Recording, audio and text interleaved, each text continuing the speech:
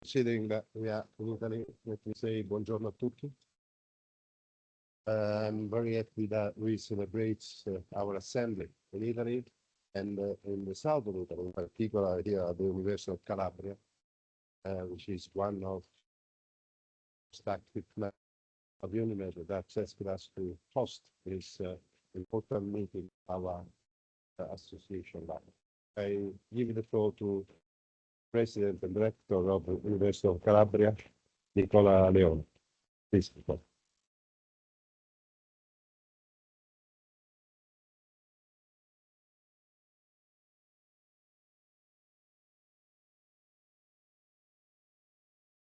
Buongiorno, buongiorno e benvenuti, magnifici rettori, rettrici, delegati, autorità, ospiti altamente qualificati che abbiamo oggi. Siamo davvero lieti di ospitare qui all'Università della Calabria l'Assemblea UNIMED. Io per questo ringrazio il Presidente, la governance di UNIMED che ci ha riservato questo onore e questo privilegio. UNIMED è un'associazione molto attiva, credo forse la più attiva tra le varie associazioni dei paesi del Mediterraneo. Ospitare la sua conferenza oggi in un anno importante, perché oggi ricorre il trentennale del processo di Barcellona, in cui è stato avviato è stata compresa particolarmente l'importanza di creare alleanze del Mediterraneo, di favorire gli scambi culturali, economici, per fare squadra all'interno di questo importante bacino del Mediterraneo. Quindi ospitare questa conferenza in questo anniversario è simbolicamente di grande rilievo. Certo, rispetto al 95 oggi la situazione è molto mutata. È molto mutata, la situazione, come tutti sappiamo, è critica in questo momento all'interno dell'area europea e del Mediterraneo in generale, ma proprio per questo assumono un'importanza ancora maggiore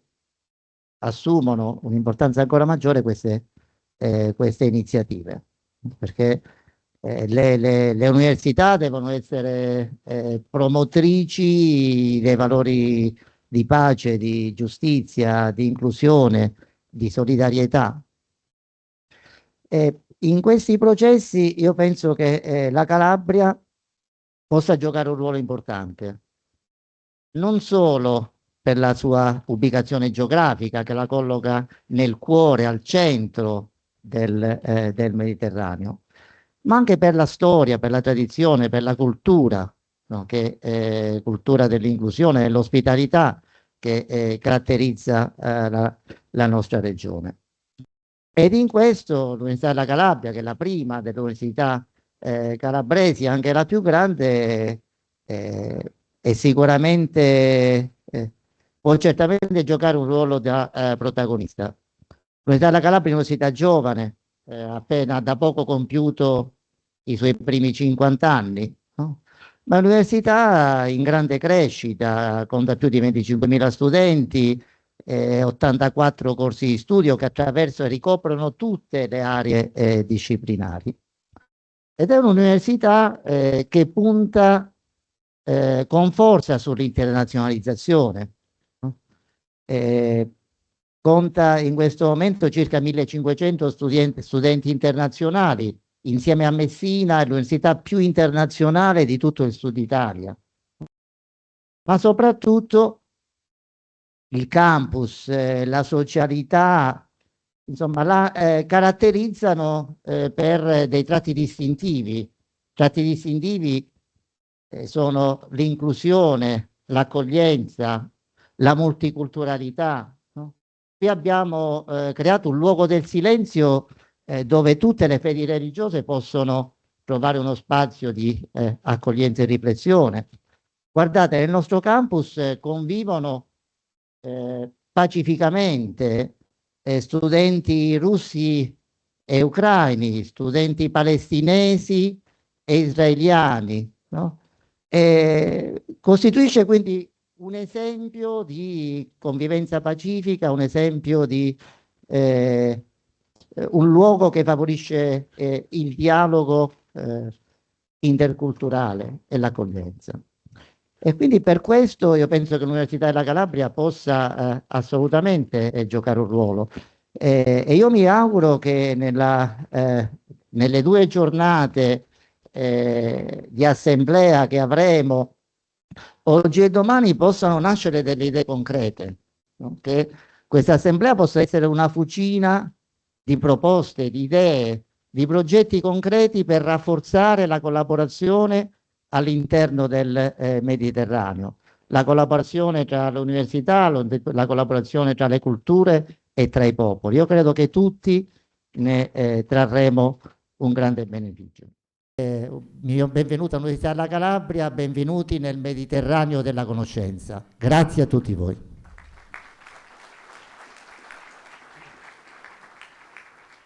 Grazie mille, Nicola. Thank you very much for the amazing work that you and your team, your colleagues did for having this assembly. You know, what's happened recently in the Middle East in particular was affecting also the idea to organize this assembly. And this is another reason why I'm very honored that we have with us our president, Kerera Sass, that at some point was probably expected not to come to the assembly, but fortunately she was able to travel. Thanks again for your commitment, and please, the floor is yours.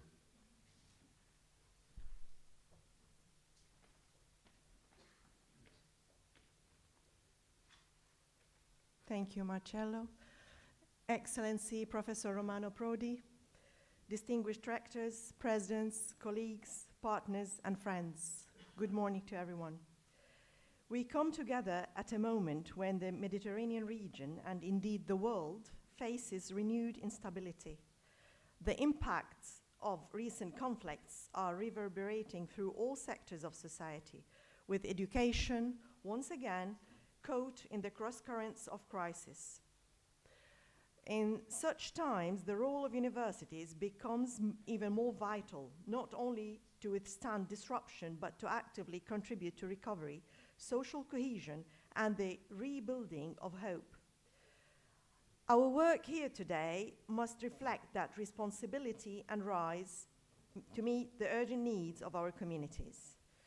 It is with great pleasure that I welcome you to the 2025 UNIMED General Assembly here at the University of Calabria, a university whose unique identity stands at the intersection of innovation and heritage. Nestled in the heart of southern Italy, this university is a symbol of how peripheral geographies can be powerful centers of academic excellence and cultural vibrancy. I extend my sincere gratitude to the University of Calabria, and in particular to Professor Nicola Leone, for hosting us with such vision and generosity. May the work we undertake here contribute meaningfully to the advancement of a more cohesive, inclusive, and collaborative Mediterranean region. As we convene from across the diverse shores of the Mediterranean, the UNIMED General Assembly stands as a critical moment in our institutional calendar. It serves as a strategic forum for critical reflection and alignment of priorities. This year, the European Union has demonstrated renewed commitment to the region with the appointment of a Commissioner for the Mediterranean and the launch of a wide-ranging consultation for the Pact for the Mediterranean. These developments offer a political momentum and a real opportunity to elevate higher education as a cornerstone of regional diplomacy and progress. This assembly offers a unique space where academic leaders, scholars, students, and policymakers meet, not only to assess past progress, but to reaffirm shared commitments and shape the path of higher education cooperation in the region.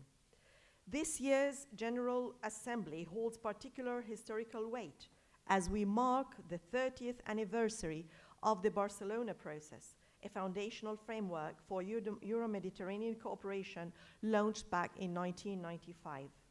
Over 3 decades, this initiative has guided policy and diplomatic relations and laid the groundwork for much of our academic collaborations.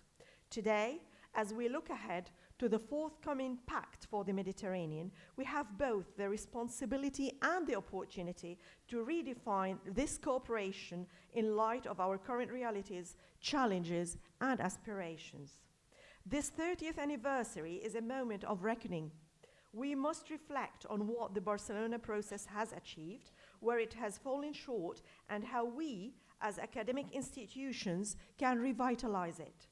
As we prepare for the adoption of the Pact later this year, higher education must be positioned at the very heart of a renewed cooperation model.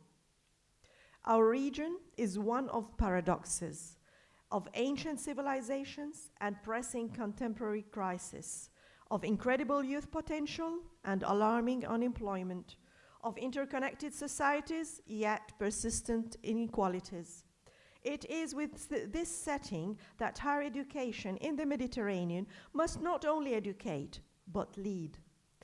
And this is where UNIMED stands as both a platform and a driver for transformation.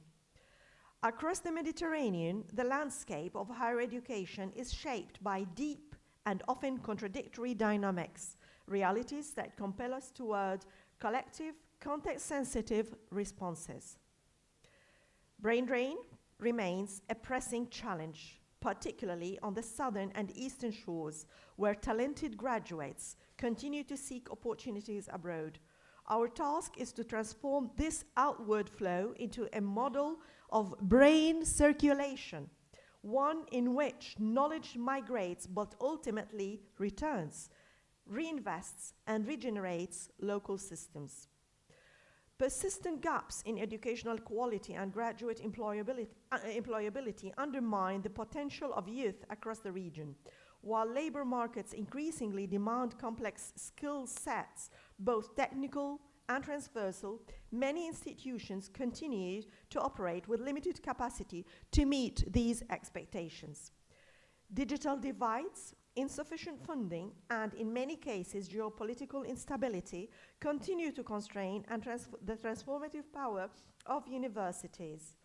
From the protracted conflict in Gaza to the devastation of Syria and the persistent migration pressures in North Africa, our region is marked by crisis.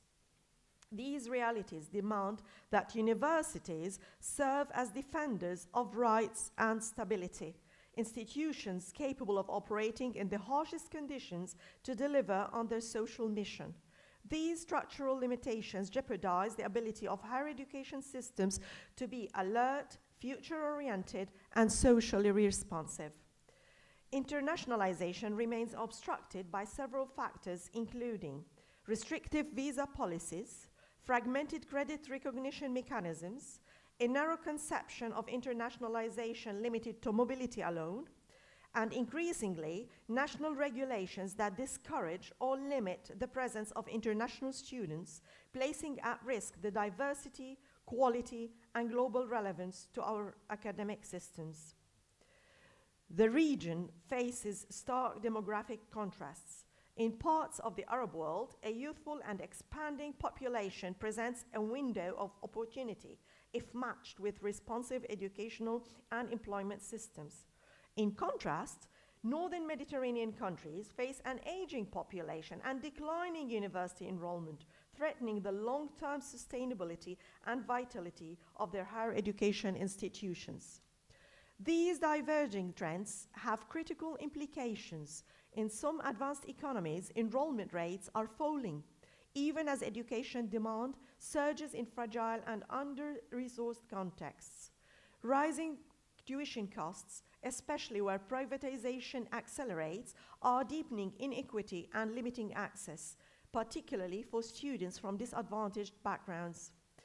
Without a coordinated, inclusive policy approach, these inequalities will widen, weakening higher education's roles.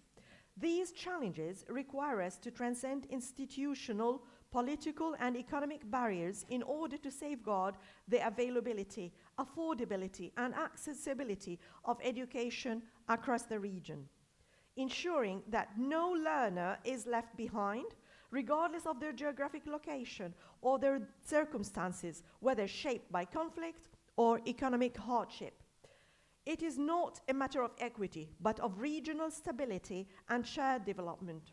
A truly inclusive higher education system must serve both those at the center and those at the margins in both war and welfare. The General Assembly offers us a shared moment and a momentum to think beyond challenges and begin shaping concrete responses all together. I would like to highlight 5 areas that I believe will define our collective agenda in the months ahead. 1. Reimagining mobility.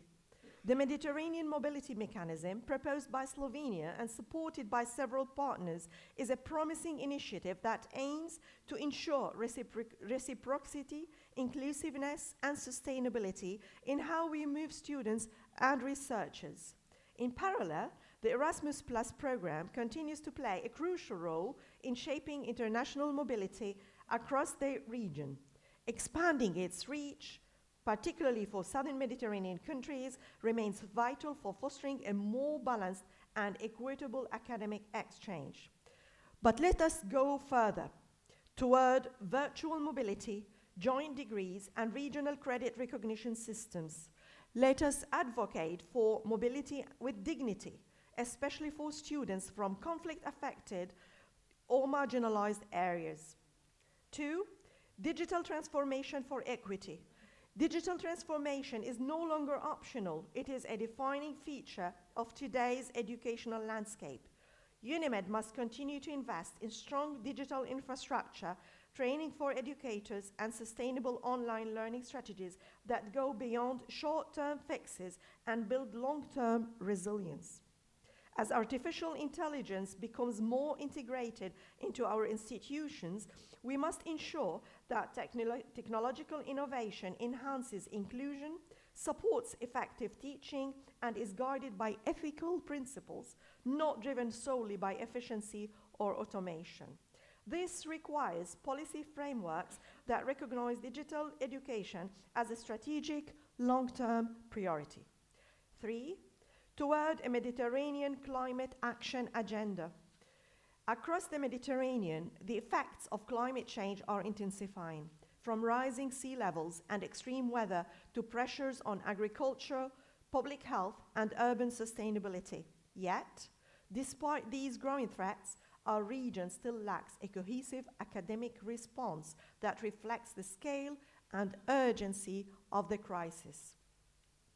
UNIMED believes that the time has come to fill this gap, building on the foundational framework of our sub-network on climate and environmental change, which has successfully fostered partnerships, policy dialogue, and knowledge exchange. We are committed to developing a consolidated and structured Mediterranean climate change action plan.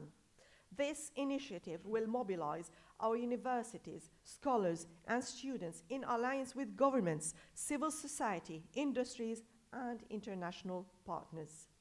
This plan will not be just a declaration of intentions. It will be a practical, coordinated roadmap to integrate climate action into research, education, and institutional strategies. It will aim to scale up existing efforts, support universities in shaping green competencies, and equip the next generation with the knowledge and tools needed to lead in a climate-altered world.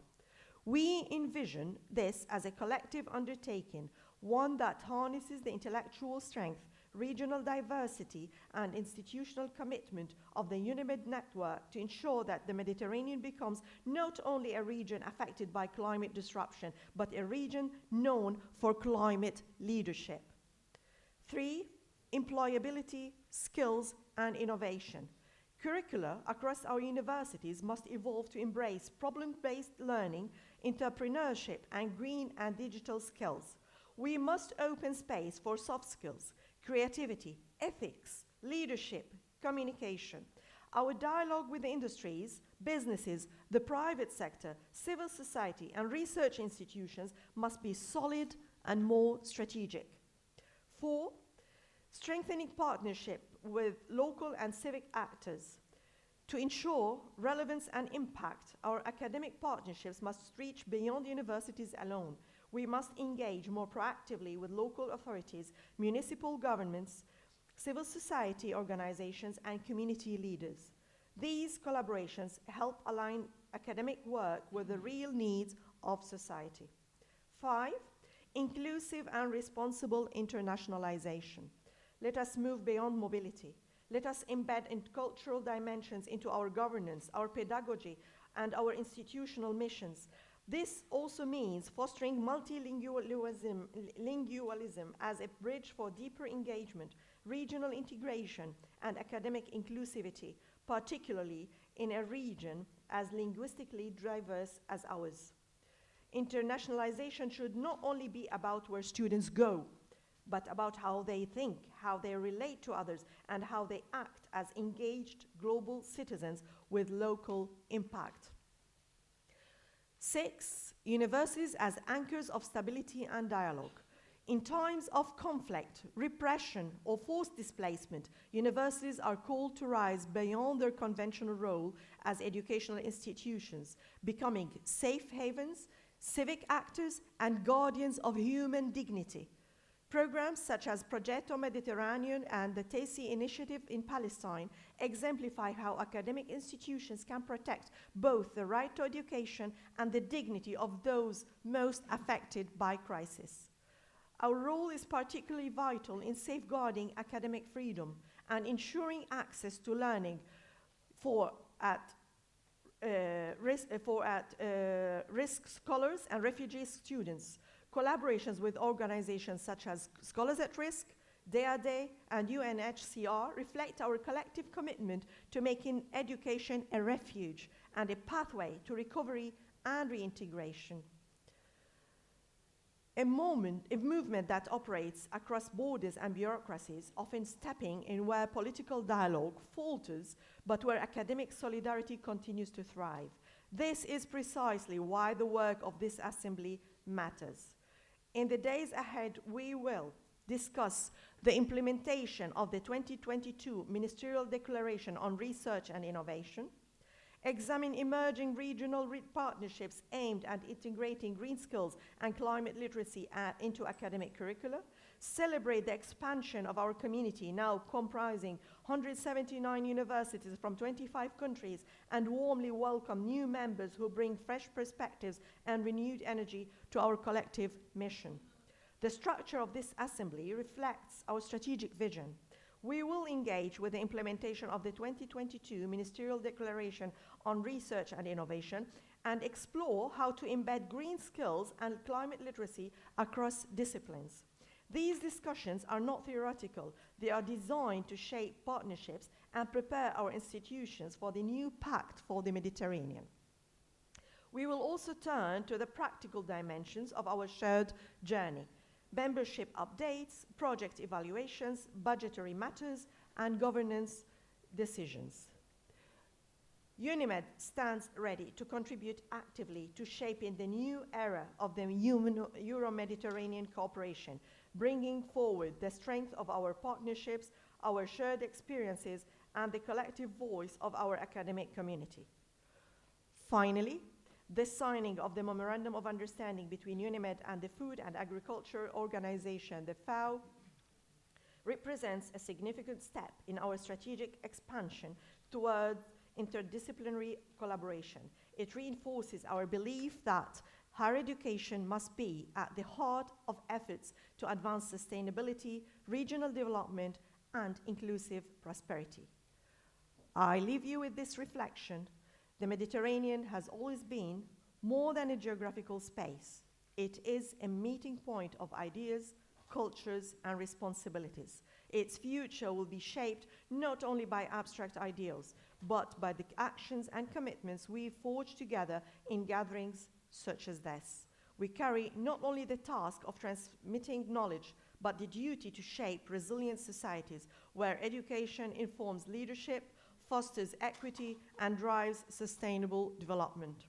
We are entrusted with the possibility to reshape not only how our students learn, but how they will live, how they will lead, and how they impact their communities, their environment, and the world. Let us carry this responsibility with urgency and with one another. Thank you very much.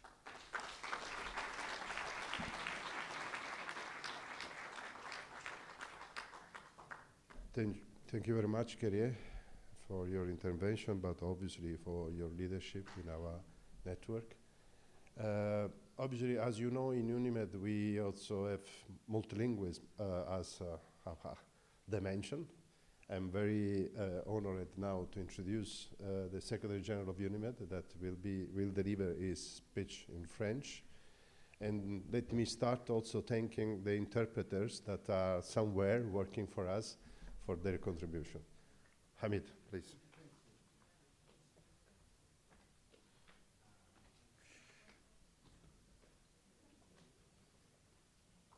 Monsieur le Président de l'Université de Calabre,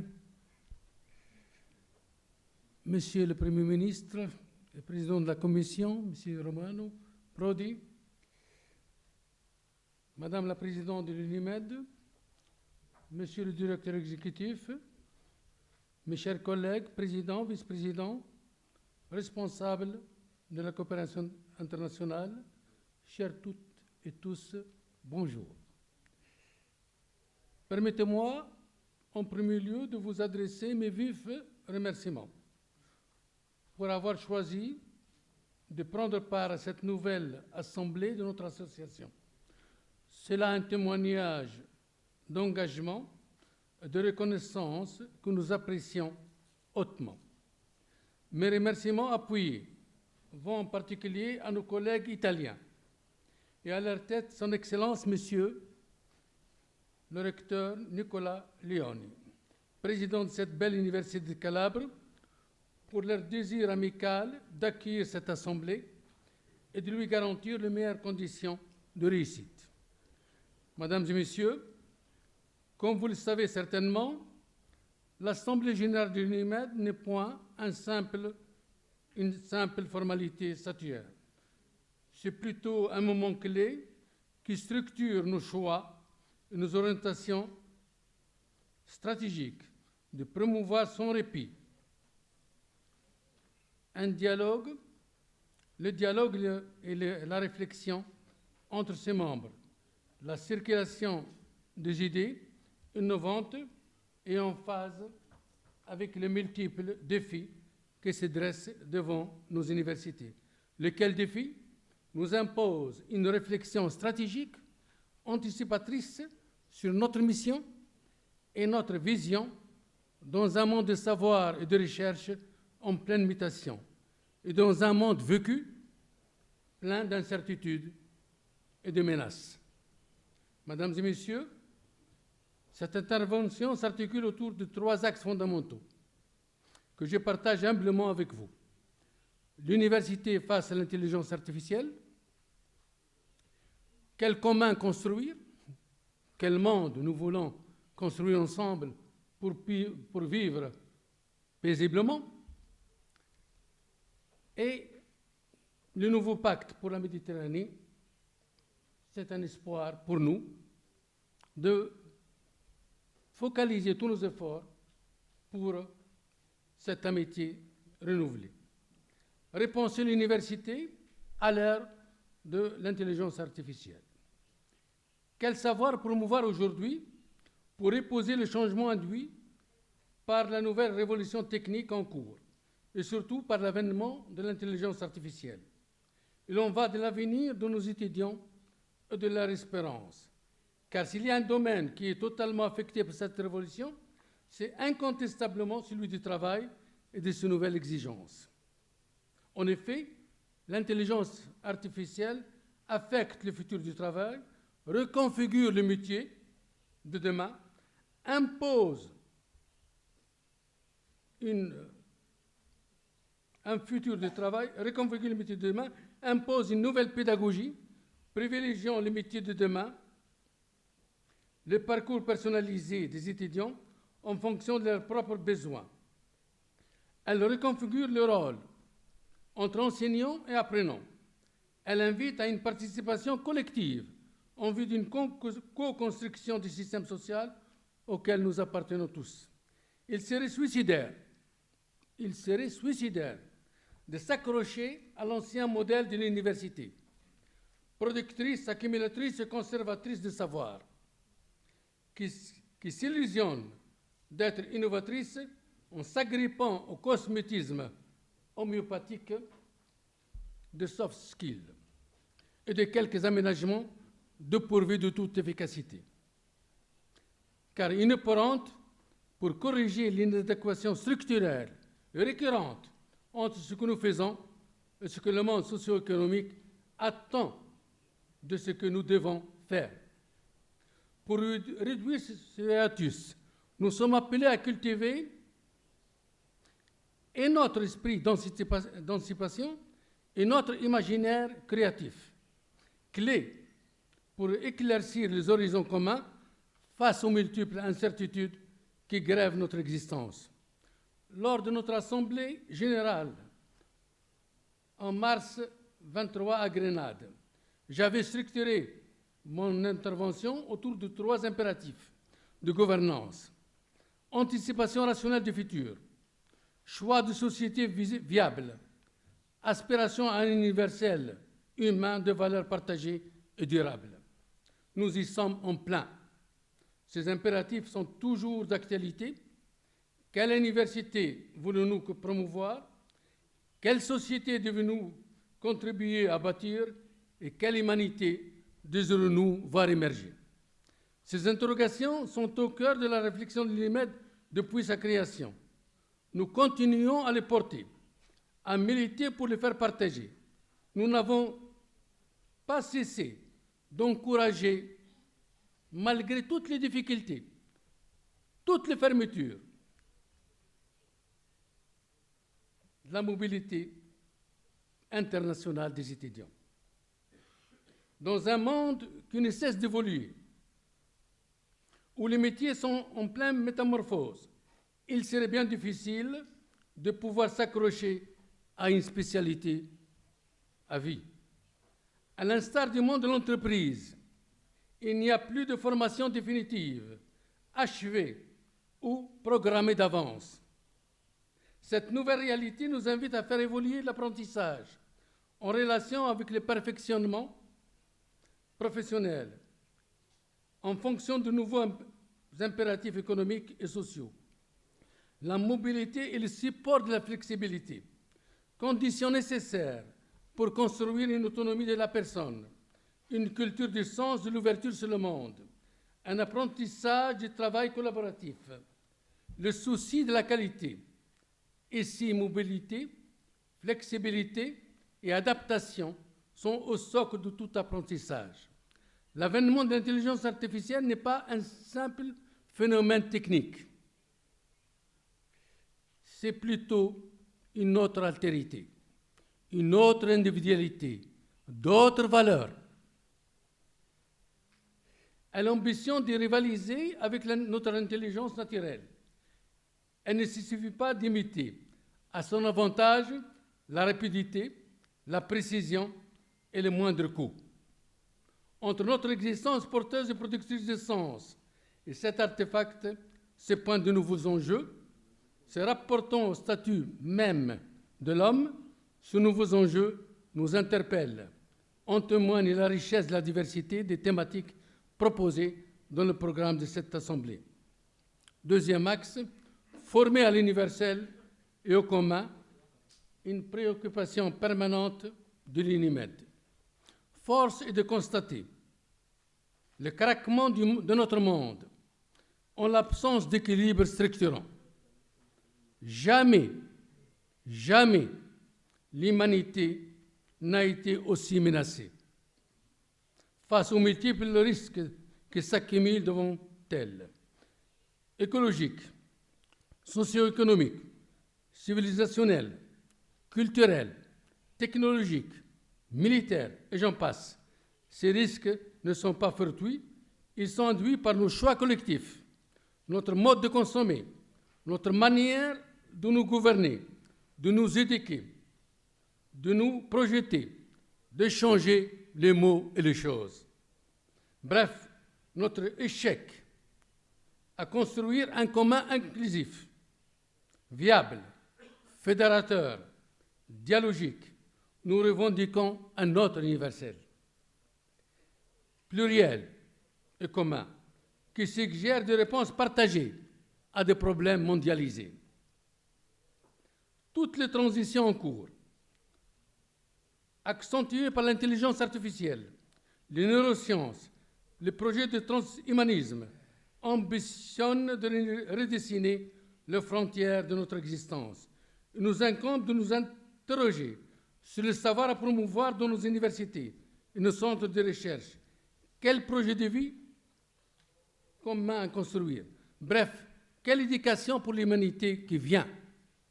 L'humanité de demain qui est aujourd'hui.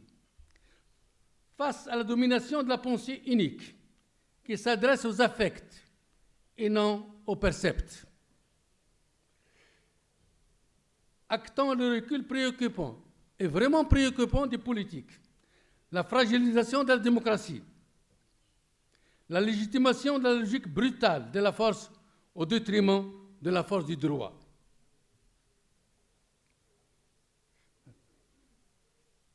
La tragédie de Gaza est la traduction parfaite de l'éclipse de la raison. L'ensauvagement de l'humanité et le dépérissement de ses valeurs. À Gaza, c'est l'humanité qui meurt, qui agonise.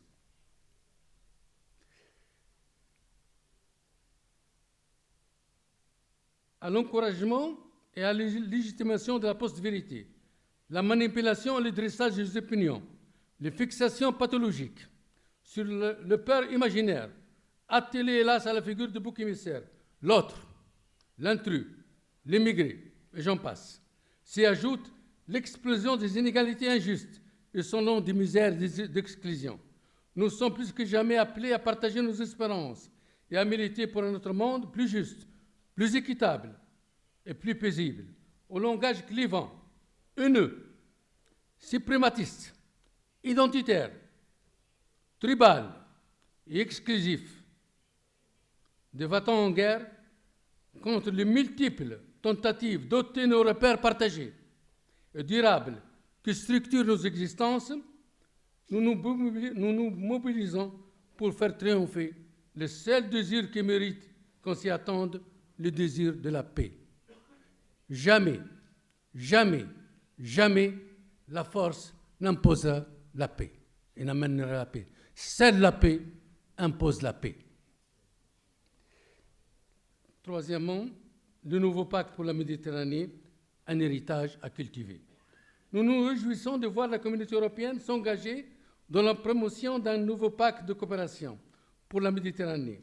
Nous sommes d'autant plus ravis parce que sa mise en œuvre coïncide avec le 35e anniversaire de l'UNIMED, 91-2026. La Méditerranée est au cœur de la stratégie de l'UNIMED depuis sa création.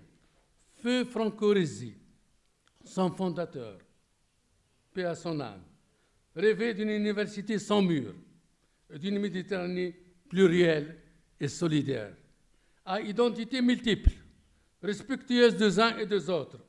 Son ambition est de redonner un sens à cette mer pour qu'elle soit un lieu de partage de l'universel et la matrice de tout un dispositif de coopération entre les deux rives, en demeurant ce qu'elle a toujours été, une mer de passage et de brassage. Cet héritage est toujours le nôtre. Nous étonnons que ce qui importe le plus au sein de la Méditerranée est ce qui se pense et non pas ce qui se passe. Nous apprécions à leur juste valeur les intentions des promoteurs de ce nouveau pacte, qui se positionne comme étant le principal cadre de coopération de l'UE avec la rive sud. Rappelons brièvement ces dispositifs et ces objectifs. promouvoir le développement économique des pays du Sud par l'encouragement des investissements créatifs de richesse au profit de tous, soutenir les économies locales, améliorer les infrastructures routières, élaborer une nouvelle approche de la gestion migratoire plus inclusive et plus solidaire, favoriser l'autonomie des jeunes par l'éducation et la mobilité. Il s'agit d'assurer une transformation durable fondée sur une approche climatique innovatrice, soucieuse d'un genre de vie qui redéfinit le rapport à l'alimentation, à la gestion de l'eau, à la gouvernance environnementale dans sa globalité. Cette ambition de partenariat global se doit de combiner et le principe de responsabilité de Jans Jonas et le contrat culturel de Michel Serres, faisant de la nature un sujet juridique à part entière et de l'homme un législateur précautionné. En privilégiant le droit, nous protégeons les libertés. Nous œuvrons ensemble à construire un vivre ensemble viable et solidaire. Parce que les défis sont communs. Ces défis revendiquent une approche qui intègre et qui privilégie le partenariat, le dialogue inclusif autour des conditions d'un développement durable. Incontestablement, cette nouvelle orientation est prometteuse à condition de gérer l'incertitude grandissante qui habite le monde, les guerres à répétition, directes ou par procuration, leurs conséquences destructrices, matérielles et symboliques, les clivages induits et les fractures des esprits. Mesdames et messieurs, je termine. Nous portons tous une identité composée, une identité multiple. Et comme le disait le grand Hegel, trop d'identité, c'est la fermeture assurée. Trop de différences, c'est l'exclusion assurée. Donc, un peu d'identité dans la différence et un peu de différence dans l'identité, voilà notre destin commun, voilà les désirs de notre monde à vivre ensemble. Je vous remercie.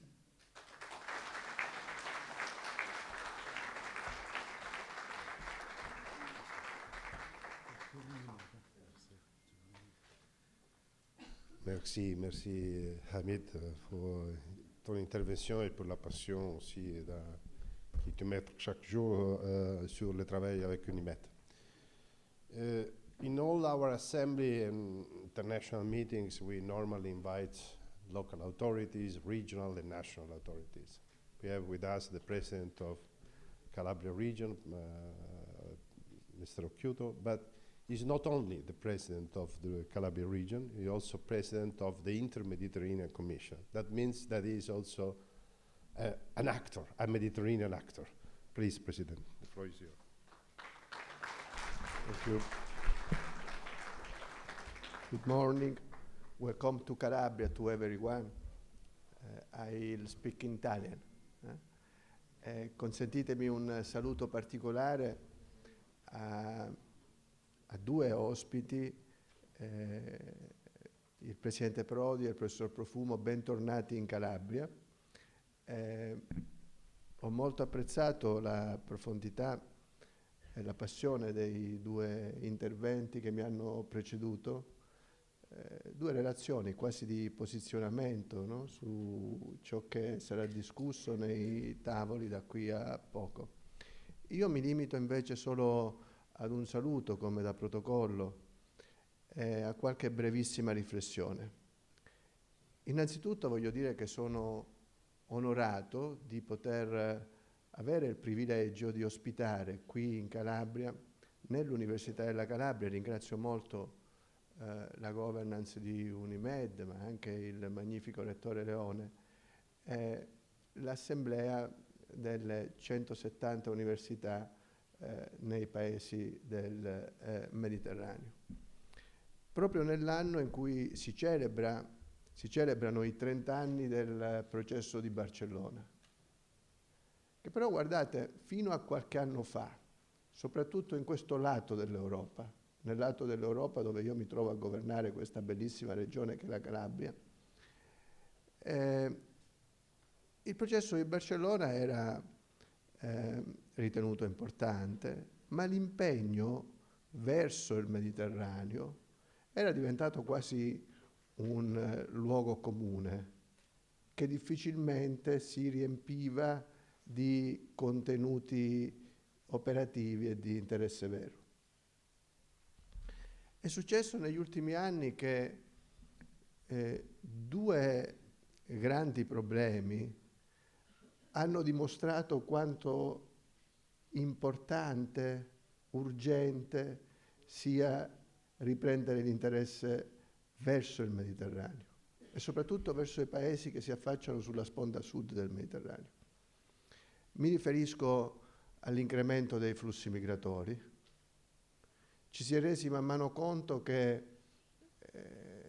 se non si investe nella stabilità, nel progresso, nello sviluppo di alcuni paesi, questi flussi migratori non potranno mai essere arginati. Io lo dico spesso, chi scappa dalla fame e dalla guerra continuerà a scappare dalla fame e dalla guerra. Anche io, se avessi la fame e la guerra nel mio paese o nella mia famiglia, scapperei. L'altra emergenza che tutti abbiamo sotto gli occhi è quella che investe i paesi del Mediterraneo per effetto dei cambiamenti climatici. Io governo una regione dove, dico spesso, devo essere preoccupato se non piove per via della siccità, devo essere preoccupato se piove per gli effetti avversi determinati dai cambiamenti climatici. E questa condizione è una condizione che vive chiunque sia in una regione del Mediterraneo più fortemente interessata, perché il Mediterraneo è più fortemente interessato ai cambiamenti climatici, all'innalzamento delle temperature, ai fenomeni di desertificazione e di siccità. E allora è importante pensare a come affrontare insieme queste emergenze, avendo contezza anche però che i paesi del Mediterraneo sono paesi che hanno sì questi problemi, ma sono soprattutto paesi, regioni che hanno grandi opportunità e grandi potenzialità. Oggi qui si riuniscono le 170 università del Mediterraneo, che sono 170 porti del sapere, porti delle conoscenze. E però nel Mediterraneo, in molti luoghi dove queste università svolgono la loro attività, ci sono anche porti fisici importanti. Io governo una regione che ha un porto, quello di Gioia Tauro, che nonostante quello che stia accadendo a Suez e nonostante quello che accada in molte regioni del Mediterraneo, sta incrementando moltissimo il numero di TIU, di container. Quindi il Mediterraneo sta diventando sempre di più nel paradigma dell'economia mondiale un luogo di grandi scambi commerciali.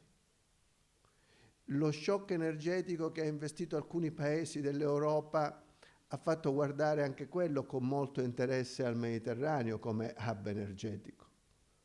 Quindi le nostre regioni non sono solo regioni di problemi, sono regioni di grandi opportunità, di grandi risorse, e chi svolge la propria attività nelle università lo sa bene.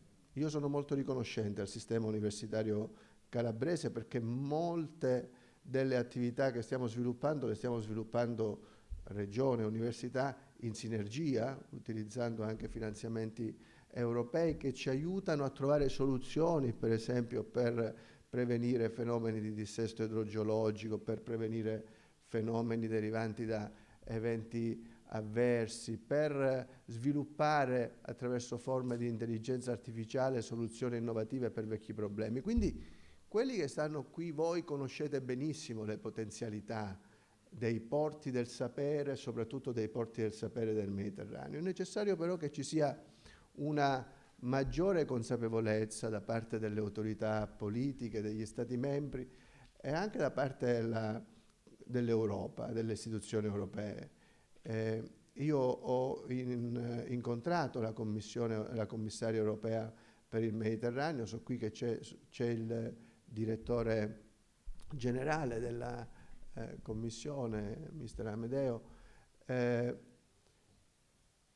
ho riscontrato con soddisfazione il fatto che finalmente ci sia in Europa, sia condivisa in Europa la necessità di costruire un patto per il Mediterraneo.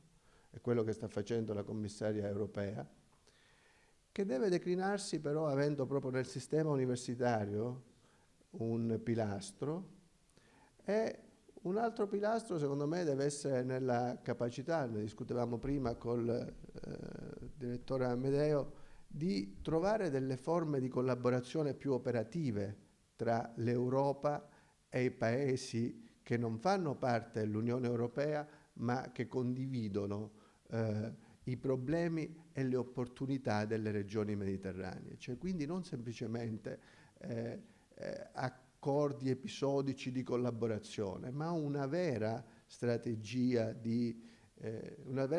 strutturata capace di rendere protagonisti quei paesi nella vita delle istituzioni europee.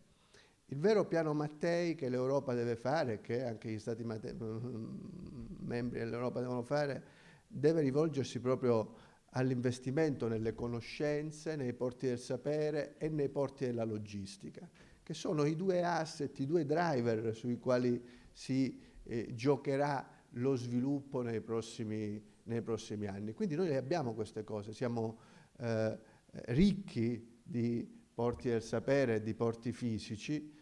Non dobbiamo perdere l'occasione di non guidare questi processi. Dobbiamo avere come istituzioni politiche la capacità di guidare questi processi, magari anche creando una specifica strategia euro-mediterranea. È quello che io sto chiedendo insieme a tanti presidenti delle regioni del Mediterraneo in questo organismo che ho l'onore di presiedere, che è un organismo europeo che raggruppa i presidenti delle regioni del Mediterraneo d'Europa, ma anche qualche presidente di regione di paesi che si affacciano sulla sponda sud del Mediterraneo. Una strategia per la macro regione europea che ci dia la possibilità di avere delle modalità, dei piani di azioni comuni per svolgere meglio il ruolo di frontiera in Europa rispetto ai flussi migratori, per svolgere meglio in Europa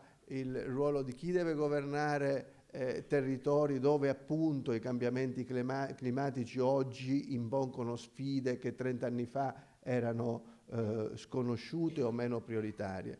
Ecco, questo bisogna fare, e questo si può fare soprattutto se c'è una forte azione di stimolo da parte di chi queste competenze allena all'interno del sistema universitario. Per cui sono molto riconoscente a UNIMED per aver scelto la Calabria come sede di questa assemblea, e vorrei che la Calabria potesse diventare in qualche modo, insieme ad altre regioni del Mezzogiorno d'Italia, un hub dell'Europa sul Mediterraneo, un hub delle conoscenze, un hub della logistica, un hub dell'accoglienza. Quindi viva la Calabria, viva il Mediterraneo.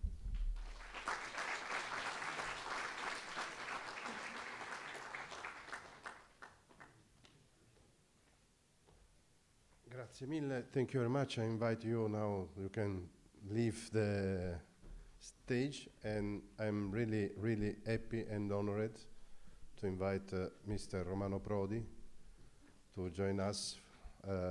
Please, President.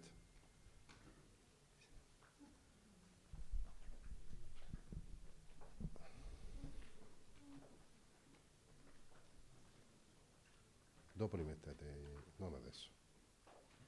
Non c'è bisogno di mettere il cavaliere per il Presidente. Where do you prefer? Here o dove preferisci? Dove ti viene più comodo, anche seduto se vuoi.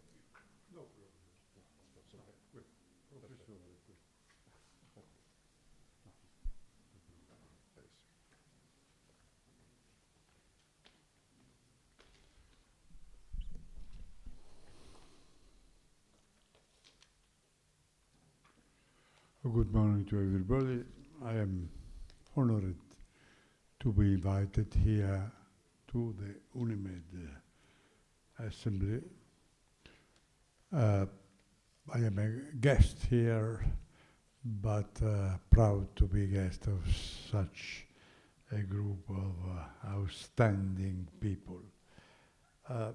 First of all, I have to be grateful and to thank all people who organized this meeting and had the responsibility of this section.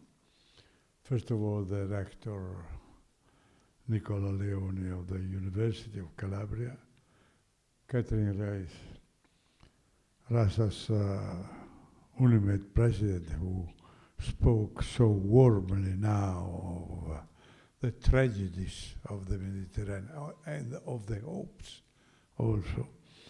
And Benedita, Harad Benedita, Secretary General of UNIMED, and the President of Calabria region, who is our host here and who was so kind to be with us. I've also to thank people who are not here, who are backing the project that I am trying humbly to explain you. Of course, first of all, I have to remember the former President of the European Parliament, Davide Sassoli, who was backing the project of Paritaria University so warmly, but the existing President of the Parliament, Mrs. Metsola, who is really with us, helping to implement this idea, and the Commissioner for the Mediterranean, Mrs. Switcher, who is really practically working in this direction. Clearly, Marcello Scalisi is in some way the really coherent glue of this project. The idea is very simple. When I was President of the European Commission a few centuries ago, I was really considering that the Mediterranean was a tragedy. Let's say division increasing, tensions, and it was not by chance that a few months after my first proposal, the Iraqi war started, the terrible contemporary period of going back of our history, and with the idea, the terrible idea that in foreign policy we bring something to other people, There are superior people who bring doctrine, ideas, money, everything to other, And foreign policy is like a bridge. In a bridge, there are diversities. There are cars, trucks, bicycles. And the only problem is to respect the traffic rules. And in the Mediterranean policy, traffic rules have never been respected in the last generation, And so in 2002, I proposed to European Commission when I was president, look, we have to change the idea. There are not anymore northern people who give something, but some that must be paritarian, realistically, hand in hand, without any sense of superiority. And so I proposed a project of 30 paritary universities, also because it was the time of the enlarging of the European Union, and correctly, my friends from southern shore of the Mediterranean, they were telling me, Prodi, but you are thinking only to north. And but it was the historical moment, you know, and I really was engaging to the Mediterranean policy. But look, when I proposed the project that I shall very briefly explain today, I was president of the commission. It was even impossible to discuss inside the commission because UK and northern countries say money wasted. This is money wasted. This was the reason, you know. And 3 years ago, I started back. Why? Because I found that because of also bad reasons, the sensibility was changed. I mean bad reason because the tension of migrations, the political disgrace that have taken all my beloved countries of the southern Mediterranean, they have increased the sensibility of all the European countries, you know. From some bad news, you can have some good consequences, you know. So I went back and I received a strong backing before from Sassoli, then from the existing European leaders. The idea is very simple, but not easy to implement for a very clear reason that all the long-term projects, they don't seem fitted for democracy. A terrible situation is only dictators. They have long range view, you know. Putin considers himself immortal, the same, and all the democratically they think to the end of the legislation period. And this is a project that goes beyond it because it's time and but is the only possibility of changing the Mediterranean. They say to bet on the new generation in a very paritarian way, let's say, going through the same bridge with the same traffic rules. You know, this is very simple. Let's say the idea is you have to create 30 universities, each university with 2 headquarters, one north and one south, absolutely paritarian, not the University of Paris or University of Rome to Tunis or to Cairo, but one university that is, let's say, Athens and Cairo or Naples and Tunisia, Marseille, and so on and so on and so on, with the same number of professors from north and south, same number of students from north and south. 2 years to study north and to study south. For the first phase, because of the delicate problem that always arises, let us not study political science or philosophy, agriculture, medicine, chemistry, physics, and then step by step, when we understand that we are in good faith, you know, that we can extend our possibility, you know, because, and really, why that? Because I think, look, life in the Mediterranean, there was more human relation 2 centuries ago than now. so many people, they work together, they were making small trades and so on. Now, there are, if we think to what happened in the last period of time to Syria, to Palestine, let's say, let us look Beirut or Damas. So we have to reconstruct all the society starting from a young generation. Clearly, the cost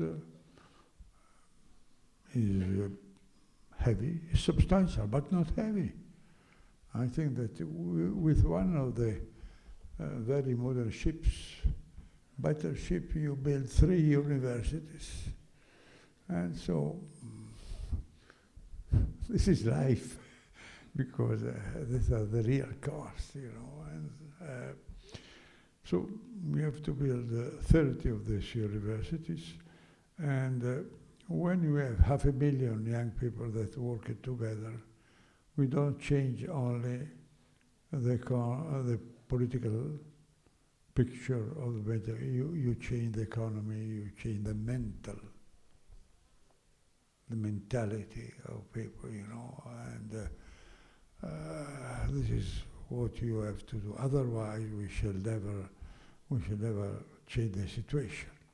Also because we have to be honest, politically, and when I say we, I am not talking about South or North, I am talking about both of us. We are slaves. There are the Mediterranean, let's say, strength is not composed by us. We are simply passive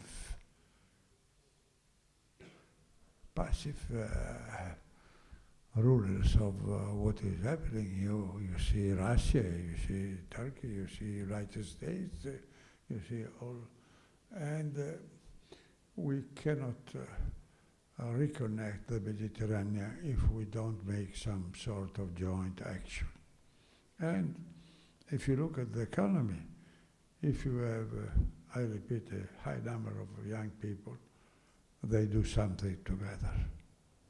They do really something together. Of course, it's beneficial also for the North, you know. When I am Italian, you know, when I think to South Italy, as we are here, how can we have a flourishing southern Italy if we have such a poor countries or countries in tension before us? You know, I have been day by day testimony of what happened in Libya, you know, the potential of the country and what happened now, you know, and the consequence that we have on this region, and because of that. And when last year I was by chance teaching for a while in the University of Beijing, and I told frankly to my Chinese friend, look, if you think to go to Africa with the idea that you alone are in command, well, now everybody's happy because you invest. In 20 years, you will be the colonial power. Be careful. Only cooperation can change the situation, you know. And clearly, now in the European Parliament, they are working, there is a commission, a group working for the project. And also, I was discussing with the president of the commission the cost of it. You know, say, she asked me if I had some idea, are only ideas, because I am not in power, you know, but ideas are important.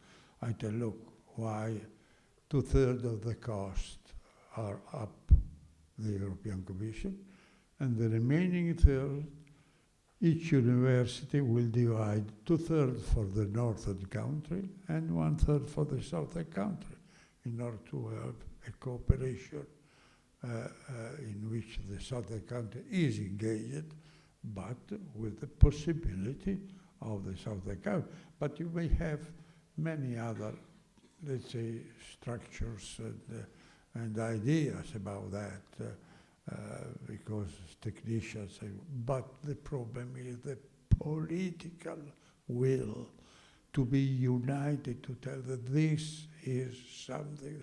It's not an easy problem, because I found difficulties, not only talking with my northern friends, but also in the southern country. We don't want them, we don't want the other one, you know. Then the problem of the language. The problem of the language also. We have a lot of difficulty to do that, but please, this is the only way out of a tragedy that is becoming day by day worse. This is very, and if we don't, clearly there is also some utopian idea backing it, of course, you know, but financially, not a tragedy. The feeling that is important is shared. The idea that we don't do for, let's say, evangelic or religion or political reason, it comes out. You know, this is also the reason why I had to look. Why don't we start with a very practical thing, you know? And my idea is not to make 30 Harvard, but similar to the German Fachhochschule, in which you put together some basic idea, but even more the practical instrument to change the life of our people. This is the design that I have in mind. Of course, this is not the moment to go into the details of that. The problem now is to shape the common political will and the agreement for this project. The result, I have been honest, we shall need 8 years, not less, because we have to organize it, finance, build a university, have students. But if we don't do that, we are worse in the situation. You know, when I started with the idea, it was exactly 23 years ago, and there was not one progress. Not one progress. So even if we need 8 years, I think that it's worthwhile to work together, and I am really grateful to my friend of UNIMED, who have been so patient to listen to this strange interference in your wise days of, let's say, reflection. Thank you so much.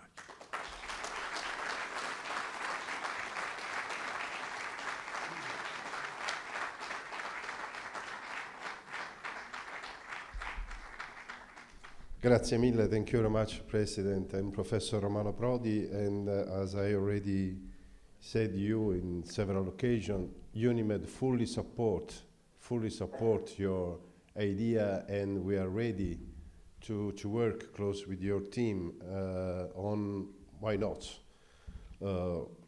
try to go into details and to see how our members, our universities, our interlocutors are able to contribute to this important goal. We invited also, as been already mentioned, that European Commission, the President of European Commission created this Commissioner for the Mediterranean. And we invited the Commissioner for the Mediterranean to attend our assembly. Unfortunately, she was not able to come because at the moment I suppose that is in Barcelona for another meeting, very important meeting for the preparation of the Pact for the Mediterranean. But she sent us a very nice video message where she not only obviously sent her greetings to all of us, but also she sent very important messages about the future of the Pact for the Mediterranean, what is going on, and in particular, obviously in particular, what the European Commission is preparing, hopefully, for university cooperation in the Mediterranean region, because we need absolutely innovative solutions, as also Professor Prodi already underlined. We can't continue as we are. We need for sure innovative solution and innovative proposal. I hope that the video is ready. Okay. Dear Director Scalisi, dear Professor Prodi, dear representatives of the UNIMED member universities, dear participants, thank you so much for inviting me to address your General Assembly today. This year is indeed especially important for the Euro-Mediterranean landscape. We celebrate 30 years since the launch of the Barcelona process, and we are well underway in designing the new Pact for the Mediterranean. And in the new pact, we want to put people first. Higher education will be one of our priorities. Drawing on inspiration from the excellent groundwork of Romano Prodi, our ambition is to develop a true Euro-Mediterranean higher education area. With deeper university cooperation, we want to address labor market needs, especially for the youth. We want to support inclusion and position the region as a hub for investment, innovation and growth. Concretely, we will launch a Med University initiative. We will first expand the Erasmus Plus framework, doubling the numbers of exchange students from around 4,500 to around 9,000 per year. Second, we will launch a university alliance between universities from the European Union with universities in North Africa, in the Middle East and in the Gulf. We will establish a secretariat to support and coordinate this effort. And third, we want to achieve joint curricula and joint diplomas.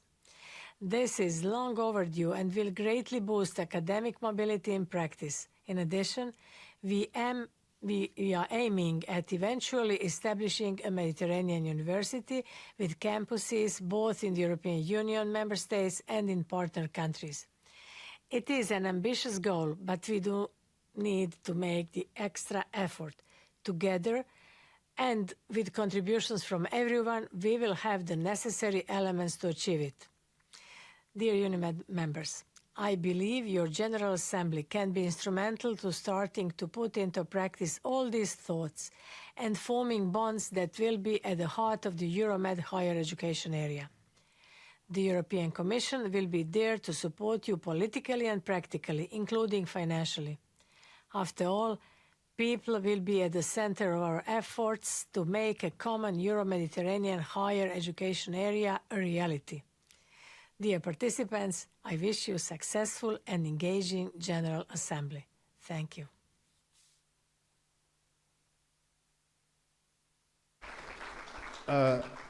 After the speech of President Prodi, after the speeches of our President, Secretary General, but as well Rector of University of Calabria and the President of Calabria region, we have room for discussion and for reflection, and we will do that during these 2 days. Now we have a coffee break, but first I can't ask you to join here for the family picture, and then we will have a coffee break, and we should come back at 11:15, half an hour, okay? Ok, organizziamo la foto. Please, come here, someone on the stage.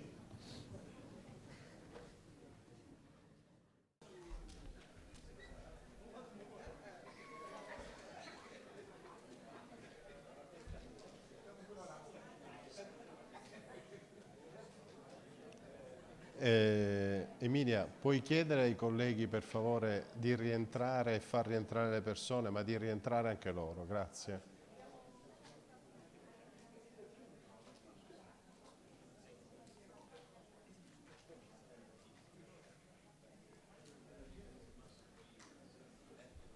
Ok, we are more or less on time.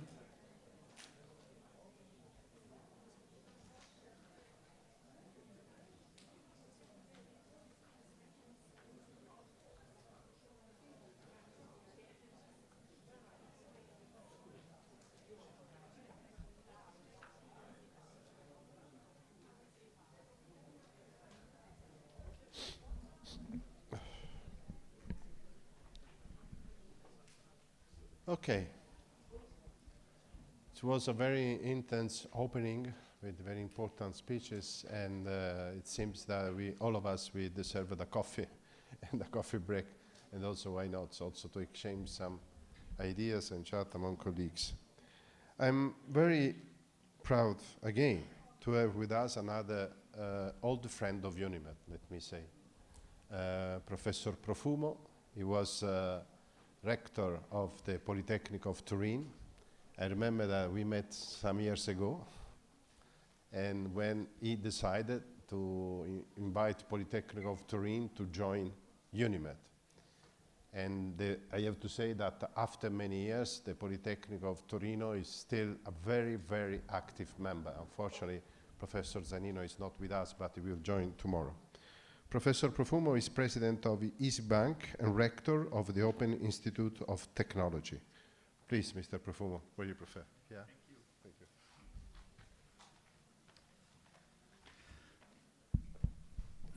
Thank you for the invitation. I'm very sorry that it will be a very long day today. But I think it's also a very special occasion just to discuss about one of the topics that is more and more important.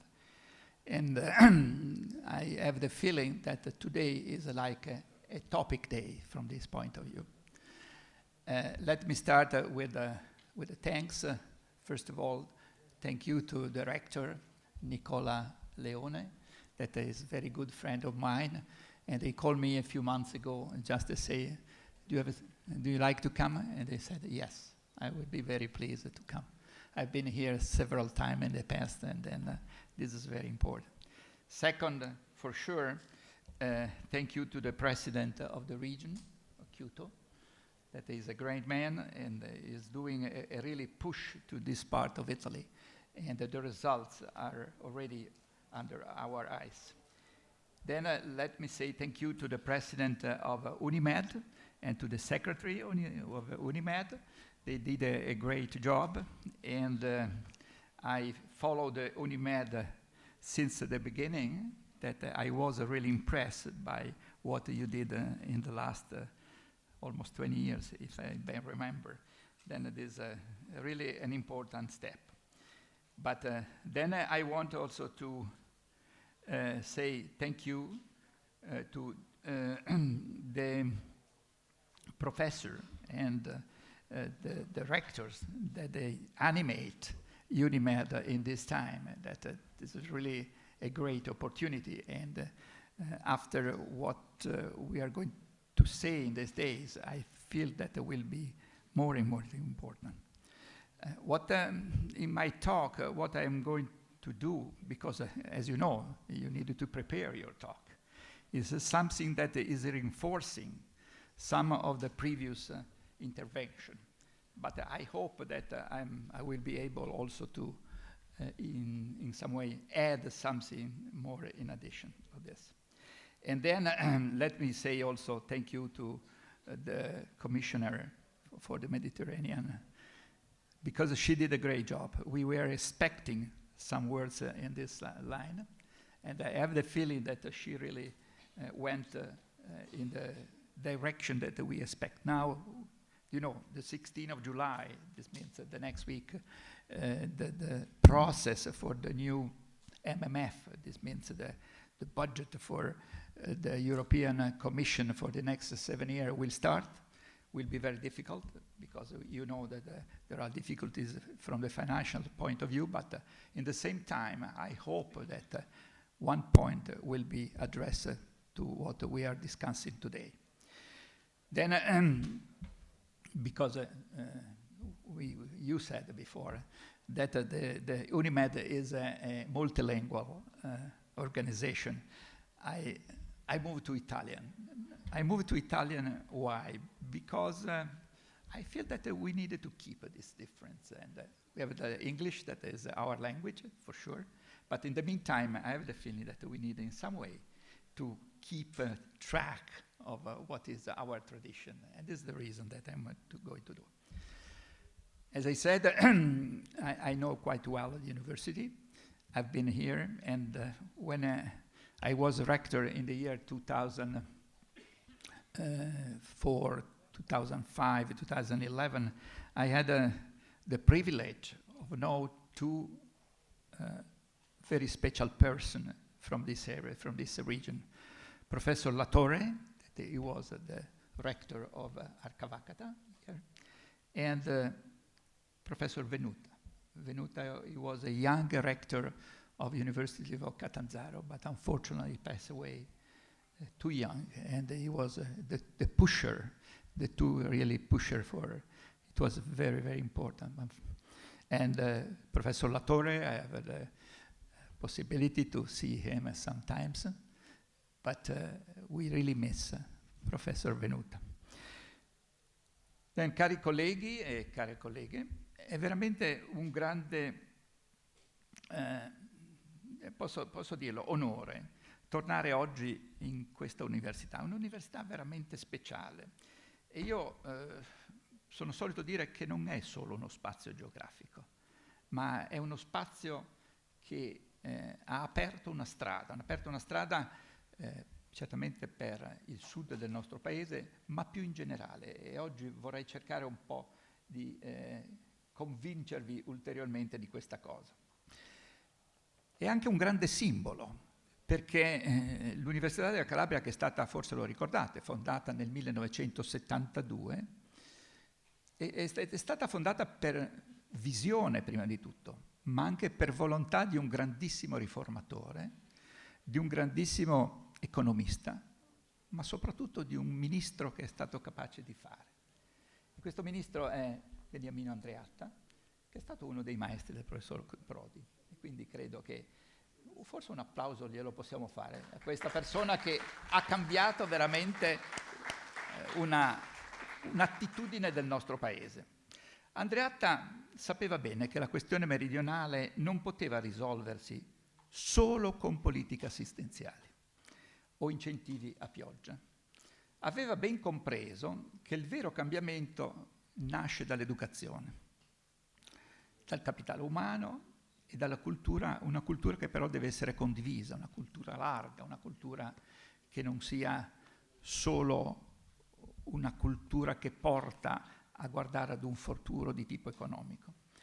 Per questo volle creare un campus universitario ispirato a modelli statunitensi, almeno nello spirito, ma certamente radicato nella terra più fragile del nostro paese. Allora era una terra molto fragile, molto in difficoltà, per renderla protagonista di una nuova stagione con un protagonismo mediterraneo. Quindi lui aveva quest'idea che questa realtà, in questa forma, avrebbe potuto diventare veramente un esempio, e un esempio di grande interesse. Che cosa significa questo? Che fondamentalmente l'università non doveva essere una semplice sede di corsi universitari, di insegnamento, ma diventare una cittadella della conoscenza, dove convivessero studio, ricerca, cultura, vita quotidiana e relazioni. Credo che questi elementi, che non sono proprio della parte della nostra cultura, pensate, molte delle nostre università sono università che hanno una storia lunghissima, l'Università di Bologna ha più di 900 anni, Padova lo stesso, molte delle nostre università sono radicate nei nostri centri storici, nelle nostre città, e non hanno questa possibilità di creare questi aggregati. Quindi era un qualche cosa veramente di un po' diverso. Lasciatemi dire, ancora oggi è l'unica esperienza in questa direzione del nostro paese. Oggi, a oltre 50 anni dalla sua nascita, questa visione non solo si è realizzata, ma ha generato valore. L'Università della Calabria ospita, come ci diceva il Rettore questa mattina, più di 25.000 studenti, tra cui più di 1.500 sono internazionali e sono provenienti soprattutto dai paesi del Mediterraneo e dell'Asia. Il corpo docente è di circa 800 persone e sono supportati da un staff tecnico-amministrativo di alta qualità di circa 900 persone, credo.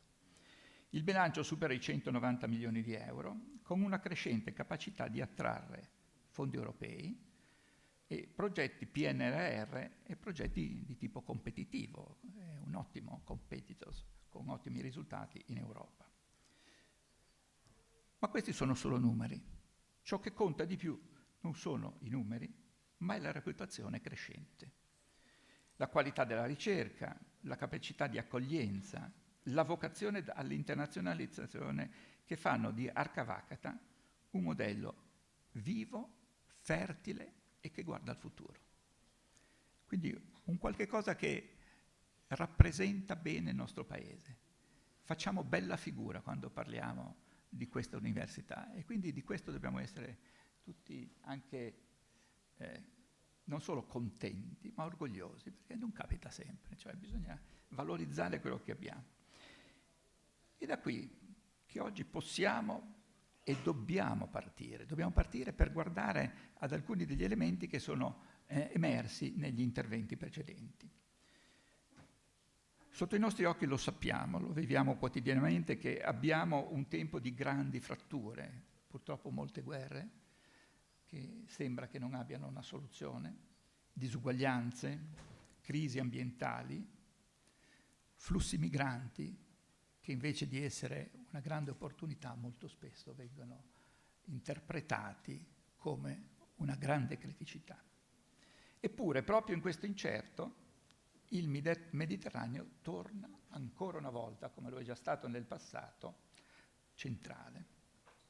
Non per una scelta nostra, ma per una vera e propria necessità storica. Noi siamo in mezzo, siamo questo stivale e abbiamo questa opportunità di guardarlo da una parte e dall'altra, il Mediterraneo. Allora, noi che cosa possiamo fare rispetto al Mediterraneo?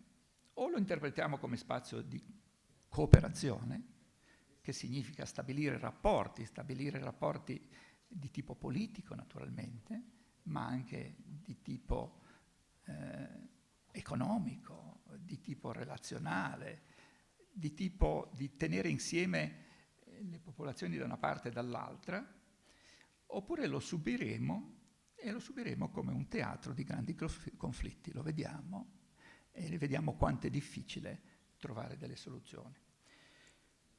Io sono certo che l'Europa, l'Africa e il Medio Oriente hanno bisogno, per le loro sfide globali, di avere questa visione di Mediterraneo che sia una visione condivisa di questa parte centrale, anche se non è una nostra terra, è un qualche cosa che ci lambisce in tutte le nostre direzioni. Quindi la vera alternativa è tra chi costruisce muri e chi costruisce ponti. E allora vorrei spendere qualche minuto su questo tema dei ponti.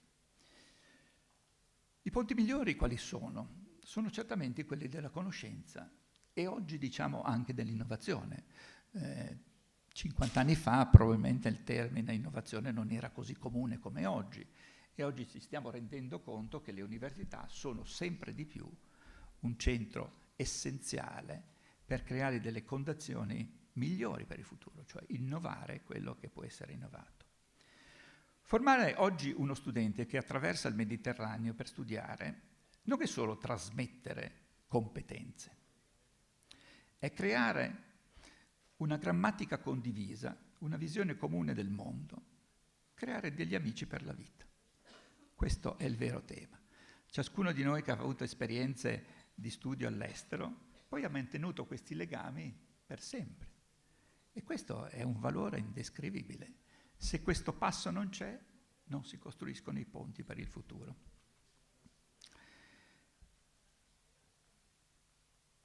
Allora, questa grammatica condivisa significa trovare una visione comune del mondo. Questo è un tema complicato, perché noi siamo generalmente di parte, stiamo da una parte o dall'altra. E l'avere questa capacità di vedere in tondo il mondo è un qualche cosa che lo si può costruire solo da giovani. Solo se si stabiliscono questi tipi di rapporti si cresce con una visione diversa, una visione che io credo che sia migliore, però naturalmente non tutti sono d'accordo. Questa è la vera diplomazia della conoscenza. Quindi dobbiamo tenere presente che il fatto educativo è importantissimo, il fatto dei risultati anche dal punto di vista del trasferimento poi nell'economia di quanto è stato successo, ma il vero tema è costruire delle generazioni che siano capaci di convivere e possibilmente convivere in pace. Poi vi racconterò una cosa che ho vissuto personalmente una quindicina di anni fa e che forse ci aiuta a comprendere il valore di queste cose. Naturalmente questa cosa non nasce da zero. Ci sono alcuni esempi che volevo riportarvi per anche condividere con voi che il punto di partenza ce l'abbiamo e quindi non dobbiamo neppure inventare troppo. Penso ai programmi come il MIM, che è il Mediterranean Integrated Mobility, che è un Erasmus Mundus, è un progetto di tipo Erasmus Mundus, che ha permesso a giovani di Egitto, Tunisia, Libano, Italia e Spagna di condividere percorsi di studio congiunti, doppio titolo e periodi di ricerca nei diversi paesi. Capite? Un complesso di parole, ma che sotto c'è tanta sostanza. Vuol dire che questi ragazzi rimarranno amici per la vita, rimarranno, quando ci sarà bisogno di qualcosa, alzeranno il telefono e troveranno un amico dall'altra parte che certamente li aiuterà ad andare nella direzione migliore. Oppure il programma Med Mobile, che ha favorito la mobilità di giovani professionisti tra le sponde del sud e del nord del Mediterraneo, facilitando lo scambio tra accademia e mondo del lavoro. Ma oggi, più che mai, accanto alla formazione serve un salto di paradigma. La formazione da sola non basta. Le università non devono solo formare, ma debbono generare sviluppo. Sviluppo sembra una parola semplice, ma una parola articolata, complessa, che ha bisogno di essere sviluppata. E l'Università della Calabria, ancora una volta, ci mostra una delle possibili vie, ma una via sperimentata, in cui qualche volta hanno anche forse sbagliato, ma che certamente è un elemento di grande valore. All'interno del campus dell'Università della Calabria, qua ad Arcavacata, operano già incubatori di impresa, acceleratori di start-up, strumenti di finanza di rischio. Grazie ad un ecosistema dinamico, numerosi giovani ricercatori, anche internazionali, di quell'insieme di cui abbiamo detto che hanno deciso di vivere una parte della loro vita qua in Calabria, hanno potuto trasformare le loro idee in progetti di impresa concreti. Voi lo sapete, l'innovazione nasce proprio da questo, una parte dell'innovazione, non tutta, nasce proprio dalla ricerca. La ricerca porta risultati, alcuni finiscono lì, altri vanno nei cassetti, altri possono diventare un elemento di crescita per l'economia e in generale per i nostri paesi.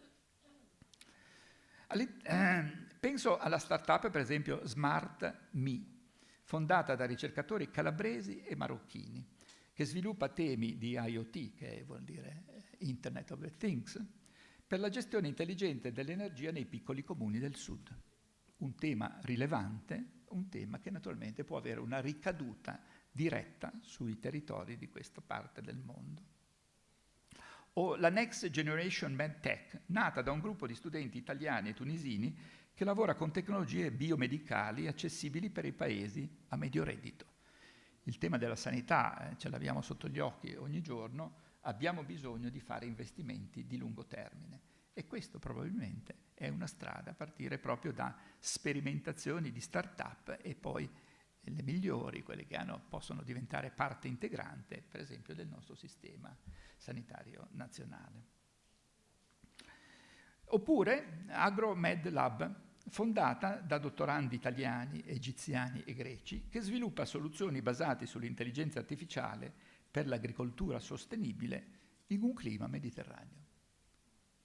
Certamente uno dei temi centrali per lo sviluppo di questa parte del mondo.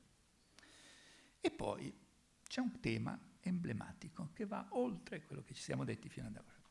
Entity Data, che è un colosso giapponese dell'ICT, ha deciso di esportare il proprio centro di ricerca europeo dalla Germania ad Arcavacata. Wow! Che ci stiamo dicendo? Siamo impazziti? No, è quello che è successo. Ma perché? Ma perché un'azienda giapponese che viene dall'altra parte del mondo, che aveva un grande centro di ricerca, in Germania decide di fare un'operazione di questo genere?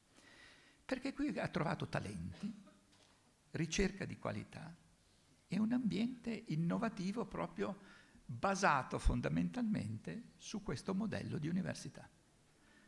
Loro sostengono che i migliori laureati, loro li trovano in quest'area qua. Naturalmente hanno un settore ben definito, sono su un ICT avanzato, possiamo dire, dove ci sono alcuni elementi che qui sono di grandissimo valore. Loro qua hanno dei professori di grandissimo valore in questo settore. E quindi grazie per l'investimento che avete fatto nel corso degli anni, perseguendo, anche investendo, che è una cosa mica da poco.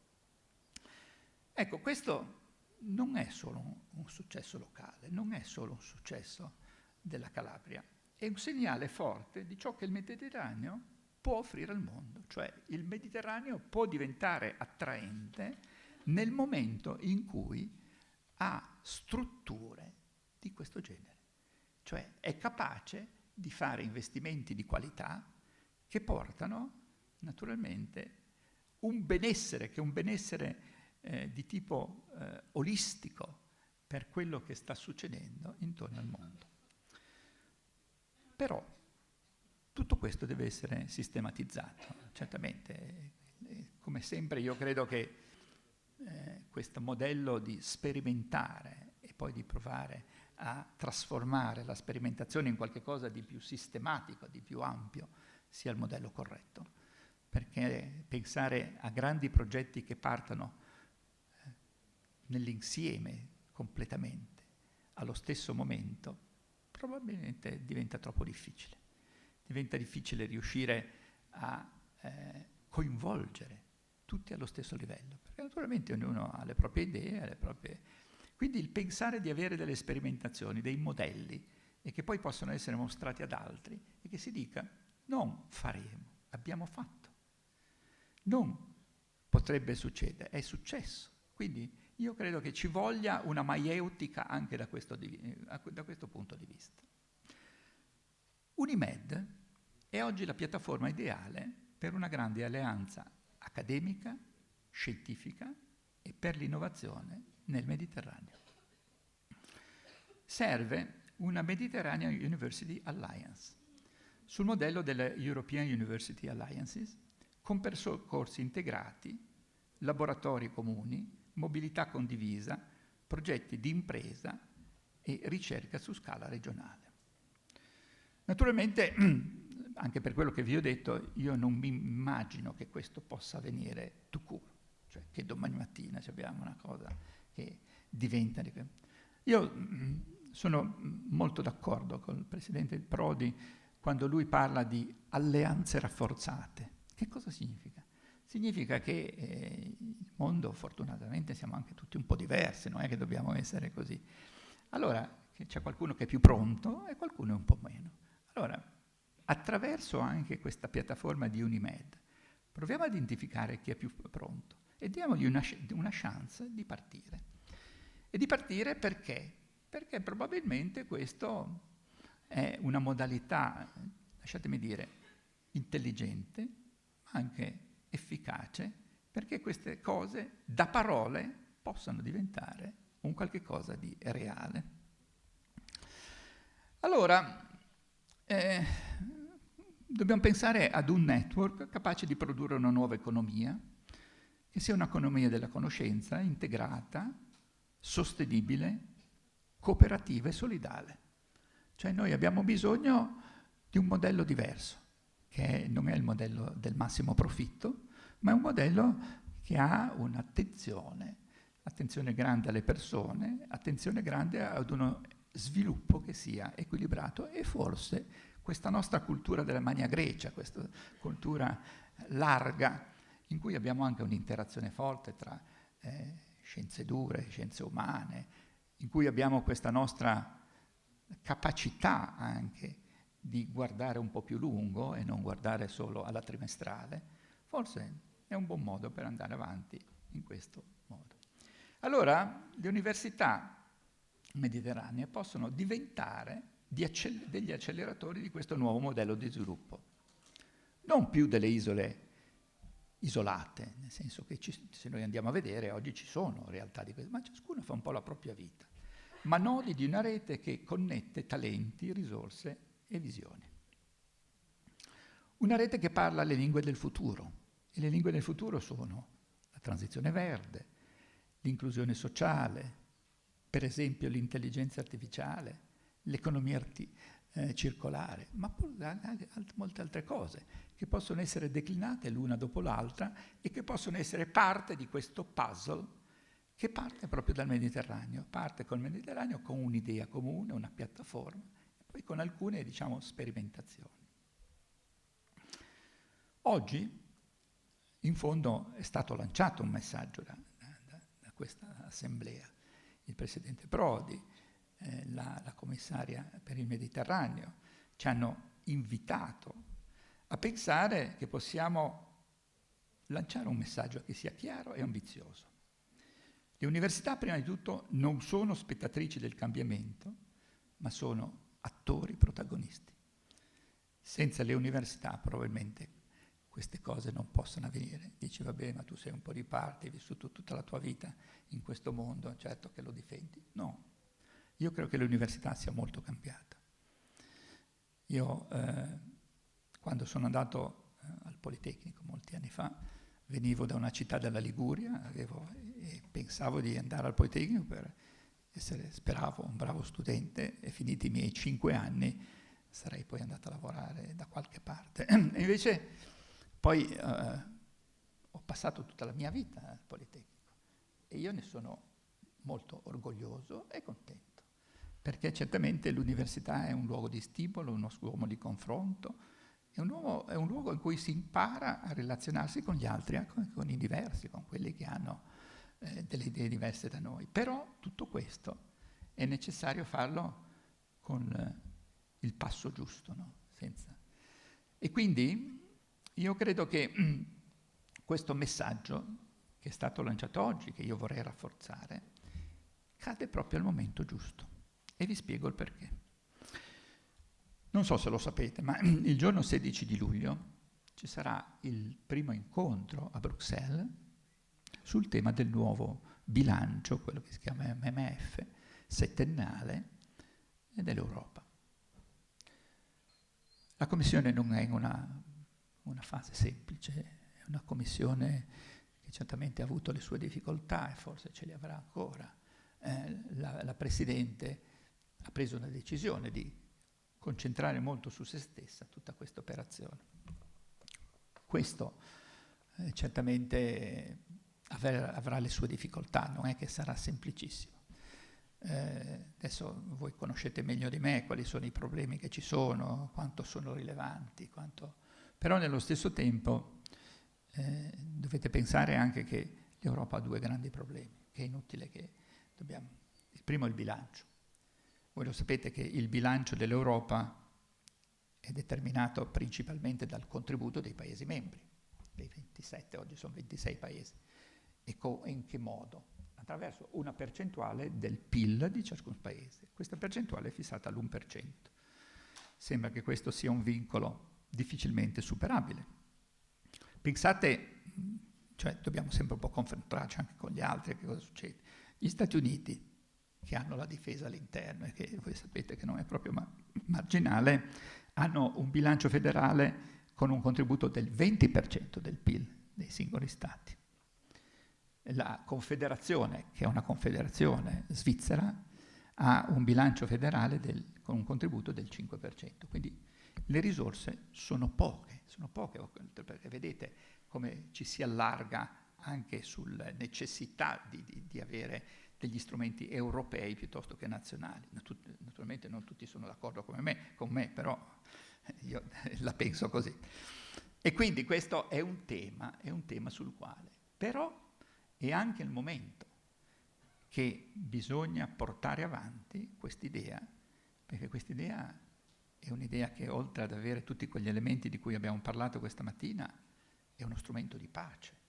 È uno strumento che certamente può aiutare ad uscire da una situazione molto complicata. E vi racconto una cosa che io la racconto e mi fa molto piacere. Nel 2010, voi sapete che a Torino ogni anno c'è il Salone del Libro, che è un grande evento. Ci sono tantissimi editori che partecipano, è il più grande evento di questo dopo la messe tedesca di Francoforte. Ebbene, ogni anno viene identificato un paese leader che rappresenta un po'. E quell'anno il paese che fu identificato fu Israele. C'era di nuovo una situazione non semplice. A Torino c'è sempre stata un forte dibattito su questi temi e una posizione anche abbastanza rigida da parte di alcuni all'interno della città, soprattutto anche molti studenti, contrari ad Israele.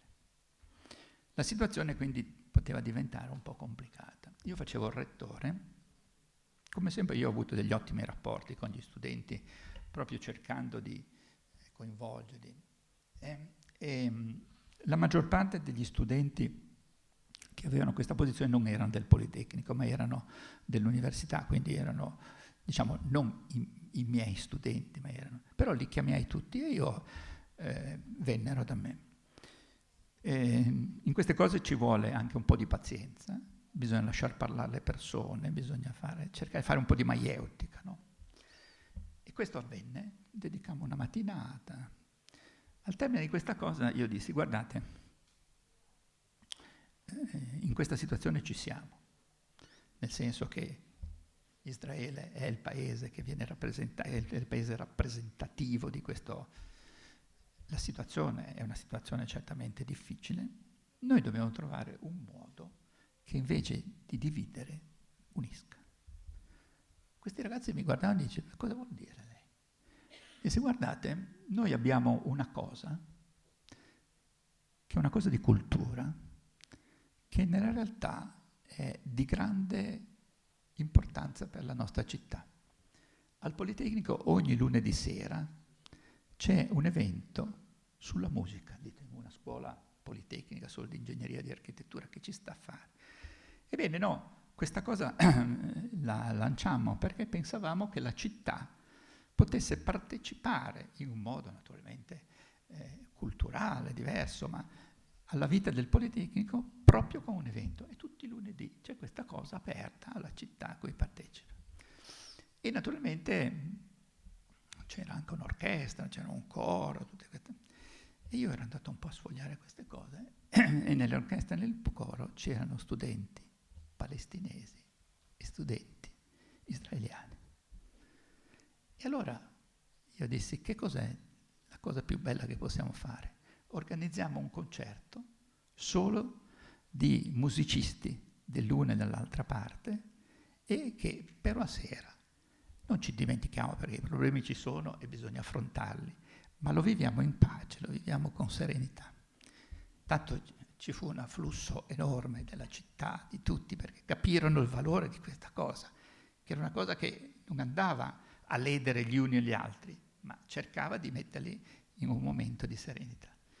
Bene, questa cosa fu talmente di successo che alla fine vennero da me e dissero che intanto mi ringraziavano per quanto era stato fatto e che avevano pensato una cosa, che alcuni di loro sarebbero andati a vivere insieme, cioè avrebbero affittato un alloggio, non so bene che cosa, perché avevano capito che solo parlandosi, solo trovando la possibilità di anche essere su posizioni diverse, ma con grande equilibrio, si poteva avviare un percorso diverso e un percorso di pace, speriamo, per il futuro. Ecco, questo per darvi un po' l'idea di quanto sia importante a volte anche dei segnali, che sono segnali di questo genere.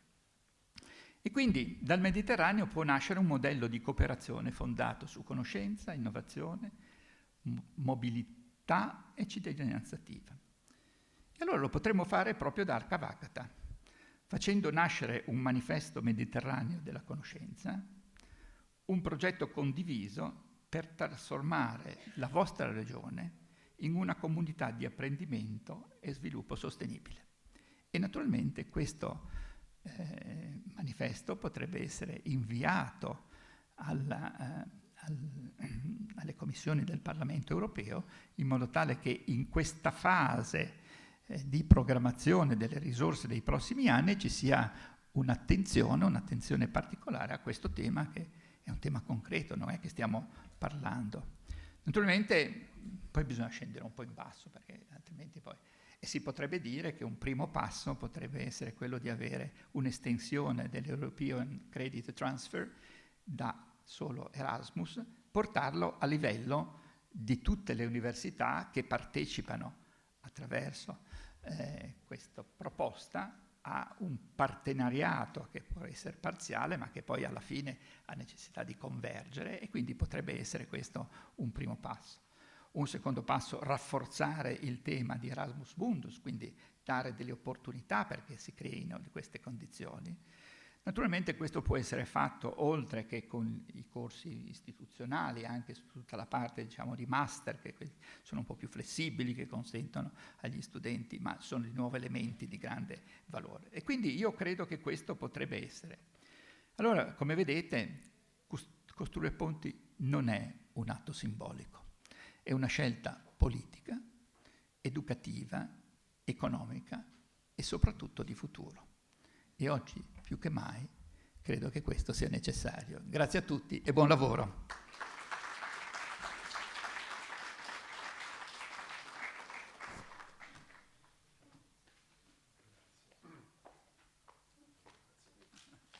Grazie.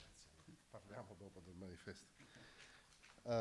Thank you very much, Professor Profumo. And after all these speeches, I think that the work plan for UNIMED is growing, because we have now a new commitment to manage, but we are happy to receive feedback, ideas, and contribution from members, partners, and friends. There is a little change in the agenda. I will do my intervention now, and then we will have the signature of the Memorandum of Understanding with FAO. Let me start again thanking the Rector of University of Calabria, Professor Nicola Leone, and as well Giancarlo Fortino. Where is Giancarlo? For the strong desire to host this annual event at their university. Has been said several times that we are in a very, not only in a very nice environment, but we are cooperating and working with a very excellent universities, and the program of these 2 days reflect that the profound expertise of these universities, in particular on artificial intelligence sessions that we will have during these 2 days, but not only. And also let me thank also the departments of the University of Calabria who collaborated closely with UNIMED staff to bring this event to fruition. A special thanks to Kyrie, to our president, since her election, March 23, despite the increased challenges posed by regional conflicts. She has consistently shown her presence, closeness, and support. Her efforts have led to several important initiatives that we will discuss over these 2 days. On behalf of the entire UNIMED staff, I express our deepest appreciation to you, Madam President. I also thank the UNIMED Secretary General, Hamid Benaziza, and the Honorary President of UNIMED, Professor Wael Benjedoun, and all members of the UNIMED Board of Directors for their daily contribution to our ongoing initiatives. For this assembly, we had around 230 people registered, but unfortunately several members were not able to attend due to the serious situation in Middle East, but also for some visa issue. My greetings and thanks to all that attended to participate and to those that are following our sessions online. My address today centered on 2 often confused yet distinct words, history and memory. We sometimes mistakenly attribute daily occurrences to coincidence, overlooking their deep roots and the legacy of those who paved the way before us. As been also called by Professor Profumo, we are here in this very hall, which is dedicated to the memory of Professor Beniamino Andreatta, a distinguished Italian academic, economist, and politician who passed away in 2007. He was instrumental in founding this university and served as its first rector. An academic, a politician, he was attentive to southern issues. He was born in Trento, in the north of Italy, educated in Milan. Then he studied abroad. Then he was professor in Bologna. He then dedicated his efforts to the establishment of a university in Calabria, in the south of Italy, with a far-reaching view, not only of a territory, but of a set of realities. Therefore, he was a man with a long-term political and academic vision, and not influenced by a particular personal and local interest. We are obviously profoundly honored to have Professor Romano Prodi here with us. He was a former student of Professor Andreatta, and later appointed Andreatta as minister during his first Italian government. Professor Prodi, during his mandate as President of the European Commission from 1999 to 2004, gave a great boost, among other things, to the neighborhood policy and the Euro-Mediterranean cooperation. It is enough here to recall the creation of the Anna Lindh Foundation. For years, it has long championed the creation of Euro-Mediterranean universities. You listened this morning. Foster equal collaboration between institutions across both shores. These two reflects a long-term academic and political vision, free from particular interest, and not only for his age, of course.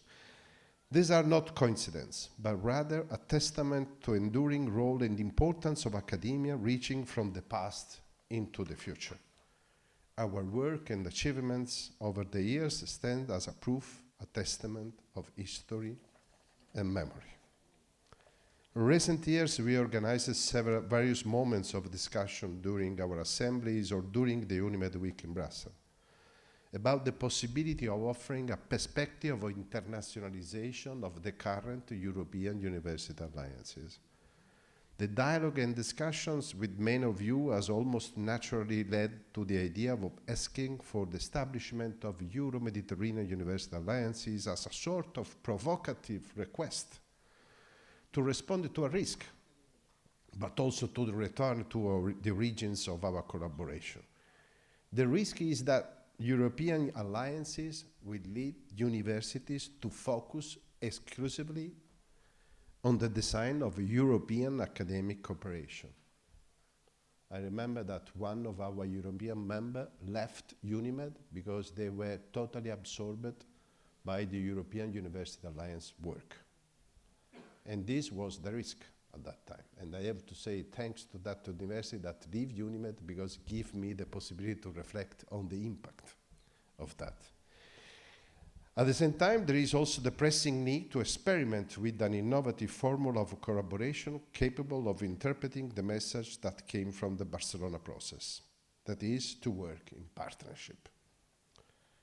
The proposal of Euro-Mediterranean alliances is complex and difficult, but is exactly our task. Thanks to the strength of our network, we can show the way and commit ourselves to achieving common goals. The European Commission for the Mediterranean and DG MENA have responded to our long-standing request, voiced in our meetings, for the establishment of the Euro-Mediterranean University Alliances. I thank the Commissioner for her video message and significant support for UNIMED, and also as well Dr. Amedeo for his presence today.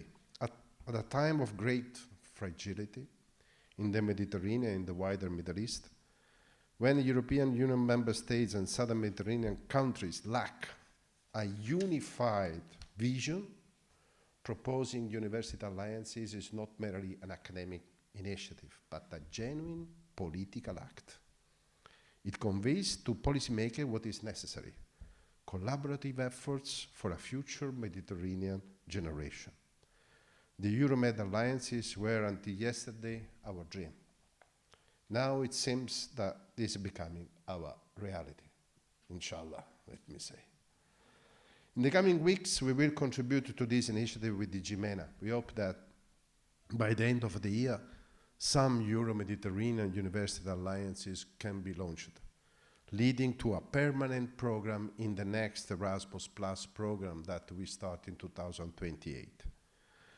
We have also requested the establishment of a secretariat to support university engaged in the Euro-Mediterranean alliances and believe UNIMED, in collaboration with other stakeholders, is a strong candidate to manage this secretariat. We have shared our insight on the Pact for the Mediterranean with active contributors such as the European Training Foundation and UNIMED. Their presence and partnership on various issues are a source of inspiration and motivation for us. In this vital programmatic journey, the Union for Mediterranean stands with us. I thank the Secretary General Nasser Kamel and the Deputy Secretary General Joan Borrell for their unwavering support for UNIMED initiatives. Beyond the alliances, the UNIMED alliances, this Assembly will launch a manifesto for climate action, and we will hold an important session on strengthening research in the Mediterranean. The Union for Mediterranean is fully engaged to organize jointly with the European Commission the first Union for Mediterranean ministerial meeting on higher education. The previous and the only one was in 2007 in Cairo, before the establishment of the Union for Mediterranean, the Union for the Mediterranean. This clearly underlines, unfortunately, how higher education in the Mediterranean has been considered as a priority by our policymaker. We are contributing to the preparatory work of the ministerial meeting that probably will be held in springtime next year. The Assembly program also reflects our vibrant daily life filled with intense activities and initiatives. We will sign today a memorandum of understanding with FAO, formalizing a long-standing, much-honored collaboration. The envisioned work plan will offer valuable opportunities to all our members in a strategic sector for the Euro-Mediterranean cooperation. We will have a highly relevant session on initiatives supporting refugees and scholars at risk.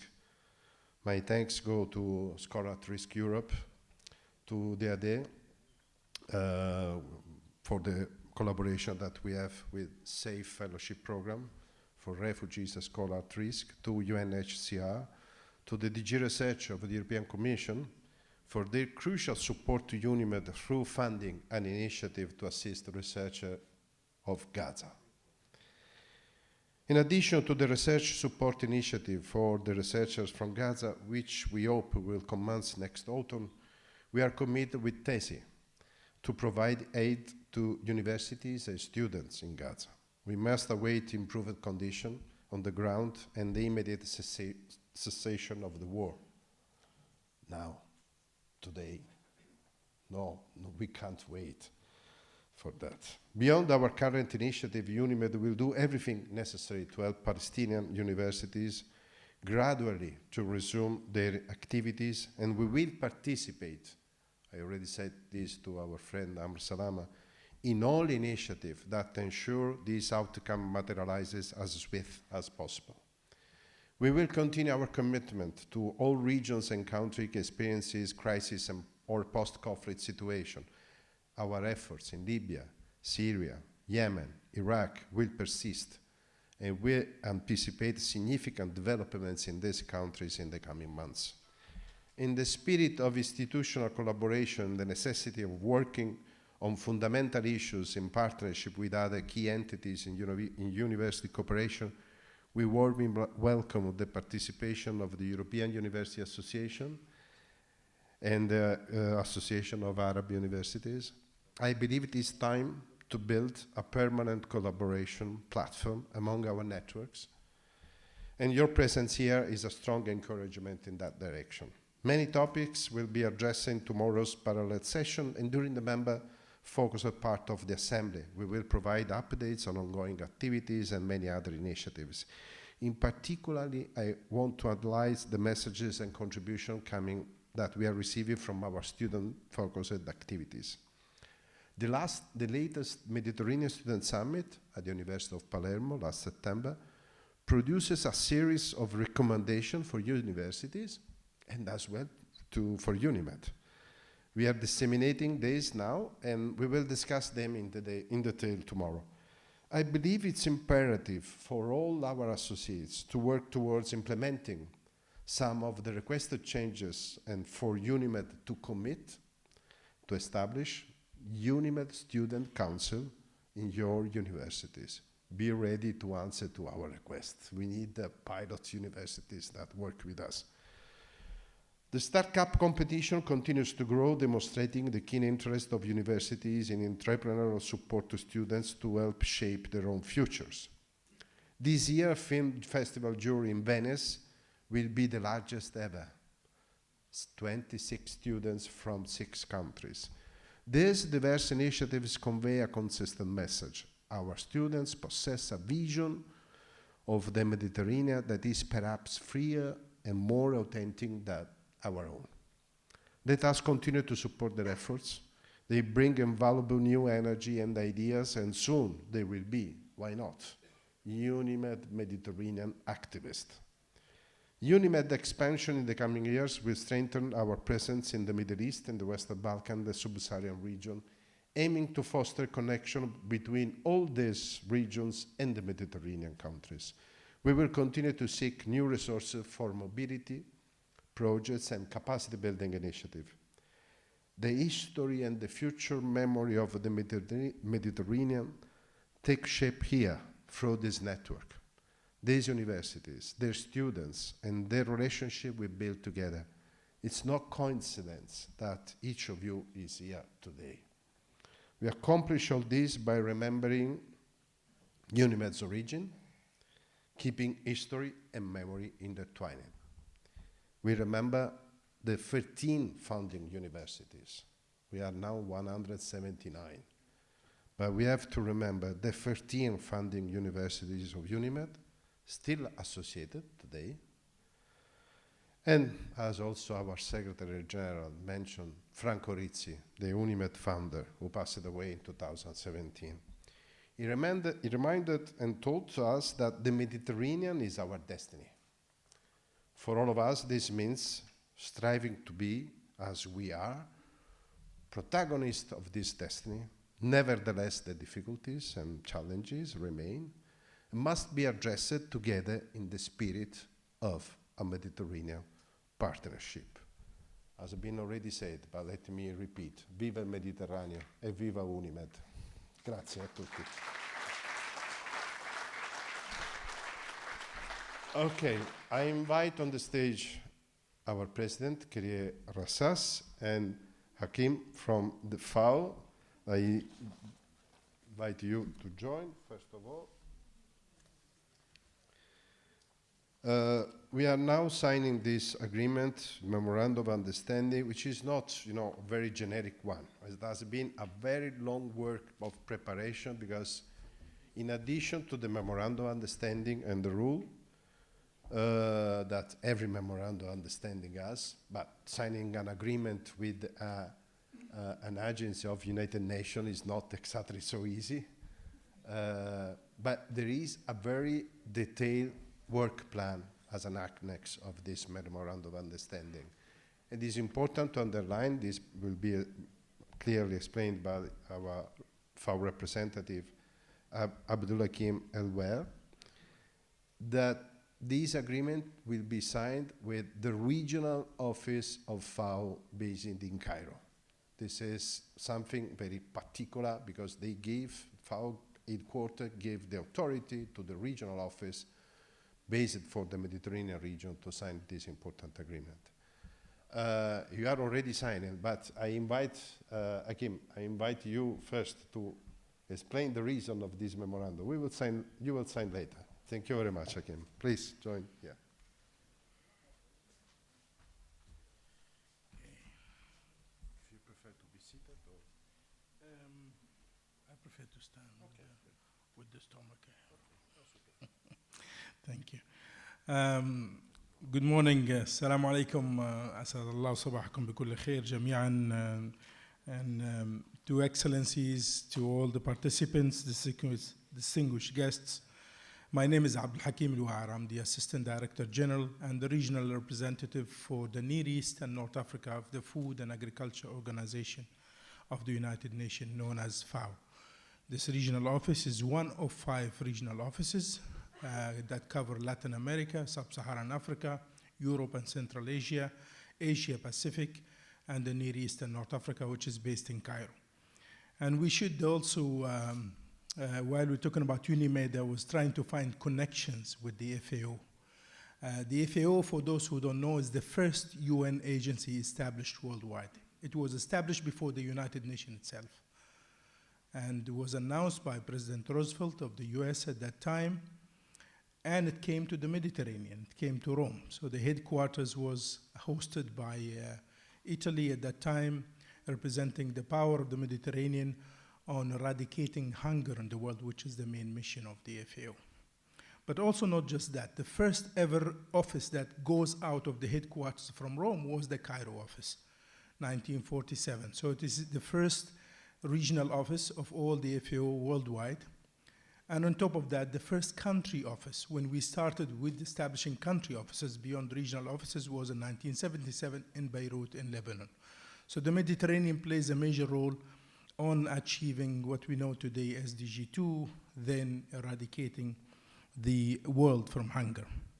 It is a great pleasure and, of course, a profound sense of purpose to be part of the UNIMED General Assembly and signing during the special occasion of the memorandum, or this memorandum of understanding, the MOU between the Food and Agriculture Organization and the Mediterranean Universities Union, UNIMED. This ceremony is more than a formal agreement. It is the reaffirmation of a strategic partnership dedicated to knowledge, innovation, and shared commitment to a sustainable and food-secure future. Between fragility of resources and multifunctionality, we live in a region that is rich in culture, knowledge, and resilience, and also one that continues to grapple with intersecting challenges, including climate change, water scarcity, biodiversity, conflicts and crises, and fragile food systems. The Near East and North Africa and the Mediterranean region sit in the crossroads of the opportunities and urgent demands. Addressing these challenges calls for solutions rooted not only in science and policy, but also in partnerships, collaboration, and joint actions. And this is where the collaboration between FAO and UNIMED comes to life.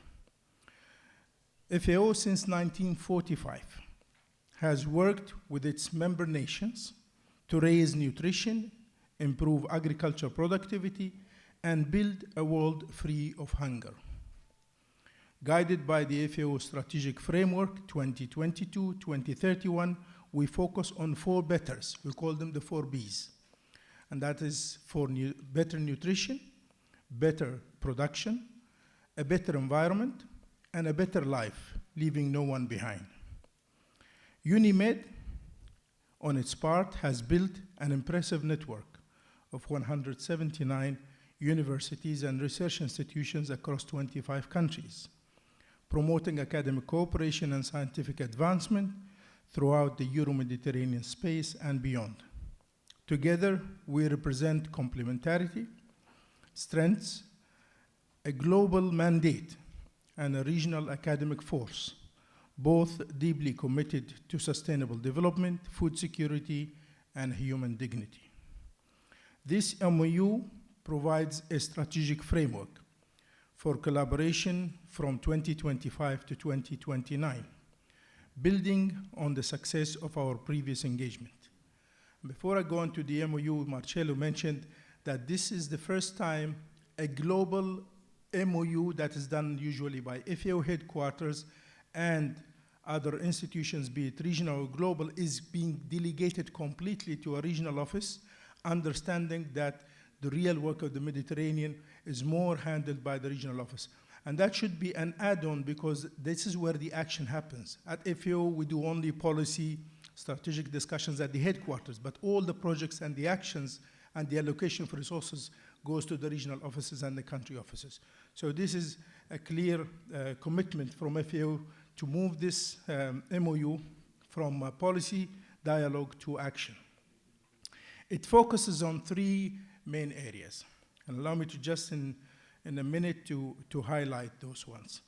First, we will strengthen crop production and protection, and this includes transboundary diseases and pests, through the application of agroecological practices.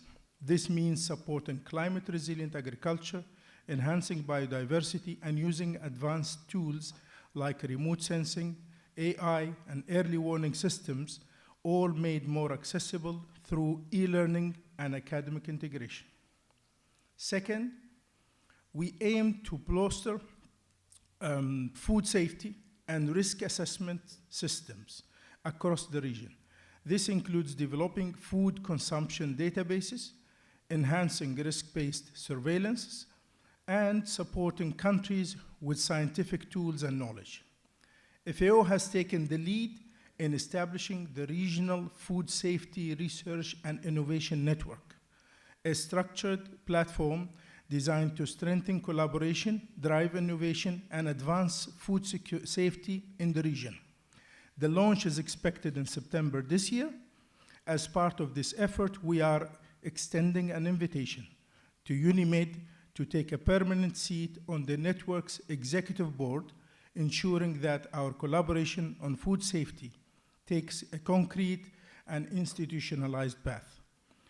Together, we will join forces in research, capacity development, and resource mobilization to provide countries in the region with the tools and knowledge needed to design informed science-based food safety policies, which will also enhance intra-regional trade in food commodities. The third and last point under this MOU, we will work to build institutional capacities and a human capital. FAO's e-learning academy will be further integrated into UNIMED's academic offerings, bringing high-quality training on vital topics from water and migration to gender equity and climate change directly into classrooms and professional development space.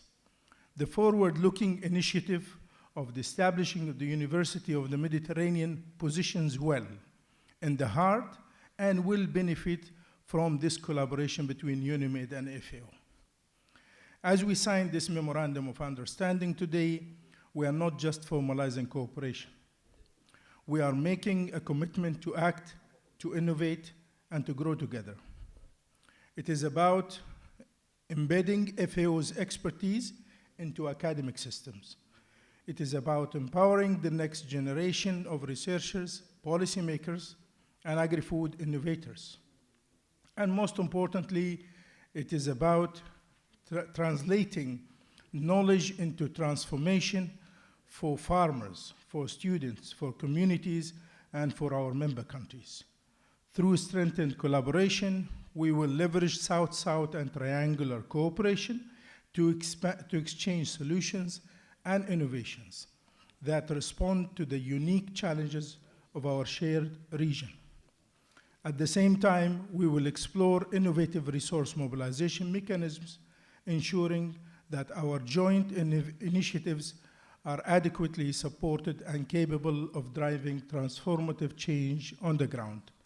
Let me express my sincere thanks to all who worked tirelessly to bring this agreement to life. Your dedication reflects the spirit of collaboration that defines both FAO and UNIMED. And together, we will make measurable progress towards more resilient, inclusive, and sustainable agri-food systems transformation in the Near East and North Africa and the Mediterranean countries and beyond. I thank you. Thank you very much, Hakim.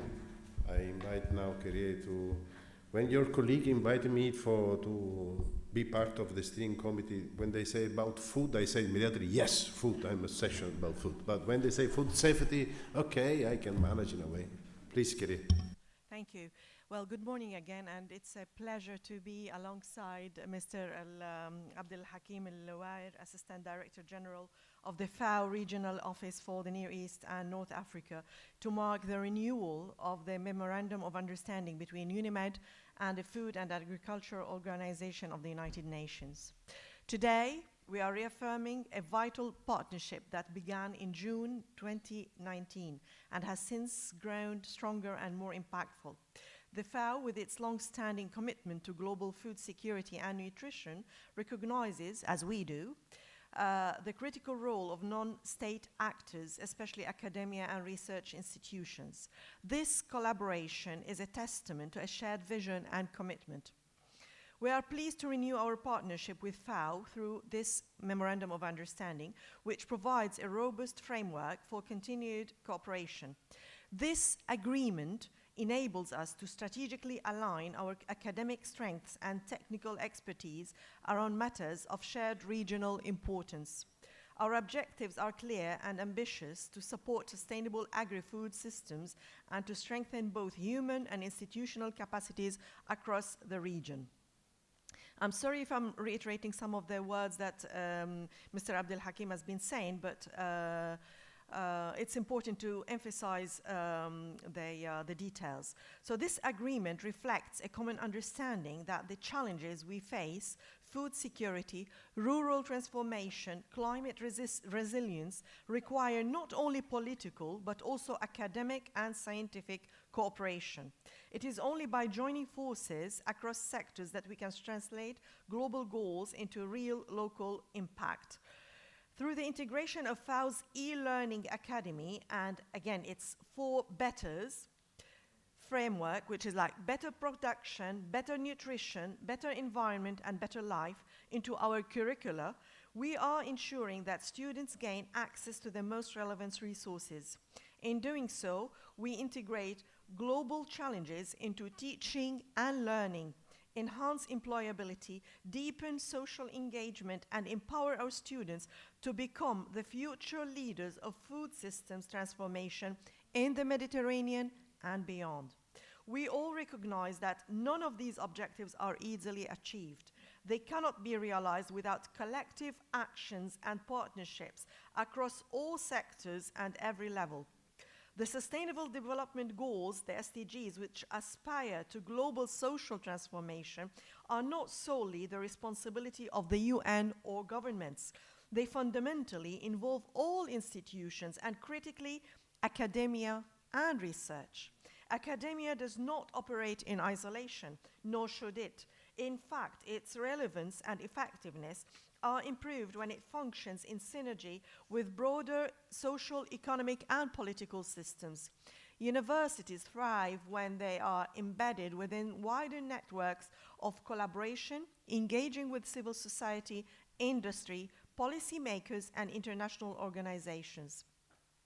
These connections not only enrich the academic process, but also ensure that knowledge production and dissemination respond to real-world challenges. Universities, through partnerships like this, offer invaluable contributions: expert guidance, specialized skills training, rigorous data generation, and essential studies and evaluations. Our intellectual capital and research capabilities are powerful tools in achieving every sustainable development goal and subsequently in the pursuit of a better world. A cornerstone of our collaboration, and one that I'm particularly excited to highlight, is the integration of FAO e-learning academic courses and related knowledge assets into the curricula of UNIMED member universities. By aligning our university curricula with the FAO's 4 betters, we are enriching our educational offerings with up-to-date, specialized, and high-quality content. This ensures that our students have access to cutting-edge information and practices, preparing them not just for the labor market, but for the complex global challenges they will inherit. By bringing global issues into the classroom, we not only enrich the learning experience, but also enhance student employability, foster civic engagement, and ensure that our educational content and outcomes are both relevant and responsive to real-world challenges. We are preparing globally minded citizens capable of contributing to solutions on a grand scale. Almost all UNIMED projects contribute directly to the achievement of the SDGs, with the overarching goal of enhancing the scientific, cultural, social, and economic development of all regions. We look forward to building on this renewed partnership with concrete joint initiatives that amplify our transformative outcomes, from research and training to regional policy dialogues. Together, we can leverage the power of knowledge to promote sustainability and uphold human dignity throughout the whole region. Thank you very much.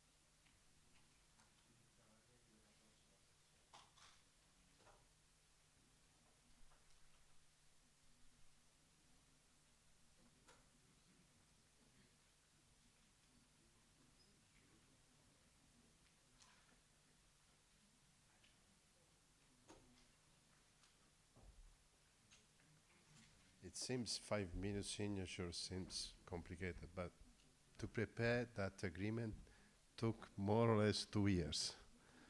2 years, believe me, 2 years for the clearance of the United Nations procedure. We already had a memorandum of understanding, but was arrived at the end.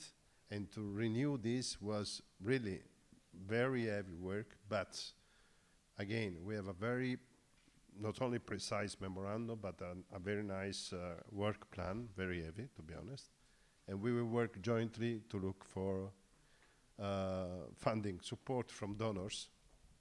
But I hope that with the FAO commitment, this will be a little easier than the normal.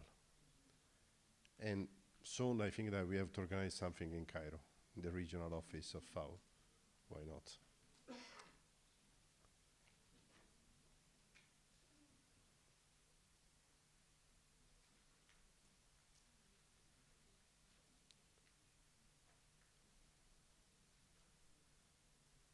Okay, we are almost there.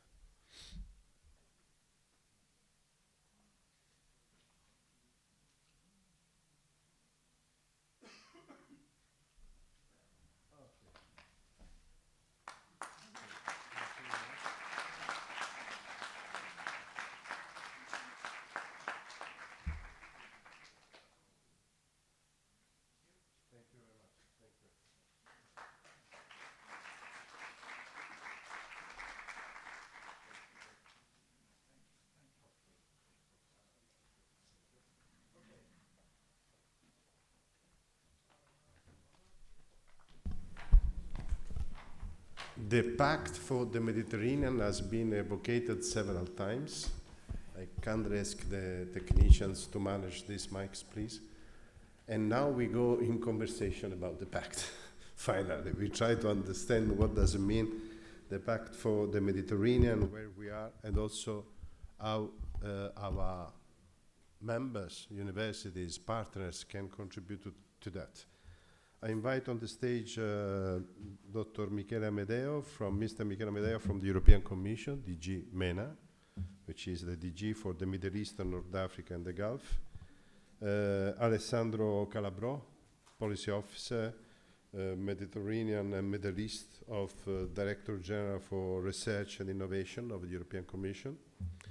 Giuseppe Provenzano, which is, has been participated several times, as Alessandro as well, Project Manager for Research and Innovation at the Union for the Mediterranean, and our friend and colleague Rim Firali McNassie from UNIMED, the European Institute of the Mediterranean. She is also the head of the Euro-Mediterranean policies. Please. you can join, I don't know.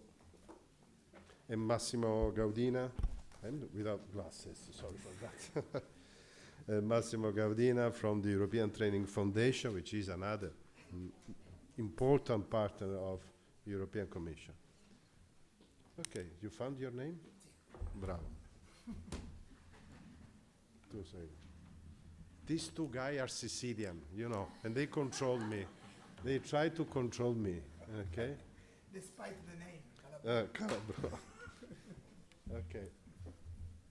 The European Commission disappeared. It seems that it is not a good start for the pact for the Mediterranean if the European Commission is not there. But I think that it is moving back and it will be with us in a moment. We will listen, very importantly, we will listen the European Commission contribution and where they are. But let me explain again a more friendly way how we are contributing to this conversation and consultation.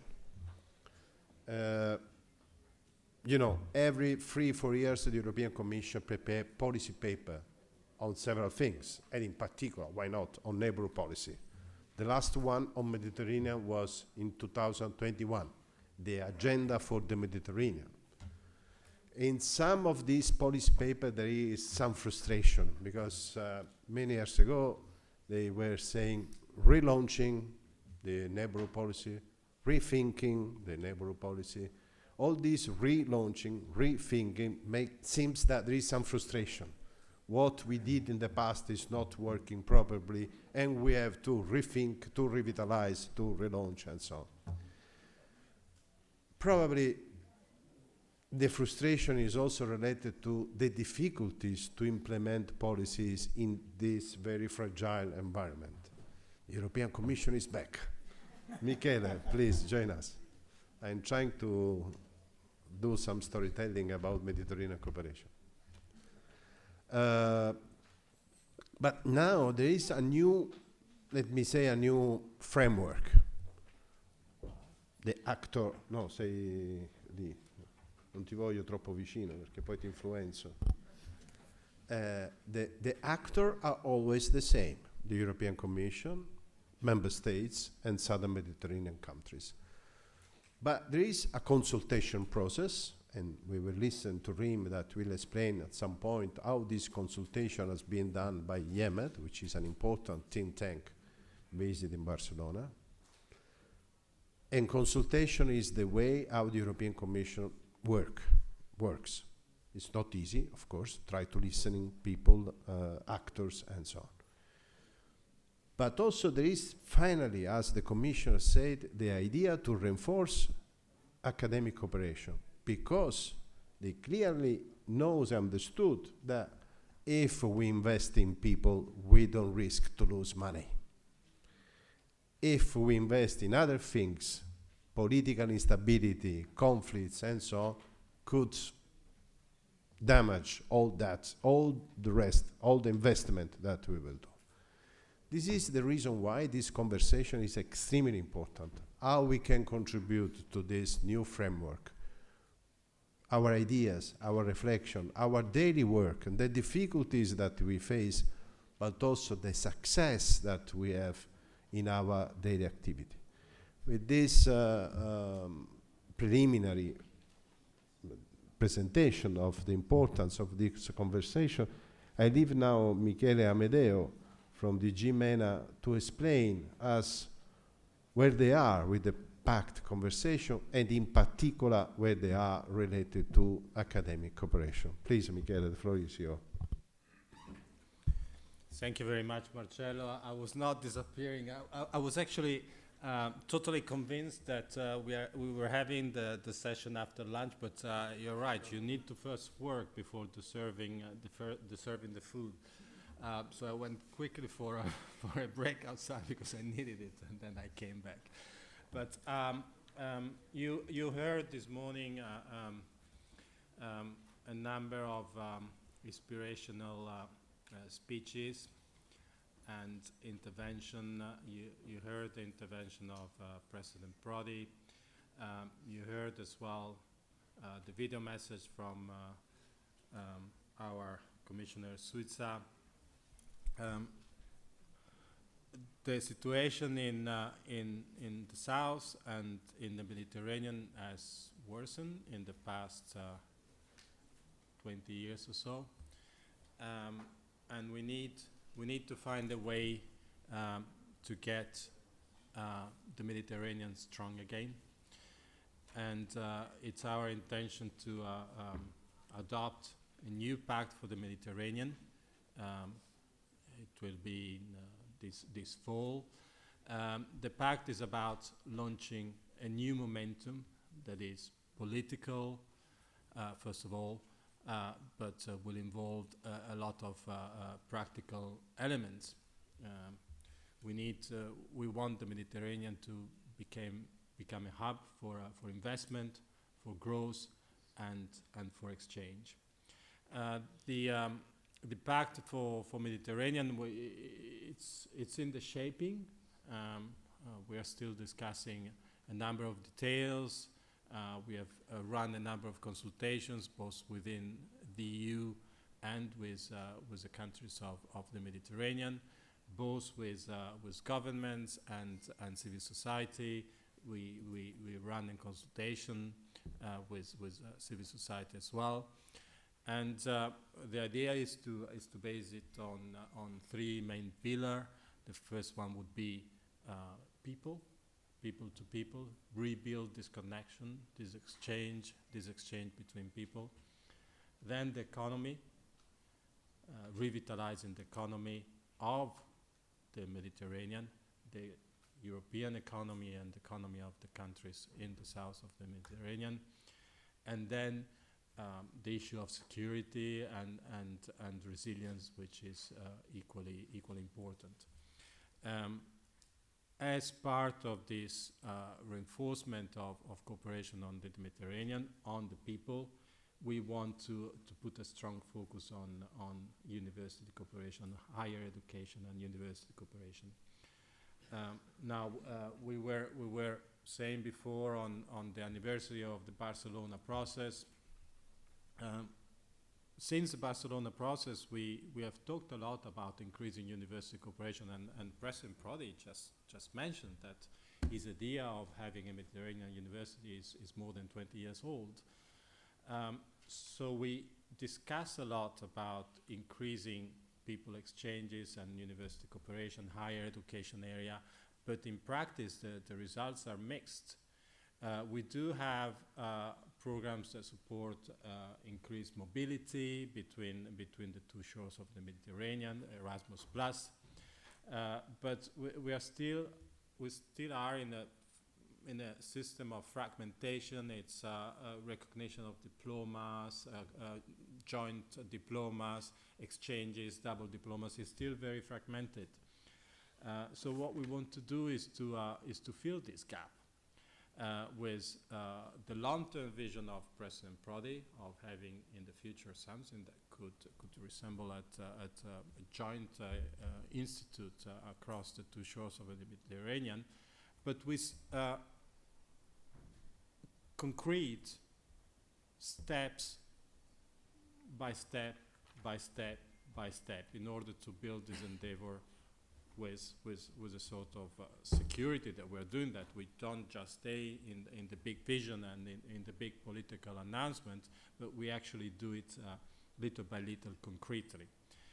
And we improve the situation little by little concretely, making sure that there is more cooperation, more possibility of joint diplomas, more possibility of joint programs. You heard Commissioner Suiza explaining that in practice what we want to do. We need to be concrete, otherwise it won't happen.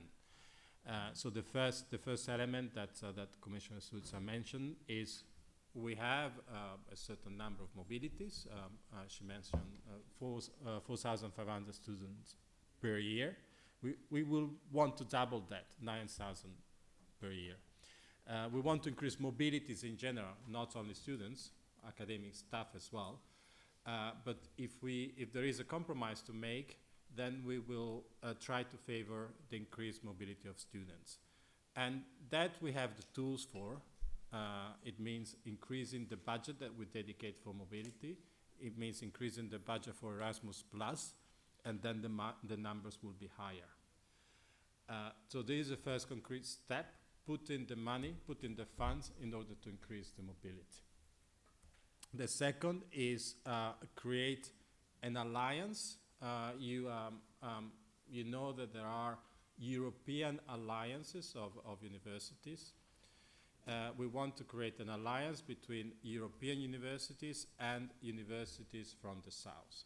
And when I say the South, I talk about the Mediterranean, but we want to have both North Africa, the Middle East, and the Gulf. We will try to make an alliance or a first pilot 2-3 alliances that put together universities in Europe and universities in these partner countries in North Africa, Middle East, and the Gulf. And when I say we want to design an alliance with universities, it's also a plea for people that are sitting here or friends of your friends or people that hear us to come forward to say, yes, I represent this particular university and this is interesting for me. And we are looking for a university that have the capacity, the political backing, the willingness, and the sustainability to carry on this endeavor. That means that we're not just launching a little project that will finish in 2-3 years, 3-4 years, because we have a little bit of budget available now. No, we want to build a long-term vision whereby these alliances will become something of a more unified thing in the future. And this comes my third point. We start with alliances and then we go towards the vision of President Prodi. But we need to start somewhere. It's very difficult.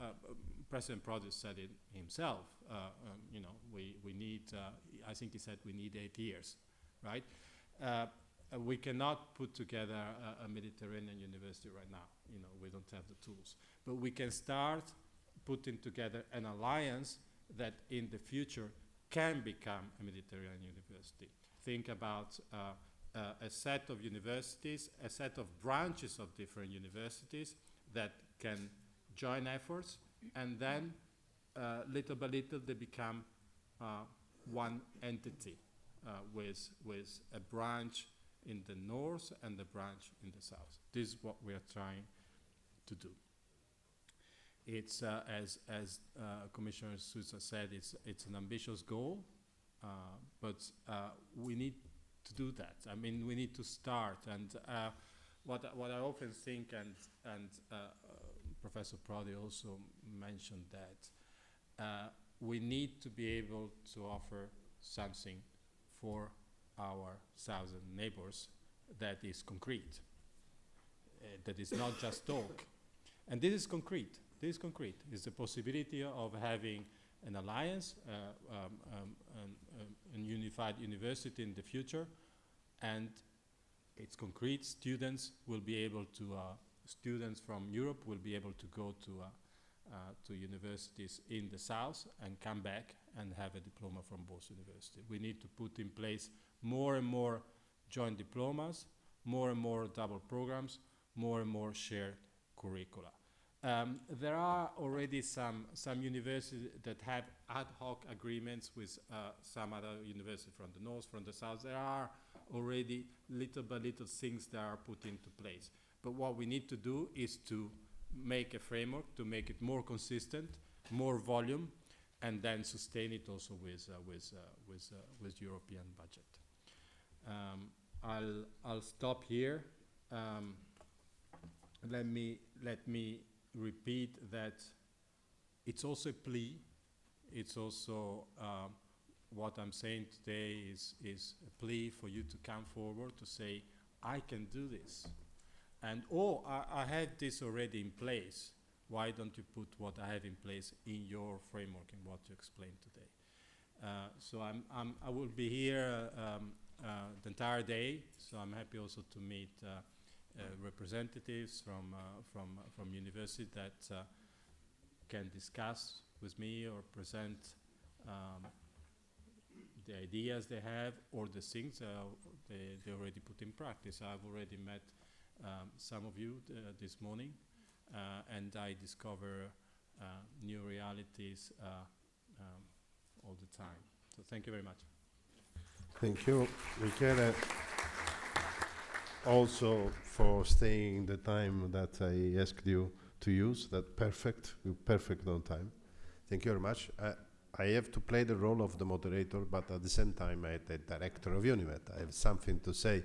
And just to comment, obviously, mobility is extremely important for all of us.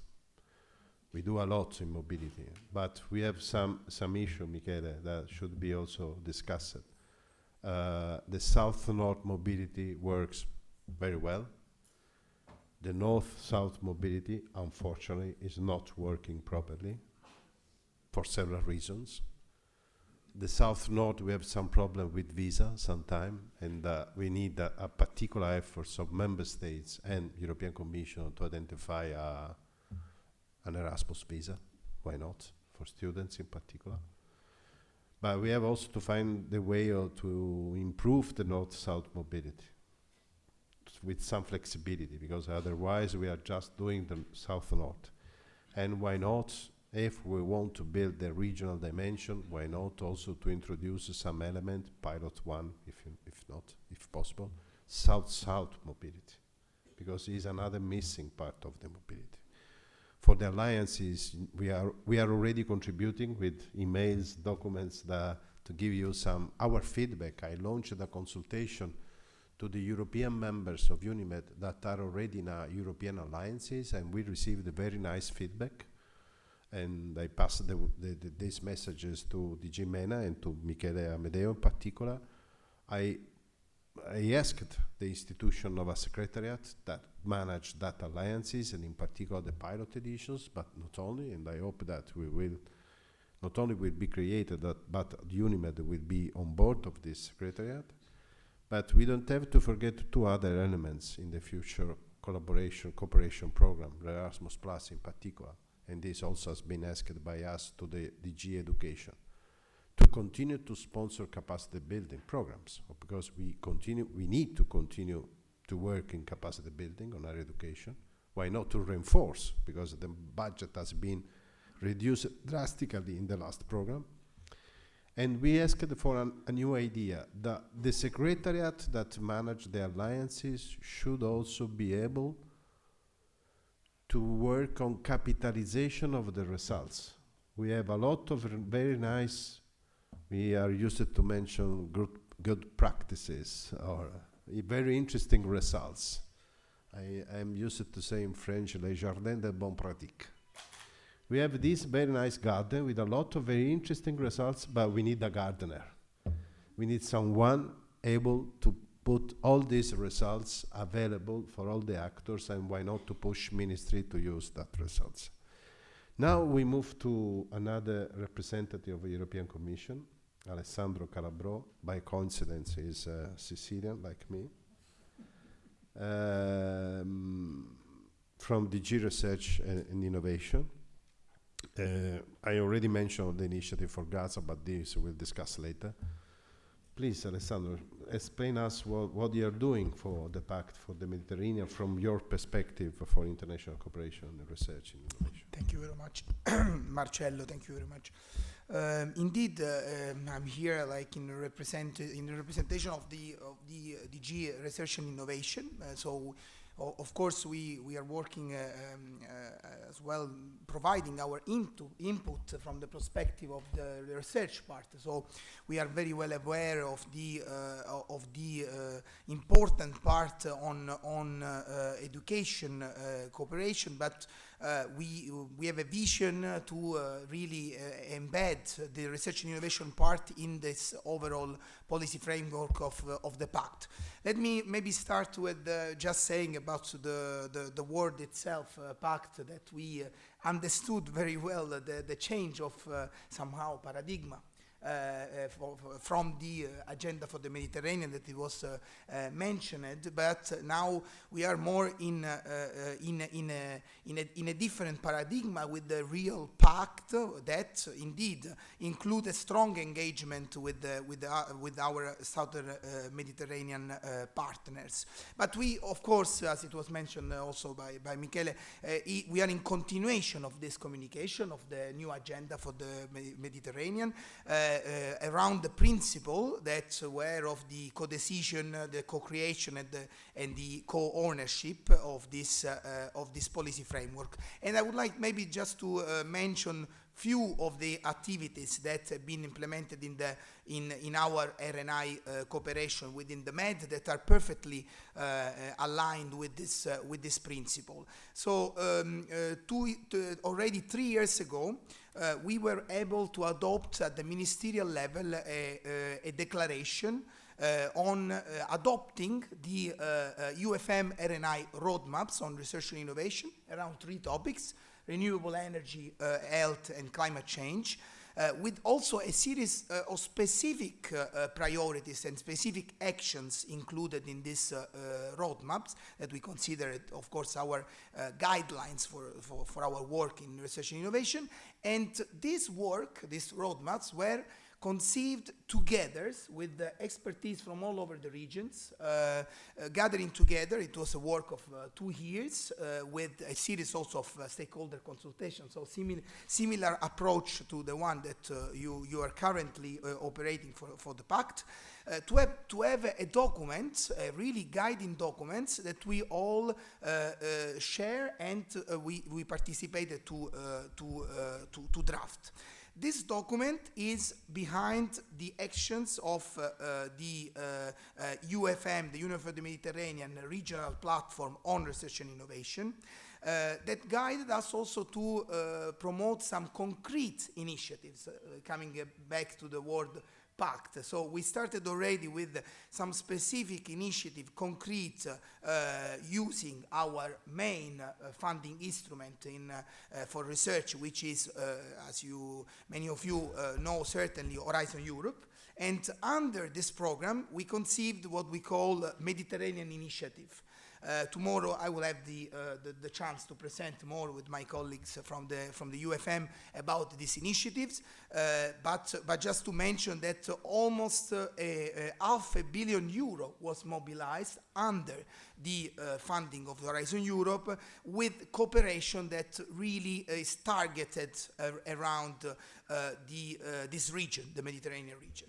So we see this in continuity with these actions and in parallel with also the deepening of the discussion that has been done under the umbrella of the UFM, with specific working groups that focus on topics such as mobility and capacity building, open data, and of course innovation. These working groups have been created under the umbrella of the UFM, and the idea is to indeed work together in a specific topic and bring some specific result to our next ministerial. Marcello mentioned it already, the idea of having finally a ministerial indeed on higher education that will be probably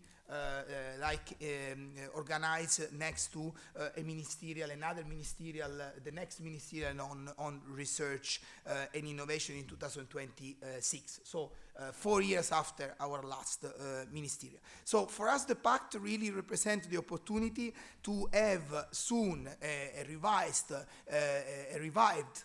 policy framework to embed this ongoing work that we are doing. I will mention only 2 of the main input that we are trying to indeed contribute to the Pact. One is on the line of the last of the working groups that I mentioned, innovation, and particularly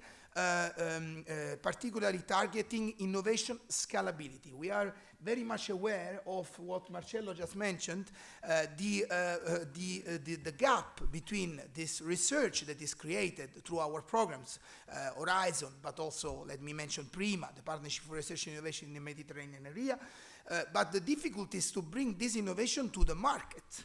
And so to turn this research into real world benefits, into jobs, into technology, into solution for the global challenges that we all share and we have in the Mediterranean too. So this challenge is tackled in our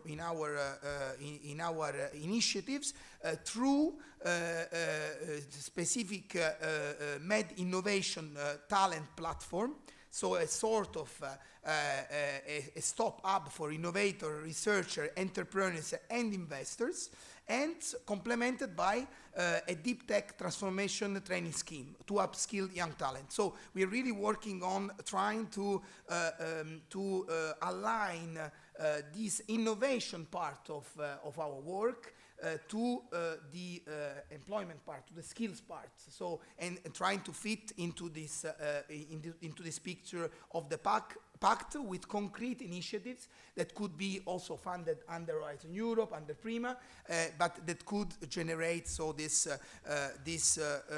cutting this gap that we mentioned.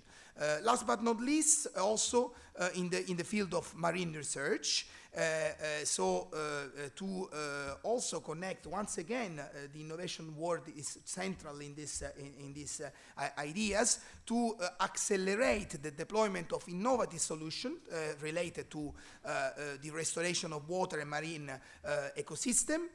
Once again, with the idea to also leverage the work that already exists in PRIMA, but also in other initiatives of the European Commission, the Mission Ocean and Waters, the Mediterranean Lighthouse. So existing initiatives already there, the Sustainable Blue Economy Partnership and the Water Security for Planet.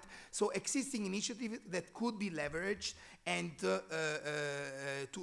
towards this result. So just to conclude, so we believe that through these initiatives, indeed, the science diplomacy part of our action is expressed, and of course the university play a very important and major role in this potential action. Thank you very much.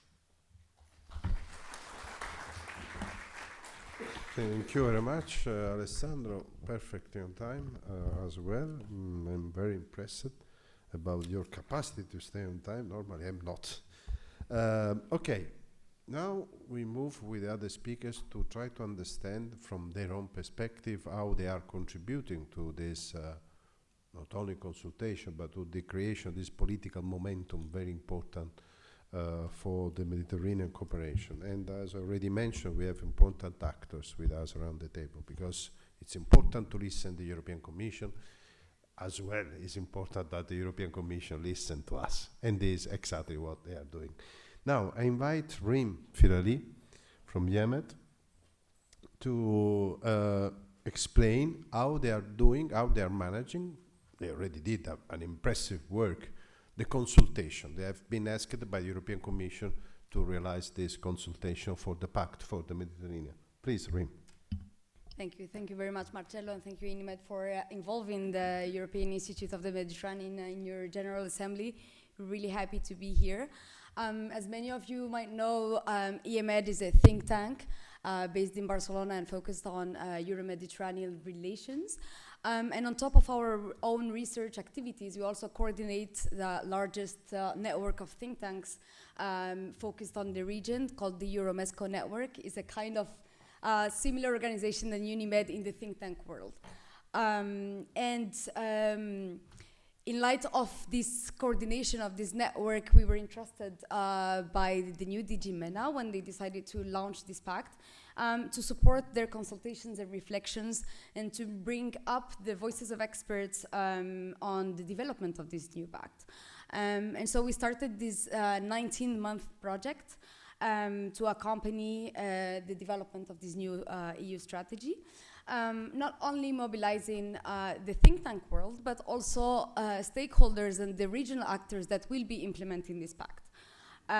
So namely civil society, regional institutions and policymakers, the private sector, but also academia. And here we really counted on a great support from UNIMED in mobilizing their networks in the different activities we conducted for the consultations. As a result, we had over 1,000 stakeholders participating across the different activities that we organized between March and June of this year. Notably through two big instruments, the UNIMED survey, and many of you as universities participated individually, but also UNIMED as a network, and as well regional thematic events in Brussels, Rabat and Cairo, where we counted with the participation of the Commissioner Suiza, but also Director General Sanino, and top experts from the Euromesco network and directors of the different regional institutions. Of course, the questions of education, skills, transition to employment, and mobility were at the heart of the questions that were asked. And so I'll very briefly present some of the main insights that we have on these questions. Not to your surprise, the majority of respondents across all the priorities that were submitted to them saw that fostering talents and skills were should be the top priorities of this pact. 60% of the respondents to the survey identified talents and skills as the top priority, alongside, at the same level, intensifying cooperation on climate adaptation. And this echoes very well what the president of UNIMED was saying this morning, that a cooperation on academic cooperation should go alongside with more efforts in cooperation on climate change, because they go hand in hand. And this is also breaking narratives with what we hear, that in the northern Mediterranean or in the EU, the main priority is migration, the main priority is security. Well, we saw that both respondents in the European Union and the southern Mediterranean see skills and talent partnerships as the main priority at the same level. And questions of security or the external aspects of EU migration policy came with lower percentages. So to build on these responses, we held several thematic focus groups and consultation circles to see what concrete initiatives or what concrete ideas should accompany this call, this plea for better talent partnerships and skills. We counted on university partners. We organized the Cairo one in the American University of Cairo, and the Rabat with the University of Mohammed VI Polytechnic, because we really believe that it's those centers of knowledge where we should really bring up the concrete ideas that should form this pact. And many of you participated. ETF facilitated a workshop, UNIMED, the UFM, several universities participated, and several elements were highlighted. We saw that the contact between universities and the business world should be improved by creating regional innovation hubs, especially dedicated to the green and digital transition. Here, of course, private partnerships were highlighted as a main priority. A second element that was highlighted was that we should have more dedicated regional fundings to talent and innovation ecosystems. Here, one concrete idea was that we should develop youth guarantees. So regional schemes to ensure youth access to employment, education, adapted to each national socioeconomic reality. So youth guarantees that should be context-specific. Elements for better mobility schemes were also underlined. For example, replicated the European Skills Passport initiative, so having a Mediterranean skills passport, regional scheme for recognitions of qualifications and certifications, as well as a steering body for the Erasmus Plus to ensure regional cooperation under Erasmus Plus and ensure that the next Erasmus Plus programming is aligned with Mediterranean priorities and regional needs. And here, of course, all of these elements had a plea for a strategic measure to accompany these mobility schemes, which is that visa coordination should be there as well, because we can discuss mobility schemes all day long, but if there is not a fast-track visa mechanism that will accompany Erasmus Plus and the beneficiaries of regional programs, there is no guaranteed results for these mobility schemes. And we heard it from Marcello, fortunately, during the signature of the Memorandum of Understanding. Many of UNIMED members should have been here today, but because of visas, we cannot properly organize contact among the two shores. So just to wrap it up, all the results of these consultations are online already, but the calls of universities and academia are being heard, and it's not skills and skills, youth, and mobility are not seen as a sector detached of the rest. They're seen as streamlined strategic pillars of the new pact, and we have a window of opportunity, as you saw from the commissioner this morning, from what Michele was saying. We are being listened to, so let's keep advocating together, and you have all the stakeholders around the Mediterranean that really see the benefits of academic cooperation and mobility. Our project is not stopping at the consultations. We are going to accompany DG MENA until the launch of the pact and the following steps of implementation until mid of next year, and we really hope to still count on UNIMED as a partner in the next steps. Thank you. Thank you, Rin. And of course, you can count on us for the next steps, and we will follow carefully all this work. And I invite you to read the report on the consultation, because it's very interesting also to have a clear and very clear understanding where we are concerning all this. Because if we know, we are ready to act all together as university, as network, and so on. By coincidence, it seems a sort of Italian connection. I exclude Rim, that she speaks obviously very well Italian. I moved back to another Italian speaker, Massimo Gaudina, but all these Italian belong to international organization. It's not because we are in Italy. It's a coincidence, really a coincidence. Massimo Gaudina from European Training Foundation. We have with European Training Foundation a very important collaboration, memorandum of understanding. It's important that this big, important organization, we will explain what is ETF, an agency of European Commission, are interested to work with small organizations like UNIMED, because we represent the bridge for collaboration with universities. Massimo. Please. Thank you.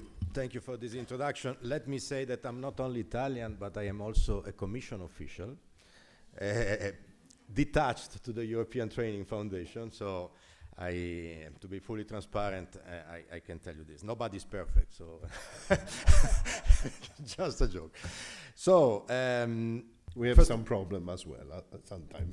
That's another story. First of all, thank you to UNIMED and to the University of Calabria for the invitation to this very, very interesting debate. Yes, the ETF, maybe 2 words on what we do and what is this European Training Foundation, because maybe not everybody knows that. It's one of these EU decentralized agency. It is based in Torino. We worked on skills with third countries, with the neighboring countries. So basically, we have two groups of countries with whom we work. One is the pre-enlargement countries, the countries that are getting close to be members of the European Union. And the other group of countries is the Southern and Eastern Mediterranean. We have a board that is chaired by the European Commission with 4 Directorate General of the Commission inside, plus the 27 member states, and we work with 28 partner countries. As I said, Balkans, Eastern countries on the one side, and the Mediterranean. For the eastern part, let me just say that tomorrow our director will be at the conference for the reconstruction of Ukraine, because we are involved and we will develop and integrate the youth guarantee in Ukraine. This is just an example of the actions that we run. For the Mediterranean, we are active since more than 20 years, basically at the same time when Romano Prodi was president of the European Commission. It's not centuries ago, it's just a few years, but we are working very closely with the governments directly and with the EU delegations in the same countries in a perspective of partnerships for skills. Partnership for skills means that the prosperity and the stability of the Mediterranean area depends also on the skilled workforce. And it's a win-win situation. It's a win-win approach because it's in the interest of the European countries and of our partner countries to have this skilled workforce in the Mediterranean. We all know that Southern and Eastern Mediterranean region faces critical challenges in youth employment and inactivity.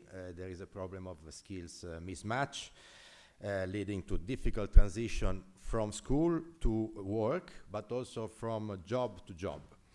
And the ETF, together with the Commission and the European Union, intends to support the future efforts deployed through the Pact for the Mediterranean. The idea is to create a quality and quantity of jobs, growth and competitiveness, and to raise the quality of skills and quality and relevance of provision in general. We have 3 areas of activities I can shortly and quickly mention. The first one is about youth activation.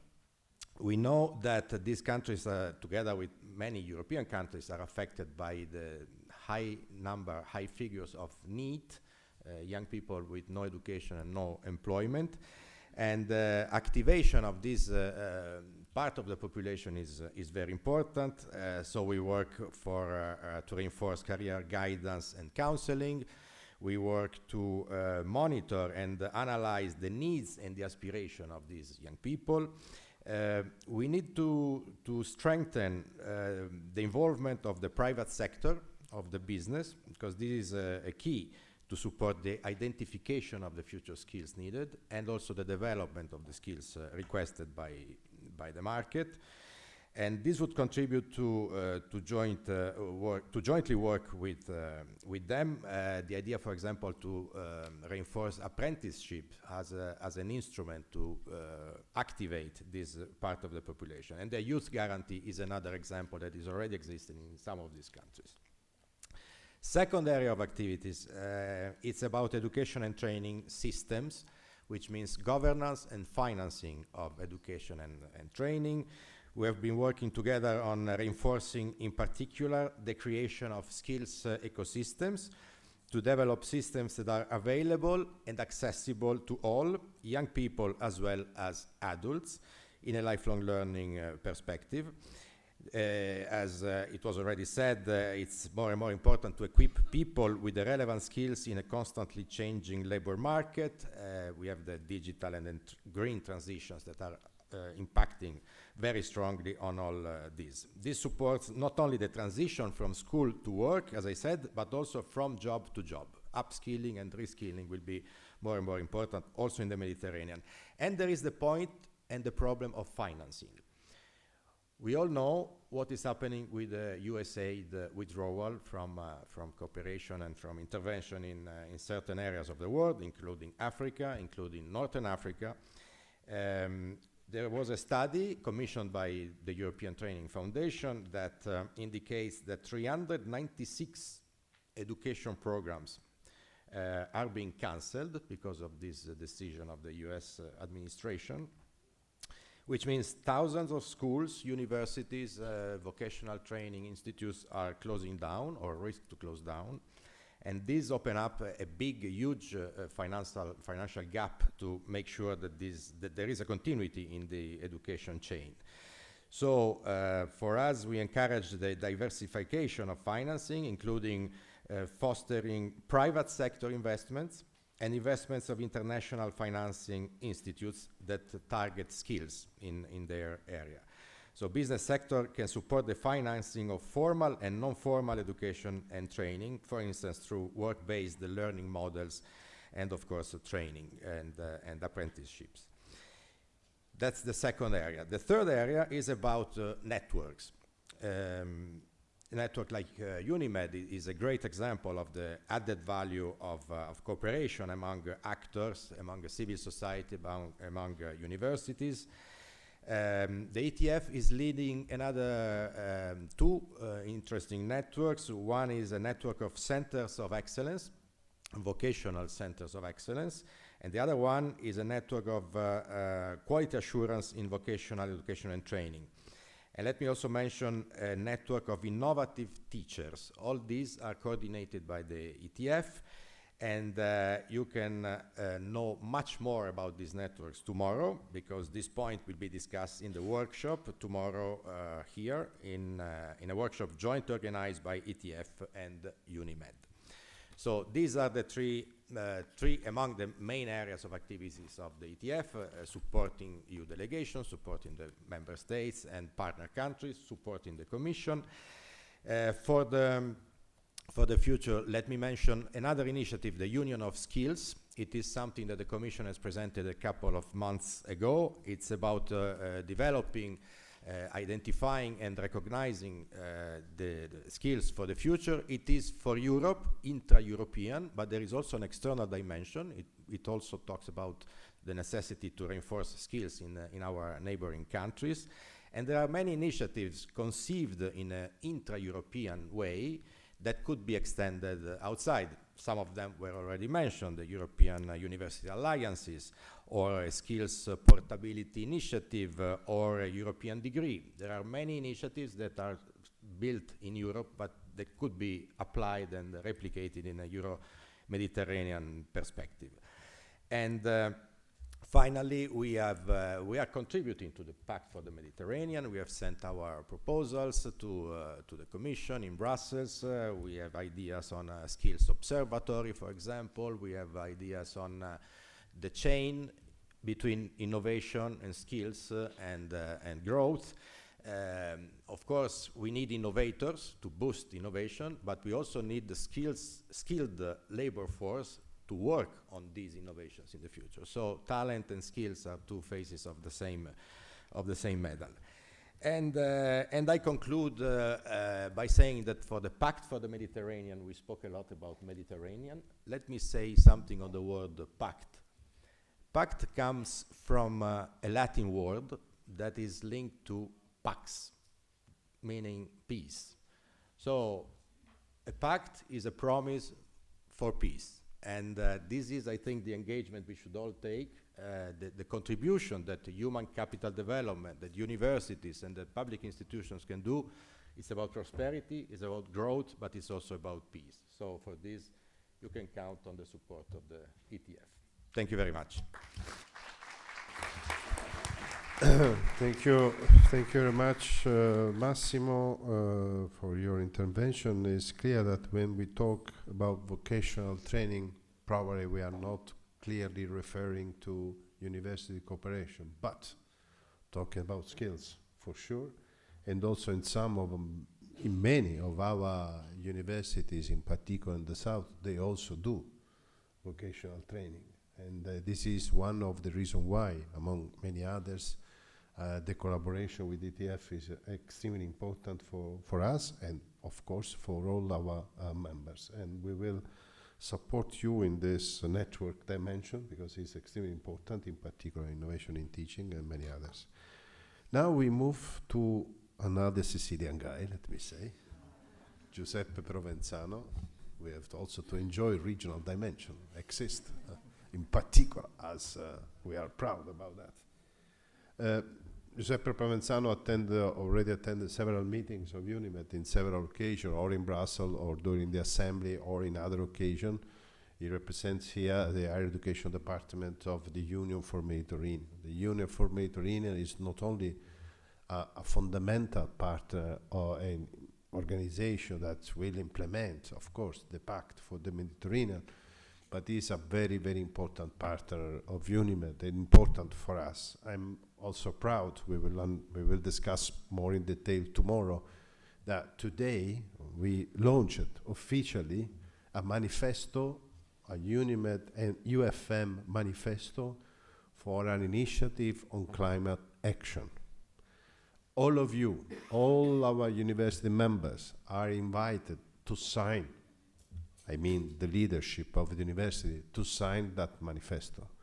Because thanks to that manifesto, and thanks to your support, and you will see how you will be asked also to do action, not only regionally, but also at local level, we will be able also to ask, why not, for instance, the European Commission to sponsor one of the Euromed alliances on climate change, on climate initiative, or why not to looking for additional funding support for students, professors, joint degrees, and so on. That manifesto gives, in a way, the direction. But it's just to explain that we are in this very active collaboration with the Union for Mediterranean to do things as much concrete as possible. But now, moving back to the PAC, I can ask Giuseppe to explain where the Union for Mediterranean is and what they are doing on this important contribution. Please. Thank you very much, Marcello. Yes, also Sicilian, but not my fault, as they say. Well, it's not so easy to intervene after such a rich panel where we heard, first of all, the first motor of the PAC, the European Commission, engage in explaining their priorities, but also listening to the wonderful work done by UNIMED to go and sound the region about the priorities should be coming up. Perhaps I would also like to latch on what Massimo said and go to the word pact and say that this is quite close, and it's actually the logical consequence of the word partnership. It's quite symbolic that we are discussing about the Pact for the Mediterranean 30 years after the Barcelona process, which has set the mood and the tone for the Euro-Mediterranean approach to the region, which is quite peculiar and has been quite resilient despite an incredible amount of challenges. Despite everything, after 30 years, we are still here discussing about dialogue, about finding bridges that we can build. And the Union for the Mediterranean, as Marcello has perfectly explained, has been in this philosophy since its inception, since its creation as a logical consequence of the Barcelona process as such. And what is bringing to the table in this renewed and very much welcome approach inspired by the European Commission, which is also the UFM North co-presidency, because the Union for the Mediterranean works in the North and South co-presidency basis for including both sides of the Mediterranean, perhaps three things which might seem impalpable at the beginning, but are the skeleton behind any pact, any partnership. First of all, the regional co-ownership approach.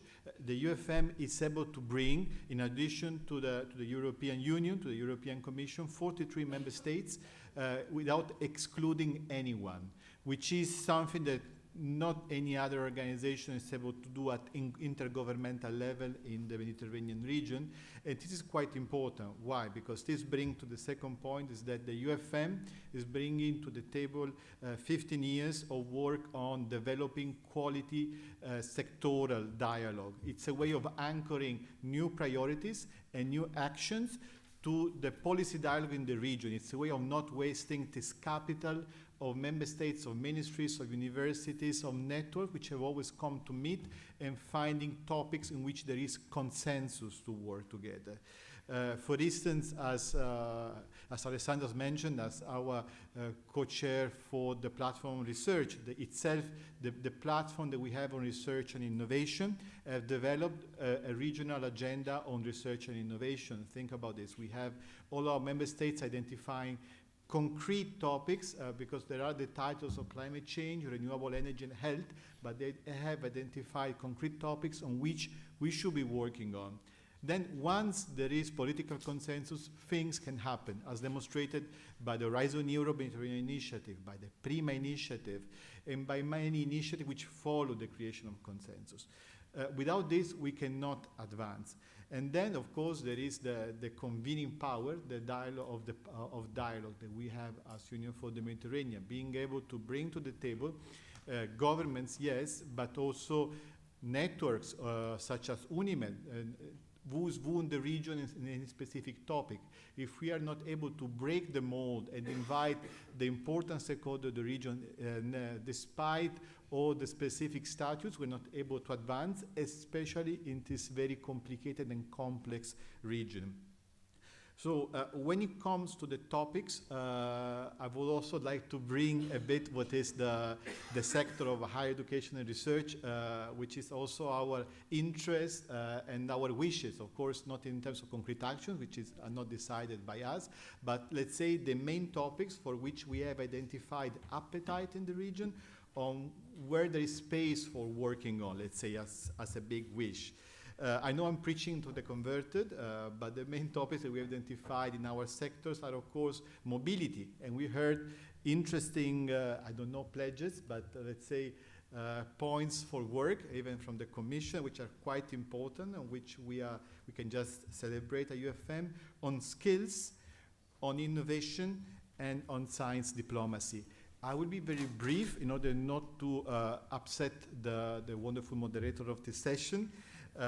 But on mobility, indeed, the thing is that any society in which we cannot use its brightest mind to develop itself is a society that has no future. We cannot just surrender ourselves to the ideas that mobility is losing talent for the Mediterranean. It's a lose-lose situation. Instead, I heard today very important points we raised about circular mobility, about mobility which not only south to the north, it's north to the south, south-south mobility. Those are all important complementary aspects in any mobility scheme. We cannot but celebrate additional resources for Erasmus. We cannot but celebrate additional resources for mobility. But there is also an important part, and I hope that any secretariat can capitalize on that, is that the critical mass already existing on many scholarship schemes done bilaterally, regionally, and we hope that this can be brought together in order to push into this positive direction and not to leave anyone behind, and especially try to correct the flows where they are less supported, so to say. The second point on skills, this was also mentioned by the president of UNIMED. I love this point on employability, skills and innovation. I cannot but subscribe to it. Is that in this region, we have a lot of bright minds, but at the same time, we have 1/3 of the companies that have highlighted the lack of skills as a very strong barrier to hiring. And imagine that you're studying and then you're being told we don't have the skills. At the same time that we find this lack of skills highlighted by the companies, this is the region in the world where the more you study, the more unemployable you are. It's a very sad lesson, but once we've done a study, we've seen that on average, 25% in the region of graduates that are unemployed, and the average is higher than the normal youth unemployed rate, which means something is not working out. We need to work on skills. We need to work on connecting academia from one side and the needs of the job market. Otherwise, we risk of wasting a very young and very educated region. And this would be a waste for everyone. We cannot afford that. The third point, which is quite close to the research dossier as mentioned by Alessandro, is quite important, and one on innovation. We have a lot of funding available for research. We have plenty of good experiences on developing research and finding new solutions for climate change.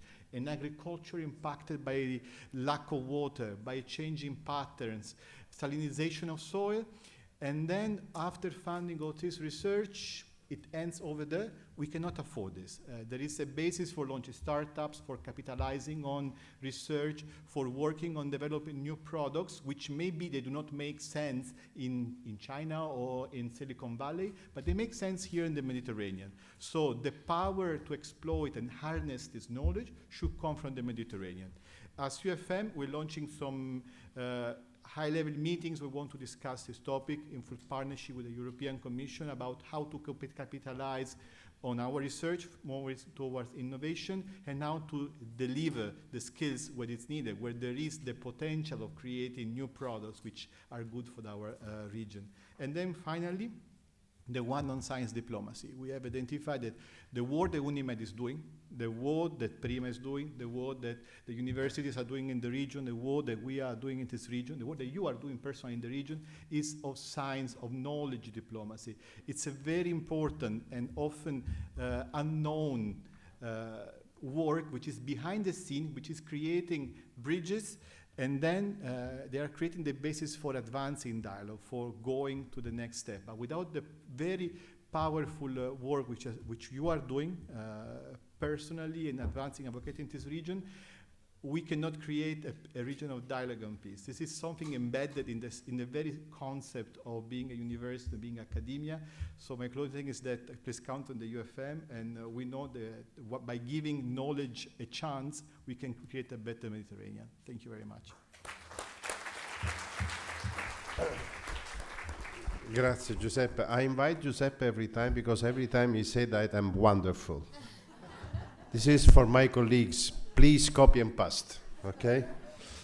Unfortunately, we don't have time because we are a little late to continue this conversation, but we will continue during the lunch and during all the coffee breaks. Please, if you have questions, comments on what you heard from this session, I thank all the panelists. Do it, as also Michele invited you, friendly, because we are in a friendly situation. Before to go for the lunch, we have another very short but important session as well, which is the announcement of the Start Cup competition winner. I thank all the panelists for your participation, and for sure, this is a last message for Michele and Amedeo, we will continue to work on drafting ideas and comments on the Euro-Mediterranean alliances, working also on the budget, what should be done for the money. And I hope that several alliances will be sponsored as pilot initiative on different thematic. We will contribute on that. And another message that I want to clearly give is that the Euro-Mediterranean alliance should not a copy and paste of the European alliances. We can create something different, considering also the difficulties that we face in the region and the different university system. We also have to take into consideration the differences that exist in our university system. But we will be back to you and your colleagues soon with some ideas, and I hope that we will be able to continue this conversation. Thank you to all of you for your participation again. Now, from this session, and thank you again, and in the afternoon and tomorrow, little by little, I will disappear to give to my colleagues the role to moderate session, to introduce participants and so on. We start now with Silvia Marchionne, that some of you already know. She is in charge of some related employability, the sub-network employability project with Tunisia and Iraq, and activity with Egypt, but is in particular for this session in charge of the organization of Start Cup competition. Please, Silvia, give us information about. Thanks a lot, and I'm very pleased and honored to share on behalf of the UNIMED team this moment and the result of the Star Cup competition that we held just yesterday.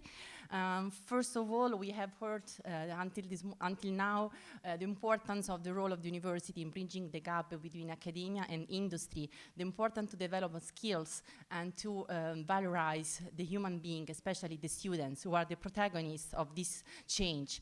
So we, in UNIMED, we have among the UNIMED initiatives on student engagement, we have the Star Cup competition.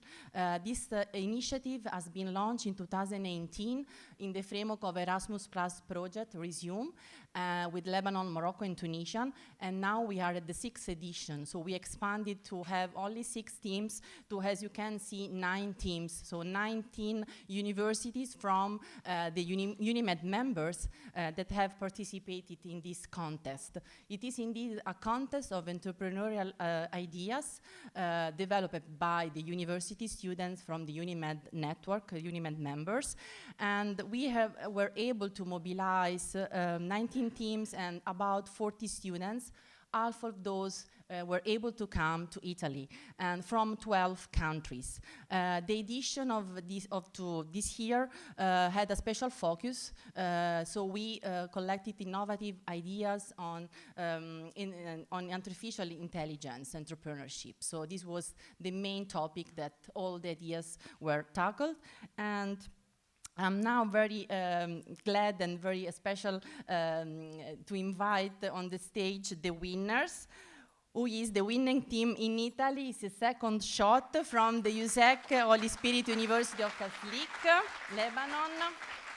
Please come here. Since we didn't have the opportunity to bring all the students for visa issues in Italy, we also organized an online session in the afternoon. So we also gave a special prize to them. So we have 2 winning teams this year. One is the Lebanese team, and the other one is from the University of Duhok from Iraq. So we are very happy that we could congratulate 2 teams. And finally, also we ask all the participants, all the students, to select the most wonderful, brilliant idea. And they selected 3 of them. 4 Bs from Genduba universities. They are also here, the students. And the second one was the University of Calabria, Smart Learning Schools. I also see the students here. And Pet Recycler from Mediterranean University of Albania. So these were selected by the attendees, by the students. So congratulations to all of them, and congratulations, of course, to all the students who participated. So these were the students who were able to come to Italy. So now I would like to give the floor to Clarita and Paul to briefly share how was this initiative, this yesterday competition. Please. I talk about Thank you so much. I want to talk a little bit about the Second Shot. Second Shot is actually a machine designed by us, my team and I. It's a machine that recycles empty shotgun cartridges, because it's not just a machine. Behind it, there is a really dedicated team putting all the effort to work towards a sustainable and greener future for our planet. Also, we want to thank UNIMED for this amazing opportunity and for giving us this success to bring back home with us. The success is not just for us, it's for everyone, because at the end of the day, recycling will give us all a second shot. Thank you. Thank you very much. Congratulations. Thank you. Grazie Silvia, thanks a lot. Thanks. And okay, now relaxing for the lunch. We will be back at 3 here. The lunch is in the same room. You can't escape. And we will continue later. Thanks. Artificial intelligence for education, because we do believe that, AI could be not just a tool, but specifically a new methodology to drive education, starting from the primary school till the university and beyond. Okay, so this panel is in this direction with multiple perspectives, as you will see in a little while. And as you may see here, these are some snapshots taken from the internet. You can see multiple approaches where you have machines in the middle along with humans, okay? And you can see that AI in education could support multiple activities that are currently almost fully supported by humans, but in the near future, maybe in 5-10 years, they will be fully supported by AI and machines, or anyway, by keeping always humans in the loop. As you may see, intelligent tutoring systems, of course, chatbots and virtual assistants, learning analytics through which to evaluate and understand the progresses of students, but also the performances of teachers, as well as the whole ecosystem made up by manager, teachers, and students. And also we need to follow important principles related to responsible AI. So we will discuss about responsible AI, but also ethics involved in this new education process. I'd like to introduce our panelists. We have 5 panelists. First of all, we have Professor Nawel Abdel-Latif Mami. She's from Algeria, and she will be focused on visions related to the next generation strategies of exploiting AI for this transition towards University 4.0 and beyond. Then we have Alessio Fabiano, who is Associate Professor of Education and Special Pedagogy from University of Basilicata, and she will introduce the concept of integration, intersection between AI and education as, let's say, imaged by, a very important philosopher, Dewey, that, introduced some of the concept that very likely AI could be able to really implement and deploy in real practices. Then we have Cyrine. She's my PhD student, and she's focused on generative AI for education. She also participated to the Star Cup. So she, at the end of the day, you were the runner-up, okay, yesterday. And then we have Cristina Stefanelli.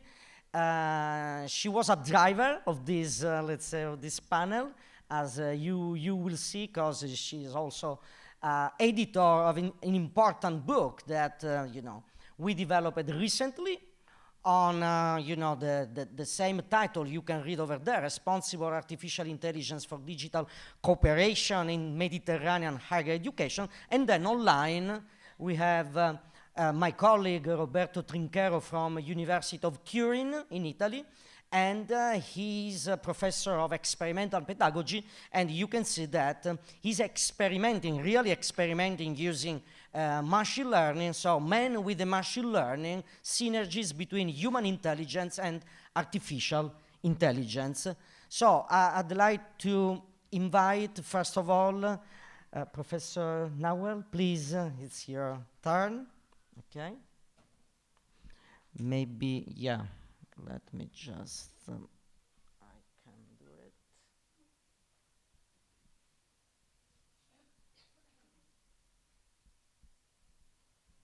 Okay, please. Thank you very much. First and foremost, I'd like to thank the UNIMED for this very successful meeting with all the partners. And I'd like also to thank the president of this panel and all those who have already done a lot of work to make it right and to make it succeed.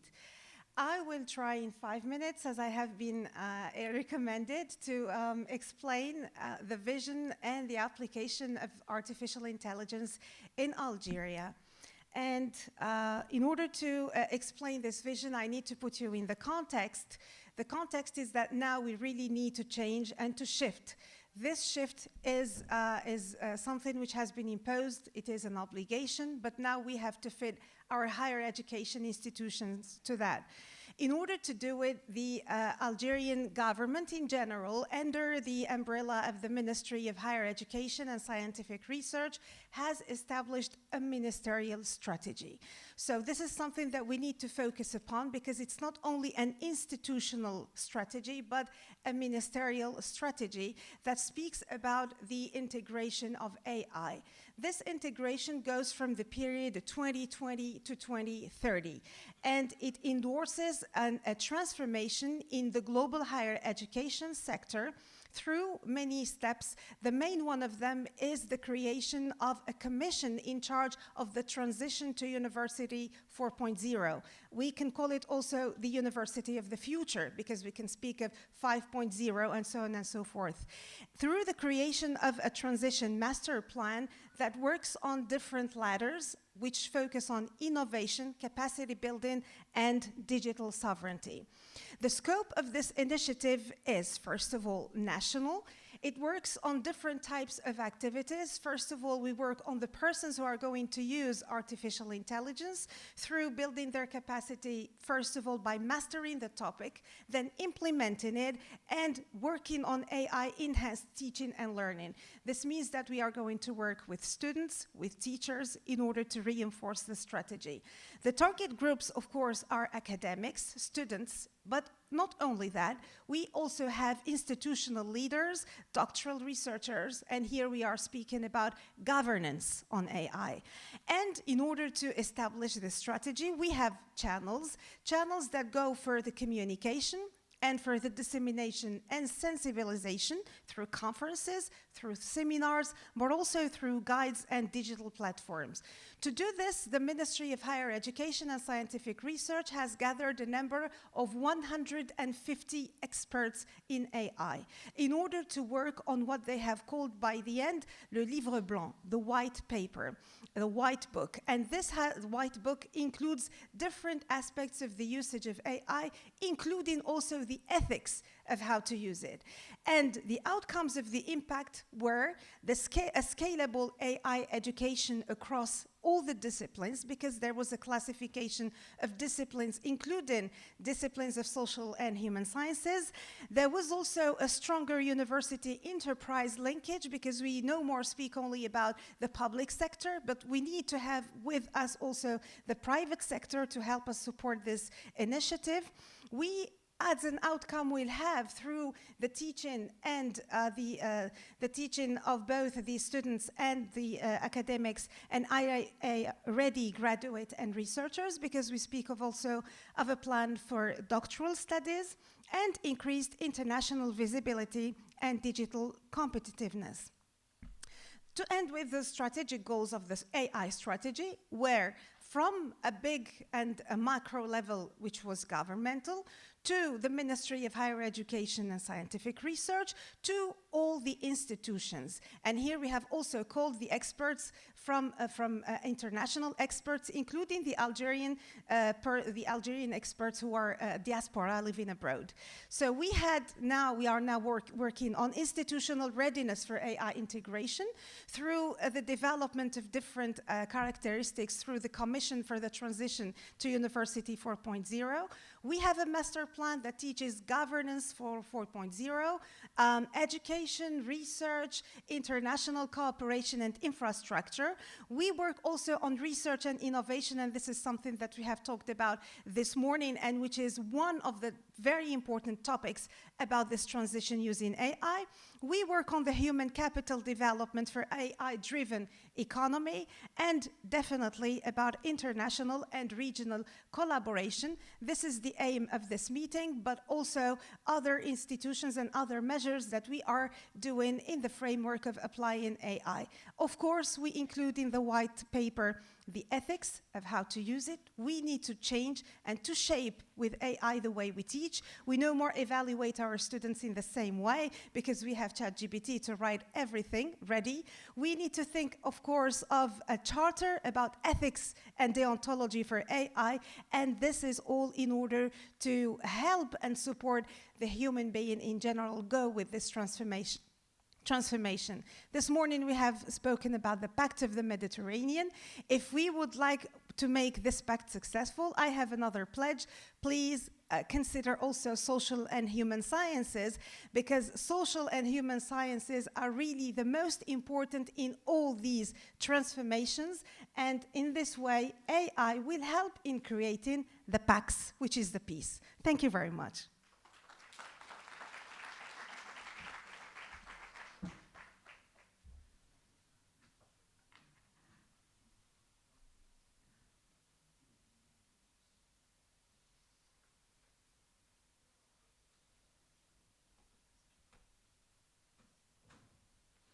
Yes, please, Cyrine. Okay, the next one is Cyrine, please.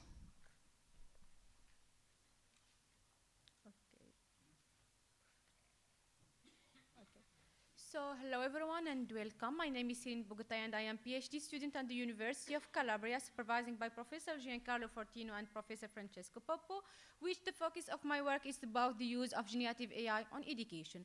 Today, I will give you an overview of this transformation of education from the traditional method to now to generative AI-driven education. As we know, we have three phases. The first phase is traditional method. All of us, we know the traditional method, face-to-face with the teachers and one flow way, from the teacher to student using traditional method and so on. But this method, it's really has a different challenges. First, the students are getting boring. Second, there are lack of personalized. And I think this is like the most challenge, is there are no personalized. So later, this need led to the birth of what we call it computer tools-based education or e-learning platform, which are different platform and tools for the student and teacher, which they will teach at and work on it. And these tools was most using after coronavirus. We know that was coronavirus is the point of the changing from the traditional method to the computer tools-based education. But this method is not too much useful. And we are now in the age of generative AI. Who's not here using generative AI? I think generative AI is really changing the world, and especially the educational field, which the students now are more, like, let's see, happy with using generative AI. You can ask, you can writing, summarizing, and so on. So I think generative AI is the most changing in our education. It's made it more scalable and more personalized. So now I will take you to what's happening inside the schools. But first, let me present for you some different tools that we are all using. No one here, I think everyone, they use GPT or Gemini or DeepSeek. This is the most important three, I think it's not important, but useful chatbot, which we will use it for writing, summarizing, paraphrasing, and so on. But we have also with some other tools which are using more in education field. We have Flamingo, Magic Schools AI, and Square AI. For the first, Flamingo is an AI tools, teacher aligned with schools, curricula offering interactive real-time C-parts are using in high school. Second, Magic Schools AI, which assists the teachers with lesson plan, rubric quiz, and guarding C-parts. And I think the most important platform is Square AI, and it's Chinese platform, which is designed for the primary school, let's see, child, which is AI-powered tutoring systems based on LLMs designed to deliver personalized adaptive learning experiences. But what's really happening after when we use AI? We will generate content, code, and quiz. It's really helpful for us. Personalized instruction based on performance, simulate tutors, peers, and classroom dialogue, and finally assist teachers in planning and assessment. And it's really helpful for the student or for the teachers. So what does it all mean? First, we are entering a phase where we are AI is not just tools, but it's collaborator. Now we are collaborating with AI. In case of like you are collaborating with someone else, you are collaborating with AI Mars. We are learning become personalized, interactive, and scalable. This is the most important point. Third, teachers transition into facilitate while students gain agency in shaping their learning paths. But we have a lot of benefits, but also we have some challenges, which including biases, misinformation, and assessment, and so on. Finally, thank you for your attention.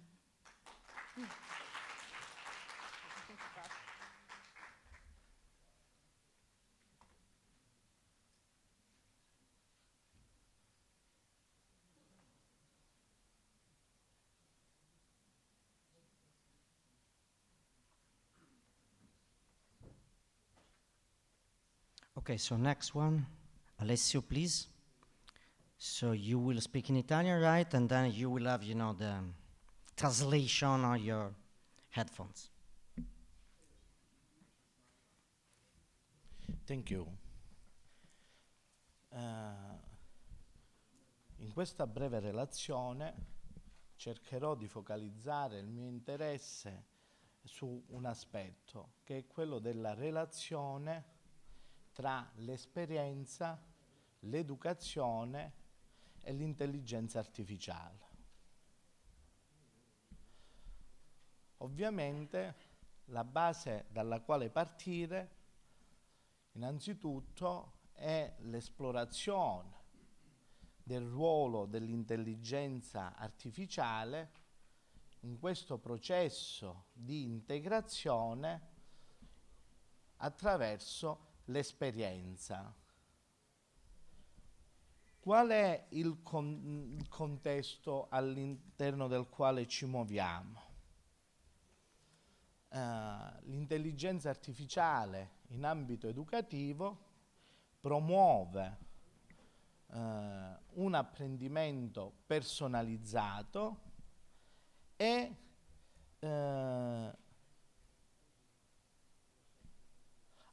automatizza l'attività. Il focus però sul quale stiamo riflettendo anche come ricerca con il professor Fortino è quello della sistematizzazione in ambito didattico dell'utilizzo dell'intelligenza artificiale per promuovere quello che in ambito educativo viene considerato apprendimento significativo e profondo. Ovviamente la sistematizzazione didattica in ambito educativo, oltre a promuovere lo sviluppo di competenze in senso pieno, e qui si aprirebbe una discussione tra conoscenze e competenze, appunto è quello di orientare attraverso lo sviluppo di queste competenze al cambiamento in relazione allo sviluppo della cittadinanza. L'esperienza in relazione all'educazione innanzitutto identifica un aspetto che riguarda l'apprendimento pratico e contestuale, struttura la conoscenza formale e l'utilizzo dell'intelligenza artificiale in ambito educativo promuove appunto processi di personalizzazione per il potenziamento dell'apprendimento. Ovviamente questo passa appunto da una sinergia affinché l'utilizzo dell'intelligenza artificiale che favorisce l'esperienza promuova appunto un apprendimento significativo e profondo. Al cuore del nostro focus, al cuore della nostra ricerca c'è John Dewey, Esperienza ed Educazione del 1938, focalizza l'attenzione sul ruolo e l'importanza dell'esperienza in ambito educativo. Ma che cos'è l'esperienza? E come l'esperienza può essere favorita dall'utilizzo dell'intelligenza artificiale in ambito educativo? Ovviamente l'intelligenza artificiale promuove una continuità e un'interazione che parte dal ruolo centrale del docente e dal ruolo della formazione digitale sull'intelligenza artificiale del docente. L'intelligenza artificiale quindi è nelle condizioni di promuovere un ambiente esperienziale. Ma l'intelligenza artificiale supporta o ostacola lo sviluppo di competenze? L'applicazione dell'intelligenza artificiale passa per un apprendimento personalizzato, tutor virtuali, la possibilità di fare delle analisi predittive sugli studenti, l'automazione amministrativa, sistemi di tutoraggio intelligente, feedback automatizzati e valutazione formativa e l'utilizzo di piattaforme appunto per il supporto degli studenti. Ovviamente l'intelligenza artificiale in ambito educativo promuove delle sfide e implica una riflessione sulle considerazioni etiche per ciò che riguarda la privacy e la protezione dei dati, i bias, i cosiddetti pregiudizi, la dipendenza dalla tecnologia, il concetto di equità e di accesso, il bilanciamento tra l'intelligenza artificiale, la tecnologia e l'etica, la formazione di un uso responsabile del digitale, ma al centro rimane il supporto e l'importanza che almeno in questo momento ha la guida umana. Ovviamente l'esperienza pratica con l'intelligenza artificiale promuove simulazione e realtà virtuale, laboratori virtuali e una formazione per scenari. Concludo, l'intelligenza artificiale, dal nostro punto di vista, riprendendo l'analisi di John Dewey, potenzia l'apprendimento, può potenziare l'apprendimento, rendendolo efficace e significativo. E in questo processo il ruolo dell'esperienza è fondamentale per far crescere una relazione educativa efficace. E stiamo forse andando verso quello che viene considerato un nuovo ecosistema, che nasce appunto dal rapporto tra intelligenza artificiale e apprendimento.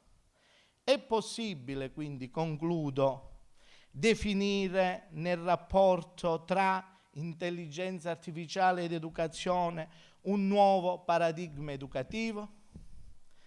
Secondo il mio mentor, il professor Spadafora, è possibile, perché solo l'esperienza e l'apprendimento sono collegati all'educazione, come teorizzato da Dewey, e solo se consideriamo l'esperienza come un'importante combinazione tra il metodo scientifico e lo sviluppo dell'apprendimento. Forse solo in questa prospettiva l'intelligenza artificiale e l'educazione possono diventare un paradigma centrale per promuovere una possibile scuola inclusiva in un mondo complesso e basato in questo momento storico sul disordine geopolitico. Grazie. So thank you, Alessio, and dulcis in punto, please, Cristina.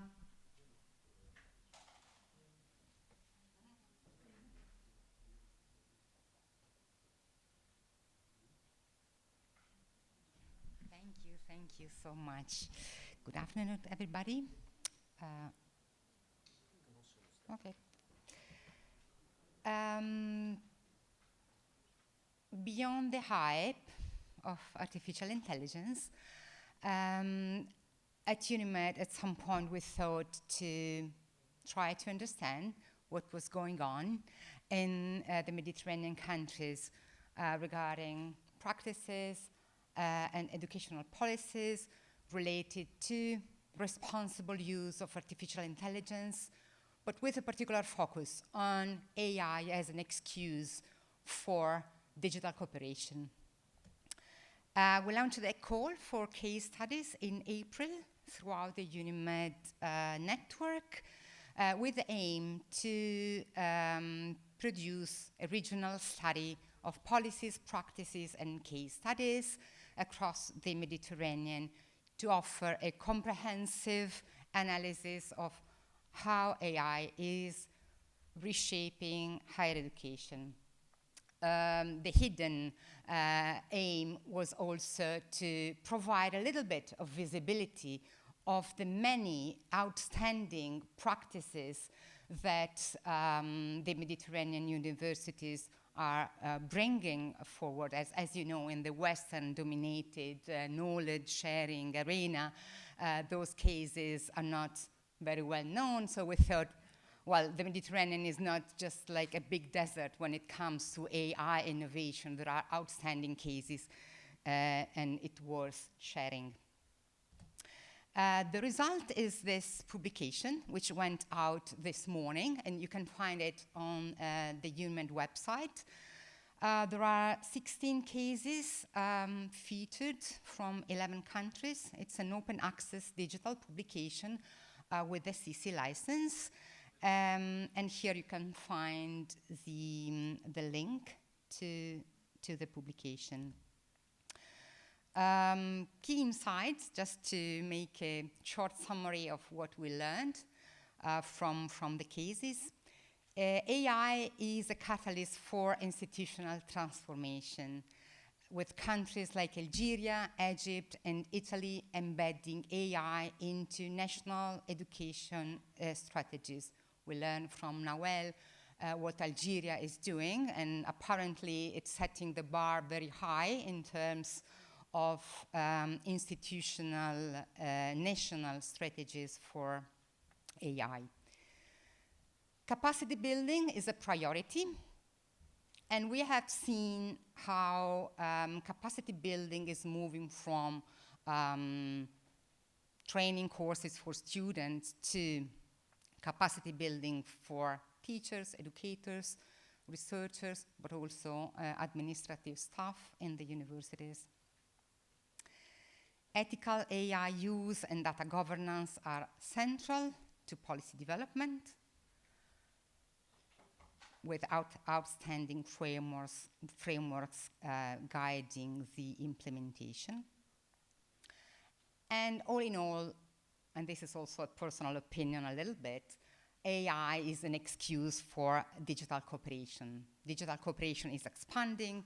There are other initiatives that support multilingual learning, virtual mobility, virtual exchange, cross-border curricular development. When you will access the publication, we tried to figure out a roadmap for digital cooperation in the Mediterranean with different steps based on the level of maturity, starting from framework for ethical AI principle and standards at regional, national and regional level. The implementation of policies for ethical use of AI and data privacy.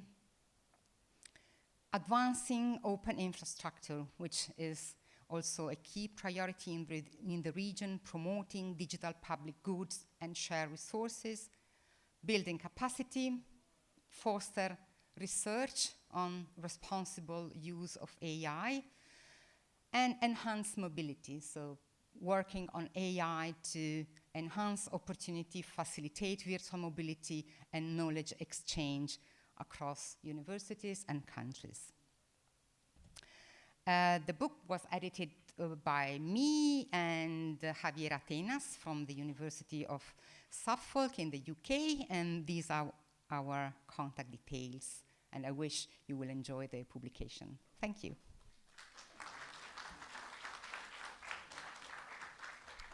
Thank you, Christina. Now we open the dance of questions. We got 3 questions for the panelists. Okay. Sorry, we got Roberto. Sorry. We got Roberto Trinchero online, so I forgot him. Pardon. Okay, great. Roberto, you are there? Buongiorno a tutti e a tutte.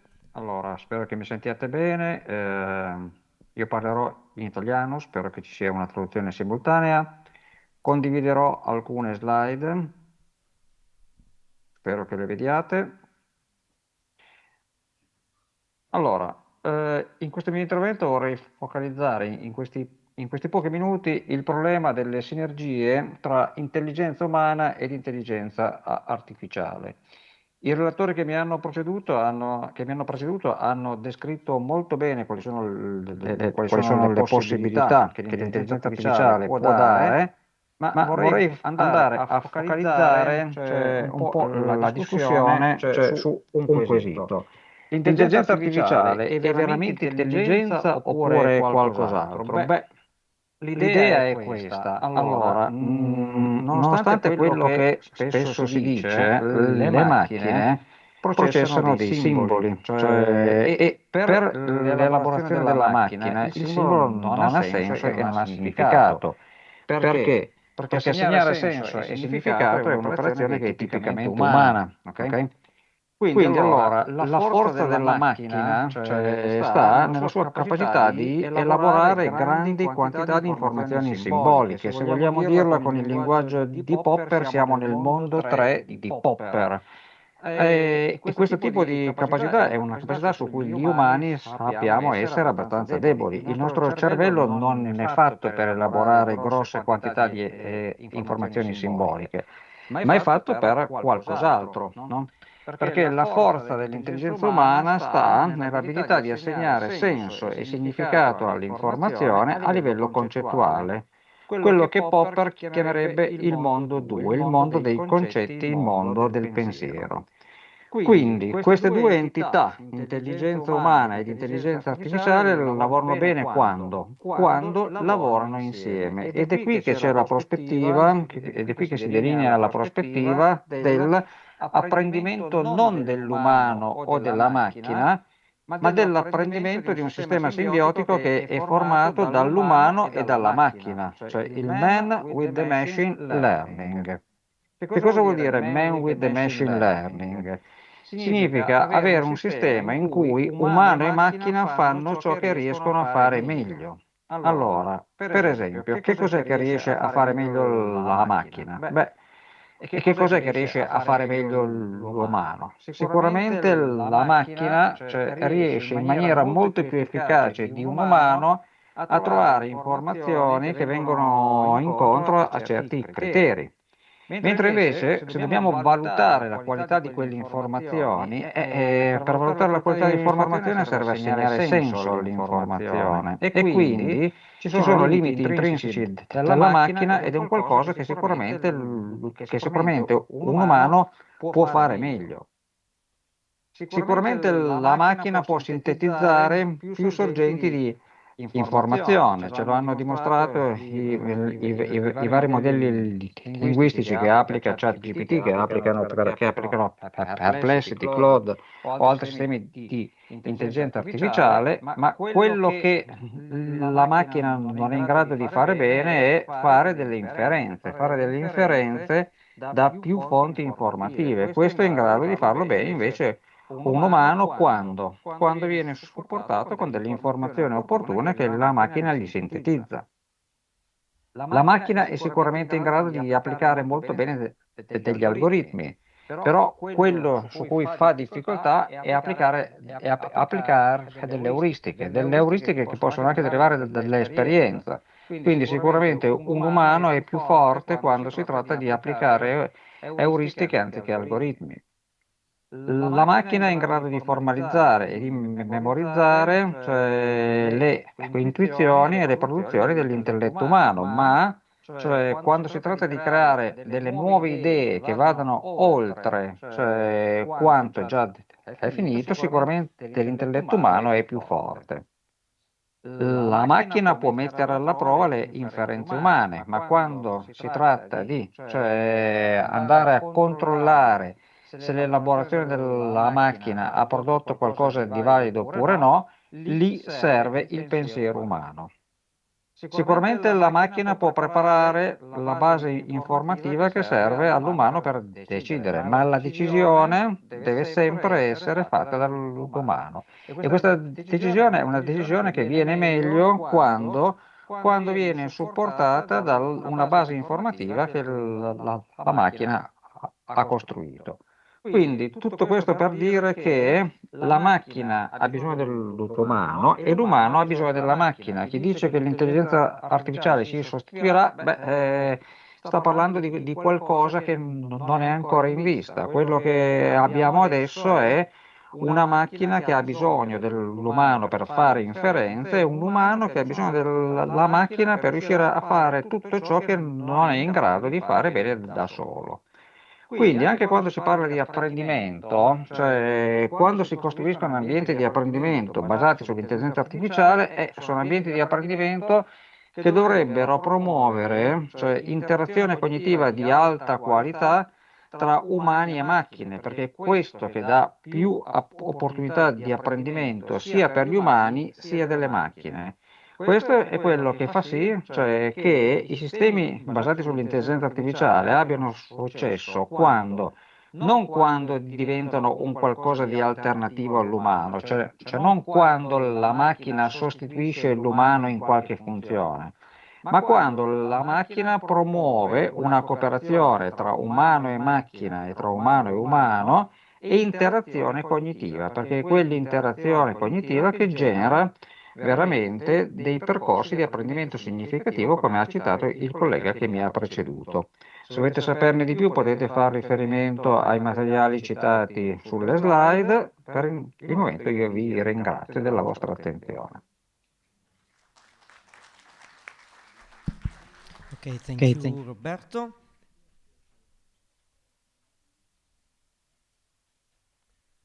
Okay, now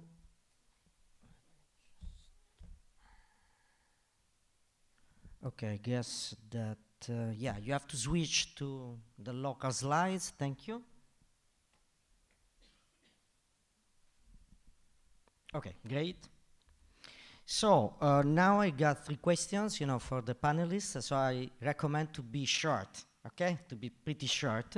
So the first one is the one you can read. From your experience perspective, what is the status of the introduction of artificial intelligence in the education system, specifically impacting teachers and students, not only, but in general, and particularly in the Mediterranean area? So not everyone could reply, just some of you. Nawal, you wanna, please? I think that from the experience that we have witnessed in Algeria, there is, obviously there is an introduction of AI. But I believe that before speaking of AI, we need to speak of the tools, the means, the infrastructure. And because AI is put at a certain ladder. So I think that the status now is, first of all, to speak about the shift of how to use it by understanding the needs of it to use AI, but also, at the other hand, what do we need in order to apply it? So the status here is, first of all, to look at the infrastructure, if it is available, to look at the knowledge and the mastery, if we really master the things that we have in hand, because sometimes when you don't know what you have, the thing that you have becomes dangerous. So we need to have an awareness about what we have. We need to have an awareness of how to use it and where to put it. We need to put it in wise hands and with wise people and in its appropriate place. The appropriate place is, to me, to make the humans develop, to feel this prosperity, to make equality, and to make peace. So, to me, artificial intelligence is used for the human person. We can think of research and innovation in this aspect, but not as a main topic to develop only without looking at the surroundings and at the contexts. So we can do this, but put it in our minds, put it in our heads that all this is done for the people, for the societies, for the world. So now the status and the experience makes me think of defining what are the aims, the objectives, the emergency, and where to put this technology, because this is the most important thing to understand if we want to make this appropriately developed in our institutions, higher education institutions, but also users at a wider level. And the cooperation at the level of the Mediterranean is exactly what we are doing here. We have shared very interesting ideas since this morning about what is going on with the different actors, UNIMED, the European Commission, the Union for the Mediterranean, ETF, and so on and so forth. I think that we can sit all together in the same table and think of how to develop all these ideas so that we can make use and benefit of them equally on a win-win basis. Thank you. Okay, thank you for your answer. Guess we got time for another one. I don't know, Cristina, Alessio, you would like to say something? Alessio, no? Cristina? Maybe based, on the book, Apart from agreeing with every single word that Noel mentioned, I think the baseline is to see how AI is a tool for inclusion and exclusion, keeping an eye on the people first, beyond the hype. Okay, thank you. Alessio, please. Sì, io volevo aggiungere una cosa. È importante che oltre alla introduzione strumentale dell'utilizzo dell'intelligenza artificiale, è necessario che gli Stati, la Comunità Europea, un po' tutti i Paesi, si dotino di linee guida o comunque di strumenti programmatici per far sì che l'intelligenza artificiale diventi uno strumento a tutti gli effetti utilizzato in maniera sistematica e non episodica. Okay, thank you, Alessio. I would pass to the second question. Again, from your experience perspective, in which way AI is impacting the school, university as an ecosystem in terms of policymakers, government laws, and so on and so forth? Now, please. Yeah. I think it's that this development of AI is really affecting the development and impacting the development at all levels. Why? First of all, if we think from a positive side that AI is bringing something really beneficial, we need to think of the students that we are preparing today and their degrees. How would they be valid in 2030? Because if we think of the professions that we have today, in 5 or 6 or 7 years, they will no more be the same. So by introducing AI, just as an example in translation, now we have many apps to translate things from one language to another. So if we have students that have a specialty in translation, I think that we need to think it over in how to make them graduate and what they will do with their degrees. So the first thing to change is the nature of the degrees that we are giving to our students, and think of how they will be useful in order to find jobs. This, of course, when we think of our students and how to train them, we automatically will change the whole ecosystem. We change the way of how to look at them.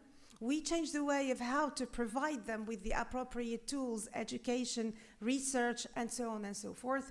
And this, of course, entails a change in the mentality, a change in the university governance in general, because we need to have new rules that are appropriate in our today's governance and rules. We don't find things that exist, and we find ourselves in a gap of how to manage them financially or else. So I think that now we need to review the governance, we need to review the laws, and we need to not only make these laws from politicians only, but now I think that the educators, the politicians, the students, the stakeholders, all should be incorporated and included in any decision that we can make in favor of the future of the new generations. Okay, thank you for your answer. I guess we have to move to the last question, then we can give, some chances, for the audience to ask some question. So the last one is, from your experience perspective, what is the impact of AI with respect to ethical issues and democracy? So maybe Alessio, if you'd like to, please. Grazie.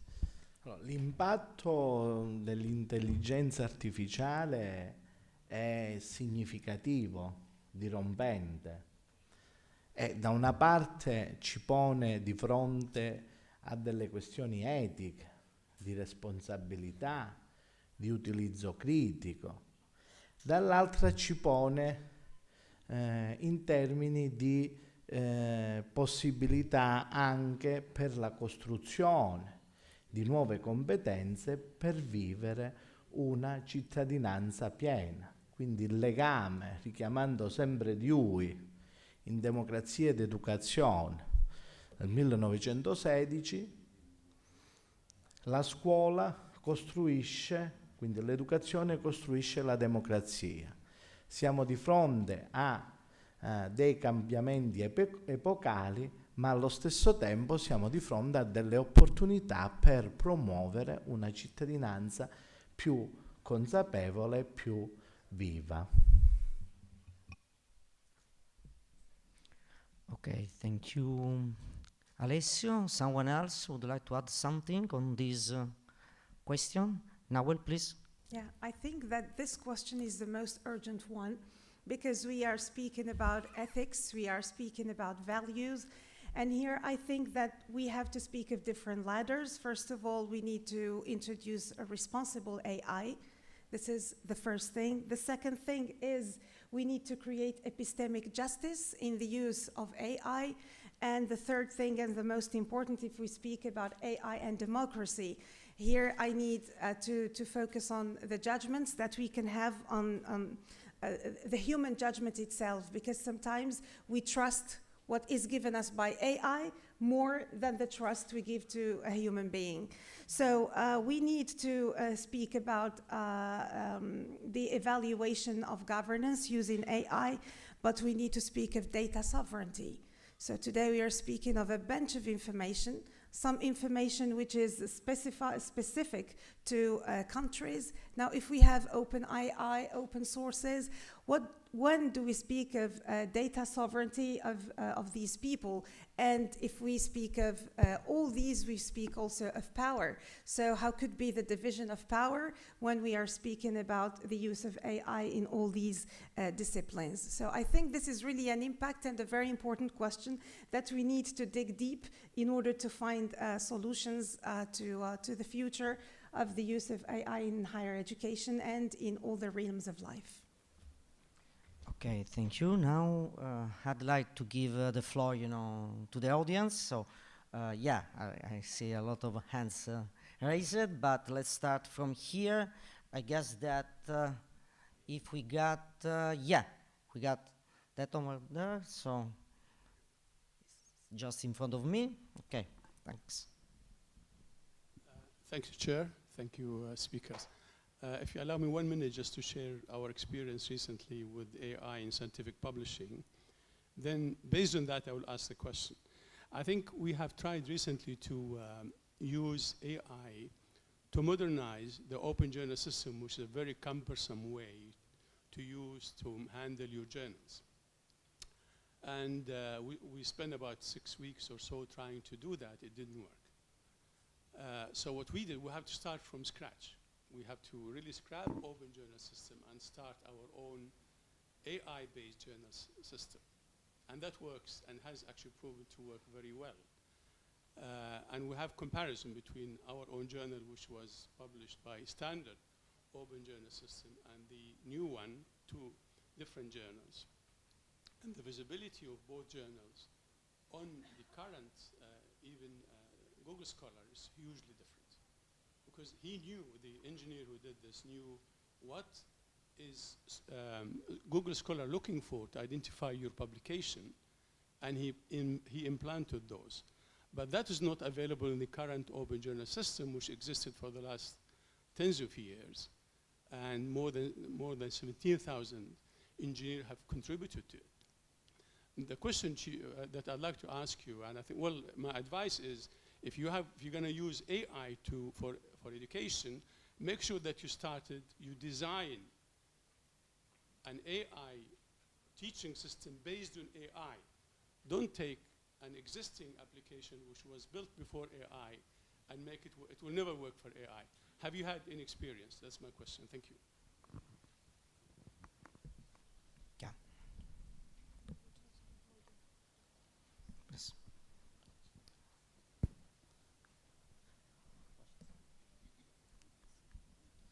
Thank you very much. This is Talib from Arbil Polytechnic University, Kurdistan region of Iraq. It's wonderful presentations. Regarding AI, actually, nowadays it's very common and very popular among all teachers and students. So regarding AI, how can university and teachers make sure that students can use it properly, apart from the other type, you know, because it affects creativity. AI is kind of data which is driven by human, that data put it on computer using technology, and it produces what we wanted. But the question is here, how can we make sure that does not it affect the creativity of people? Because we have to mention the downside of the AI.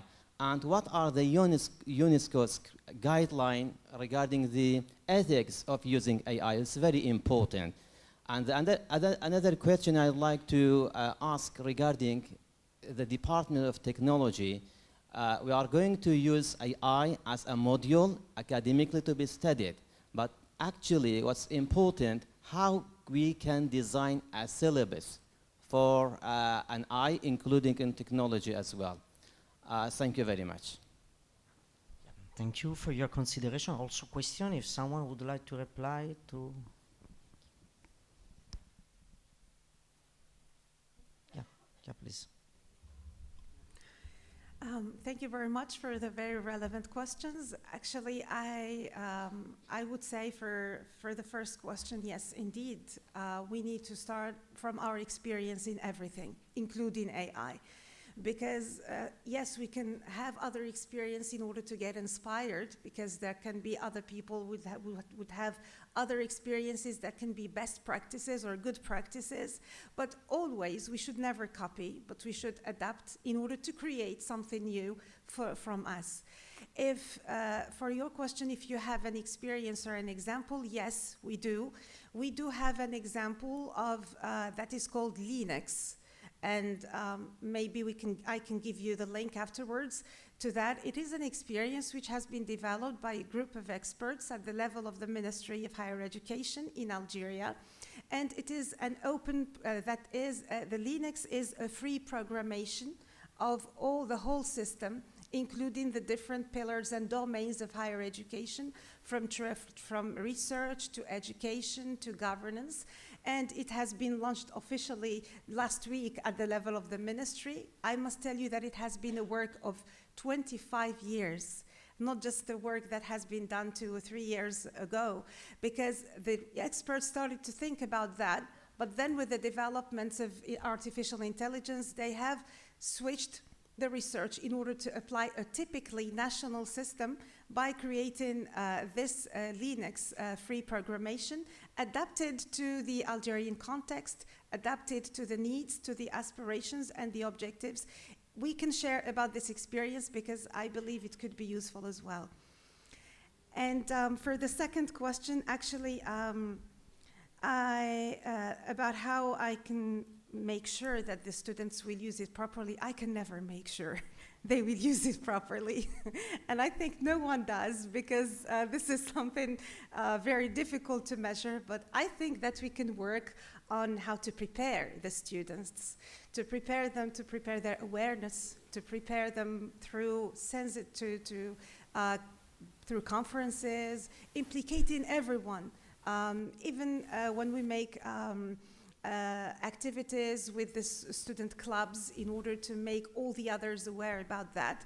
And also, I think that in the experience that I have presented, of course, I just had 5 minutes to do it, but the white paper, which has been developed by the Algerian ministry, contains a number of ethical issues that can provide guidelines in order to help support our students be more aware of the use of artificial intelligence, not to kill their creativity, but to the contrary to that, help them support that. I think that we as educators need, first of all, to change our paradigm and to think of new ways of evaluation, new ways of teaching, new ways of giving credits.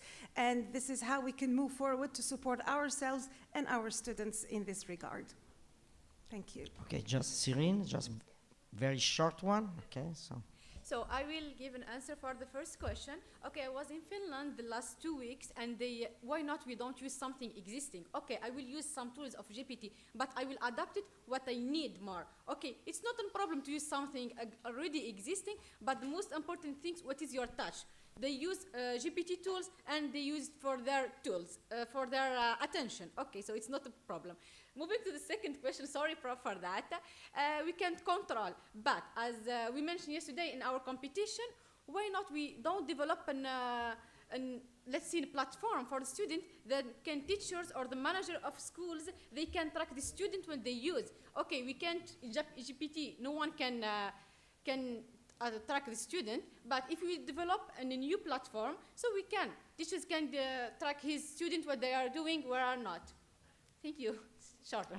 Okay, thank you very much. I know there are other questions, but I guess that we have to cut here because I see Marcello that no, there is room for another one. Okay, a room for another one. So maybe yeah. Okay. Yeah, maybe the last one, and then of course offline you can approach the panelists.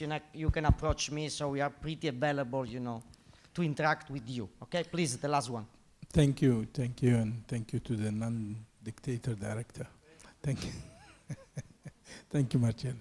I think it's we use at FAO and promote artificial intelligence in many sophisticated and very essential programs for sustainability. Among them, the best now is intelligence or precision irrigation system that use AI to measure the right time for irrigation, the precise watering system, and maintains, and we've started already with Morocco, Egypt, and there are a few good examples in Jordan as well. And we developed those also for teaching. So we wanted students that are recent graduates from agriculture faculties to learn about the systems for our future of water scarcity. The question comes, how far low can we go in the education system to start bringing awareness at primary school, secondary school?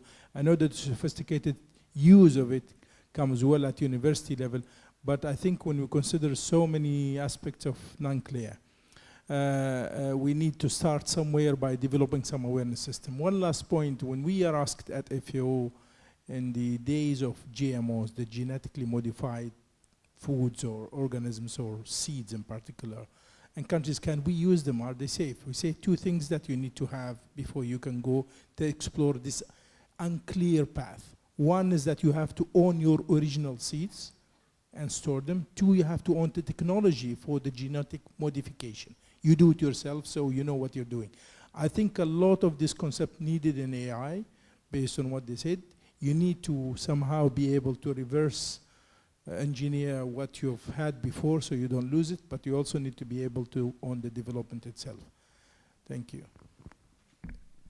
Someone of you would like to just quick reply? Well, I can't disagree. Of course, I agree about all what you said. Indeed, if we want to speak about a plan, about a national plan or a Mediterranean plan of introducing AI, we cannot only stick and put it at the level of higher education, but it is a philosophy and it is a culture. And that is why we need to start from the lower levels. I mean, we can adapt the teaching of AI to all levels of education, starting from primary school. And we can develop contents that can be fit to every scale. This is how we can start making this awareness gradually, and also studying what are the needs and prospects in every field. And yes, there should be always, as has been introduced previously, thinking of creating something which is your own, benefiting from the other experiences, but you can't benefit yourself if you don't have a mastery of what is developed. So examples like that can just support the idea that there are benefits for everything, including AI. Let's take the benefit, take the advantage in order to make it develop according to the needs of everyone, and also according to the aspirations that not work the person or the country, but work the whole ecosystem, because by the end, the development of each and everyone is the development of the whole ecosystem. Okay, great. I guess that we came at the end of this panel, so I'd like to thank, the panelists for their great contribution. Also Roberto online, okay, and thanks a lot. Again, approach the panelists even offline in order, to interact with us, with them. Okay, thank you very much. Thank you.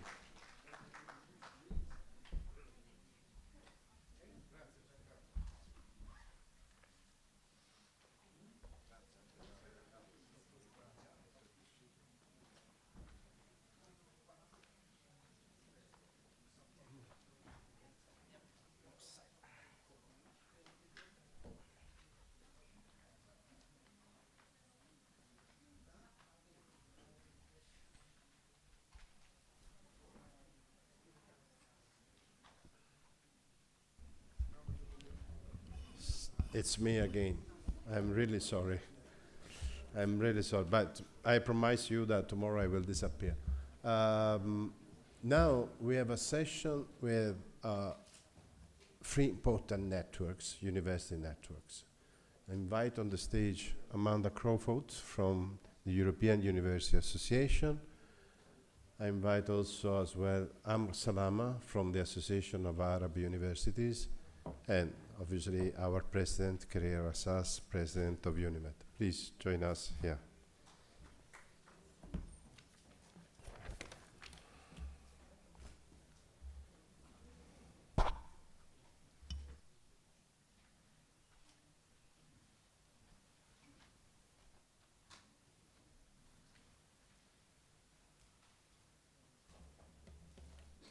Okay.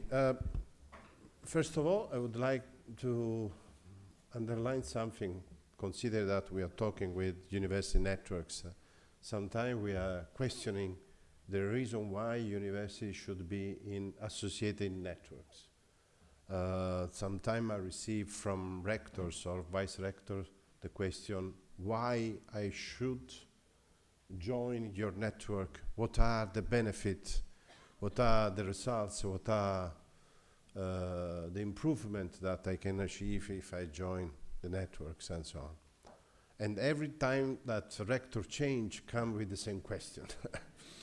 what are how many networks we are, what I do, what we do, what we are able to do, and so on and so on.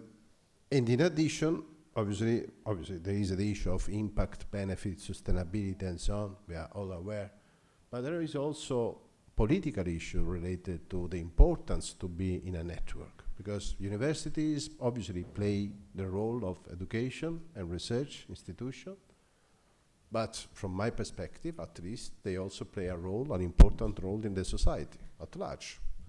They play also a political role, let me say. And considering the current situation, I would like to start first asking to our panelists, important networks representative, what they think about how university should approach internationalization, in particular looking at the Mediterranean region, considering the problem that we are facing, and what specific initiative or activities these organizations are undertaking to contribute to maintain internationalization of universities as an important priority. We start first with Amanda. Please, Amanda, the floor is yours. Thank you very much. Good afternoon, everybody. It's a pleasure to be here with you and to learn more about UNIMED today. It's been really interesting. Just before I answer the question, just in 30 seconds, I would just like to introduce briefly EUA for anybody who doesn't know who we are. I know a lot of you in the room are our members, which is great, but for anybody who doesn't, we're an association of approximately 900 members. That's mainly universities, but also the national rectors' conferences, so the national university associations in 35 different countries. Across the whole of our membership, we cover 48 countries, so it's Europe in its very kind of widest definition of Europe, everywhere in the European higher education area. And we do a mix of advocacy activities, so lobbying on behalf of universities, horizon scanning and evidence gathering, and also fostering collaboration between our members, peer learning and best practice and so on. So that's just in a nutshell for anybody who was thinking, what is EUA? So to answer your question, Marcello, internationalization. I think the first thing I would say is a really obvious point, but I think it's worth repeating, which is that internationalization is crucial for universities. I think we all know that everything we do has a global dimension. I mean, just to give you one example, the Sustainable Development Goals. Universities have a really important role in meeting the Sustainable Development goals, and international collaboration is enshrined in these. So it's really important, and it's not just an add-on. I think one thing we feel is sometimes international collaboration is treated like it's a nice extra for universities on top of their core business, and it's not. It's actually, it's the lifeblood of universities. So I think we really feel strongly that this is absolutely an essential part of the mission of any universities. In terms of Mediterranean collaboration and why collaborate with the Mediterranean region, I think from a European perspective, the countries in the southern part of the Mediterranean are our nearest neighbours. It's as simple as that. It makes no sense not to collaborate with the people that you stand next to. So I think, you know, there's such a history and tradition of partnerships there as well. In terms of some specific initiatives and what we've done at EUA in terms of European cooperation, we have a long history of cooperation and dialogue with the Arab universities. We work with the Association of Arab Universities. We have had projects in the past, and we work together still today, and also with UNIMED, and many of your members are also our members. So I think we have a very good collaborative tradition. I have to say we've probably done less about direct Mediterranean collaboration in recent years because we took the strategic decision in 2022 to, together with partner organisations around the globe, start a new global university forum. So this is called GWAF, the Global University Associations Forum. It includes the Association of Arab Universities, but also universities in other regions of the world. And this was in response to COVID and the fact that we thought there was a real need to do more global dialogue, not just kind of local regional dialogue. So that's been a lot of the focus of our international activities recently, but that doesn't mean, of course, that we don't care about the kind of bilateral collaborations and the Mediterranean level collaboration. There's always a place for these where our interests align, and I think there's lots of places where our interests do align. And then just to mention another area that we work in this space is we have done a lot of work, we still do a lot of work around support for higher education reform experts. We have a project some of you may be aware of called Sphere, which is very much looking at kind of national reforms and training of national reform experts and Erasmus Plus offices in European neighbourhood countries, which obviously includes the Mediterranean region. And that's been extremely valuable and something that we really kind of put a lot of efforts into with our partners in that project. And then I think I'll just finish this first answer by saying it's been really interesting today to hear about some of the plans more and hear about from the Commission the Pact for Mediterranean and what might be coming up. And I think it would be really good if this gives some new impetus to our collaborations going forward. And I think I can see lots of areas there where there are things that we can look at doing together. So I would say watch this space. Thank you very much, and we count obviously on your support to push more and more the European Commission, because obviously EVA have an important capacity of advocacy with the European institutions. From your perspective as Arab University representative, internationalization, if we are in a potential crisis situation or not?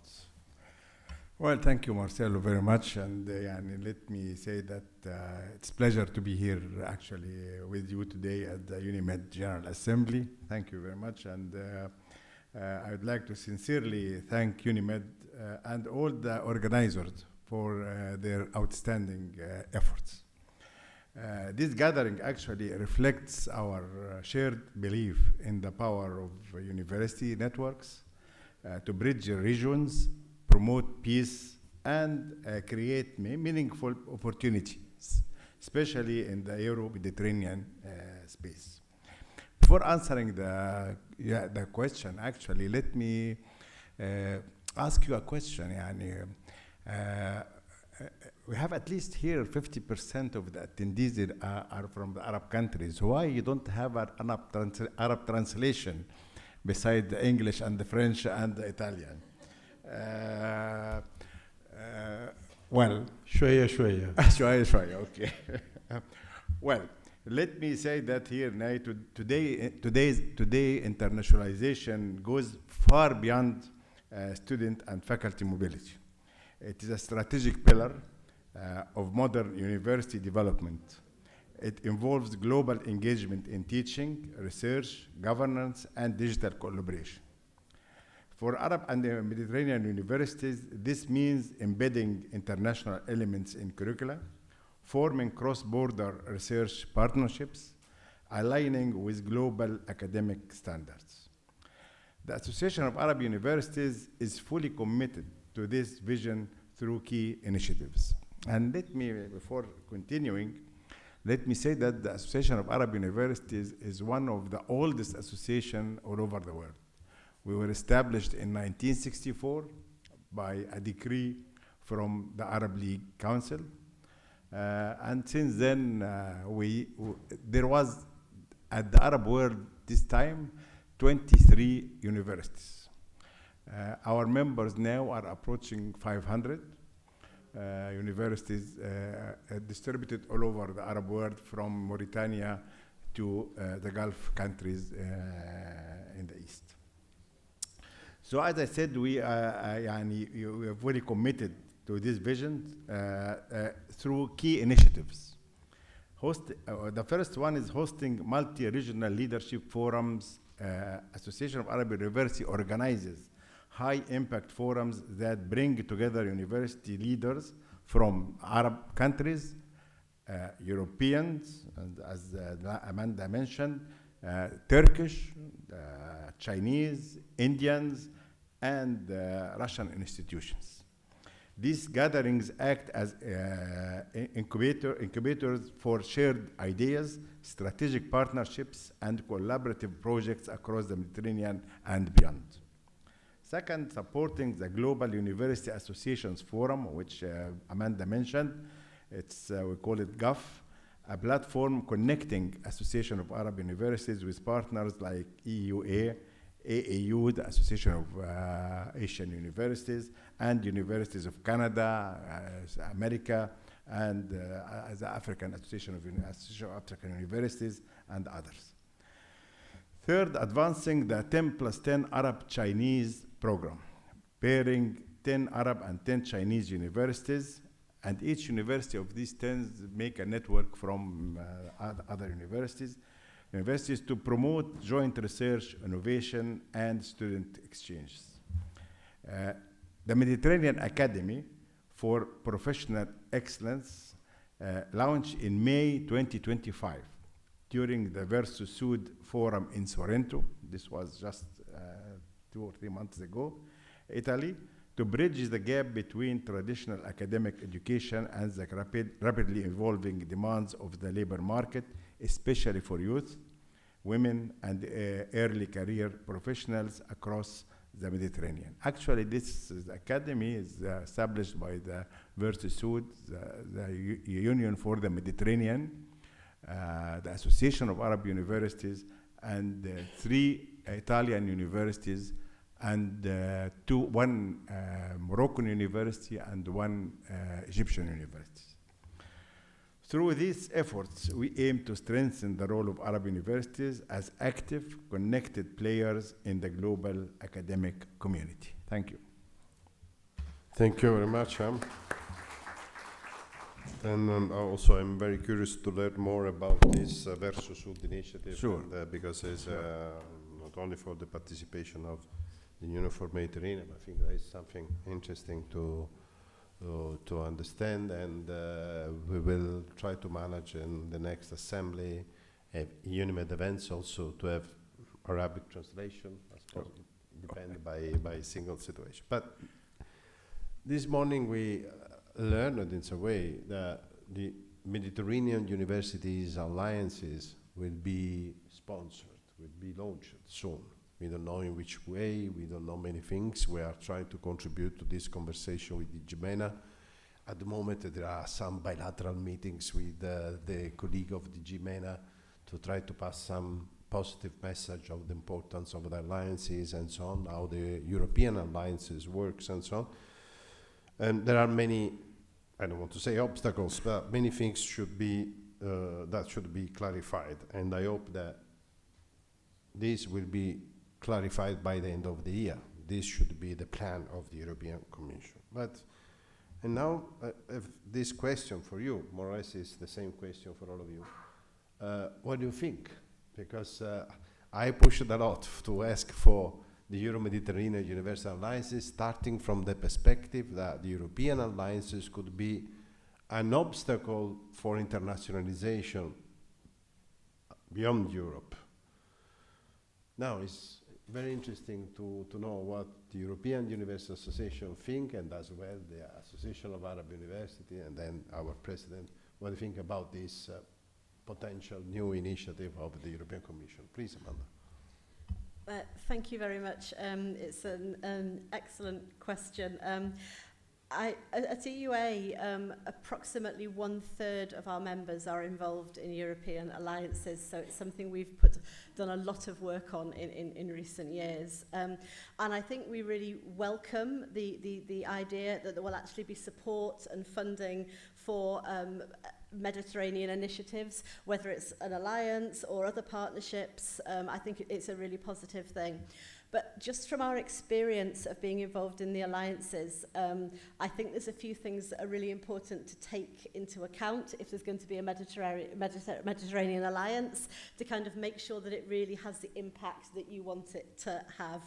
So the first thing I would say, I completely agree with the point that Marcello made this morning in one of the sessions about the fact that a Mediterranean alliance doesn't necessarily have to look identical to the European alliances. It may have a slightly different characteristic or different features. It needs to be appropriate to the region and appropriate to the needs. Related to that, I think before they start being established, whether it's one pilot or more than one pilots, it's really important to be clear why it's being done, what the aim of the alliance is, and what it is going to do. It's very difficult to find the appropriate partners to be involved in something if nobody knows what it is they're getting involved in. So I think you need from the outset clarity over what it is and why it is, and also transparency in the way it's set up, because it won't work unless you have the buy-in of the research community, the higher education community, and also policymakers who are going to need to support this and ultimately fund this. So I think that clarity and transparency right from the beginning is really important. Then a few other points, and I have to say, if this sounds slightly negative, it's not intended to be. I think the alliances are a great instrument. I think they really have a good structural impact. I think they're hugely welcomed, but I think there are some things that we have to be clear have not been very easy about them so far. So the first thing I want to say in this list is they take time to do. It's a really obvious point. You can't set up an effective, sustainable alliance overnight because you need to build trust within the partnership. You need to build kind of common vision and shared values within the partnership, and you can't do that quickly. So it shouldn't be seen as a quick fix. It should be seen much more as a kind of long-term sort of structural project. They're also really demanding in terms of governance and management if you're going to get them right. So again, you need to know that people are really committed to actually being part of it if it's going to be successful. Related to this, we find from our work with the European universities that it's really important to make sure that any institution in an alliance has buy-in and engagement at lots of different levels within the institution. So you need faculty involved, you need students involved, but also really importantly, you need the support of the leadership of the university. You need proper commitment and time from the university rector or president or senior team to actually make this work.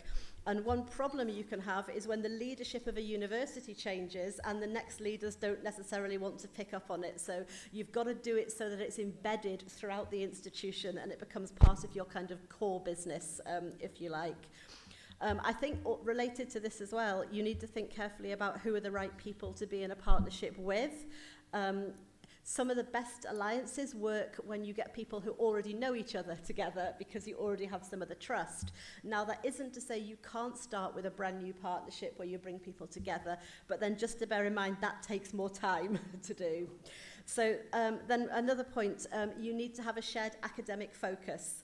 So you can't just have an alliance that's set up for the purpose of having an alliance. The point is you've got to come up with a theme, a proper, something that you're actually working to, because you need to kind of share that vision and you need to share that sort of sense of what you're actually doing and why you're doing it. Then a couple of other just final quick points. I think you have to be realistic about what it can achieve and not overload it with objectives. If you try to do too much, you'll do none of it. And you need to think about the funding aspects of it. And this is not just how it's funded immediately, it's how it's funded in the long term, because you want it to be sustainable. And so it's going to need core funding, so it has to come from somewhere. So, I mean, I think it's never too early to start to have these discussions about what does the long-term future of it actually look like. And then I think my last point I want to make is if you have, let's say you have one alliance or you have 3 alliances or you have 10 alliances, it is still never going to include everybody in the university community. You're only ever going to have a small number of institutions actually involved in the alliances. Now, that's not a bad thing. You can't have everybody involved. They need to be manageable, but you do need to think about what is going to be the impact on the rest of the sector. So, for example, you don't want a situation where there is a two-tier system, where there is lots of extra funding and attention and resources for people in the alliances, and then everybody else is kind of considered sort of, second tier, not in an alliance. So you need to really think about what the alliances are going to do, or the alliance, or however many there are, in terms of outreach with the wider community to make sure everybody gets some actual benefit out of it, which goes back to what I said at the start about transparency and buy-in of everybody concerned. And then maybe just a very final point, and this is just my personal opinion. I know it's interesting that the Commission earlier were talking about an alliance, and I've heard other people talk today about several alliances. I think there's a debate to be had about, how many. You don't want to do too much too quickly. But on the other hand, if you have more than one alliance, you get to try different models and different ways of doing things, and you can look at different themes. So, but I think all these are debates that you have to have before you start actually doing it. And now I'll stop. Thank you very much, because very important tips and suggestions for us and also for our colleagues of European Commission. We will try to transfer this message to DG MENA. Some of them are already in our position paper. Kyrie, we already know your internationalization agenda, because you already did during your previous speeches. But what do you think, not only as UNIMED president, but also as a representative of Palestinian University, what do you think about the Euro-Mediterranean alliances? What could be, from your perspective, obstacles, challenges, but also eventually positive things that you have to underline on that, please? Yeah, thank you. Well, I mean, this session is very unique and probably one of the very first and only sessions, because it encompasses like three prominent networks: the European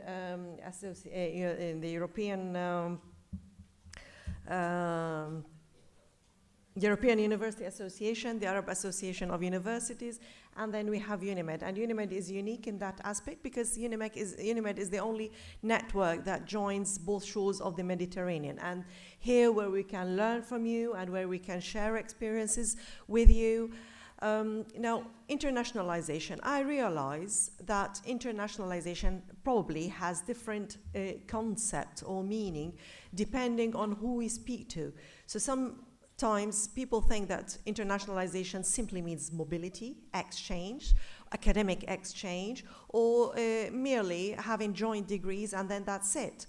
But with this global village, internationalization has gone beyond that concept. It's not about sharing experiences only, but also the use of AI, how it has helped facilitating exchanges to virtual exchanges and having more and more connections with different regions, with different countries, and so forth. Yet, some countries, some universities, some regions believe that they just don't need to internationalize because it's an additional burden to them. And what additional work, and how can we benefit if we have more internationalized institutions? It's probably more effort, more time, more financial resources, more human resources to be devoted into that aspect. But when we look into the benefits of what internationalization could bring, particularly if we look at the Sustainable Development Goals, if we look at inclusive universities, if we look about how we can be connected to the industry, to the business sector, to the civil society, internationalization and institutions simply step in where political platforms cannot resolve these issues. So in this aspect, internationalization and networks, it's merely about sharing, about learning, about benefiting one another, and about broadening the platform of academia, not to be a stand-alone platform, but also to be interconnected to other aspects of international arena, where resources could be diverse, where experiences could be shared, and where capacity building that we are all talking about could be advanced in that aspect. So I understand that there are disparities between different countries or different institutions vis-a-vis internationalization. Where do you want to get to, or how can we internationalize? Also, the language barrier could sometimes be a challenge. And by the way, Arabic is one of the formal languages of UNIMED. We see your point, and we will work on it. So probably it will be a suggestion and a good idea for the alliances to be focused on different topics, on different action plans, particularly when we all agree that the main challenges are, like public health, climate change, water scarcity, AI, cybersecurity, and so forth. And then why not probably create groups or action plans, and then those alliances, rather than duplication, could work on these plans. And then when you have the different networks, that we can all have working groups all together. And this is how we bring up the ideas together. One last point, I know everybody's tired, but one last point that we always probably fail to include, but we should include. And I'm happy here to see one of the students, the PhD students that was included in the previous panel.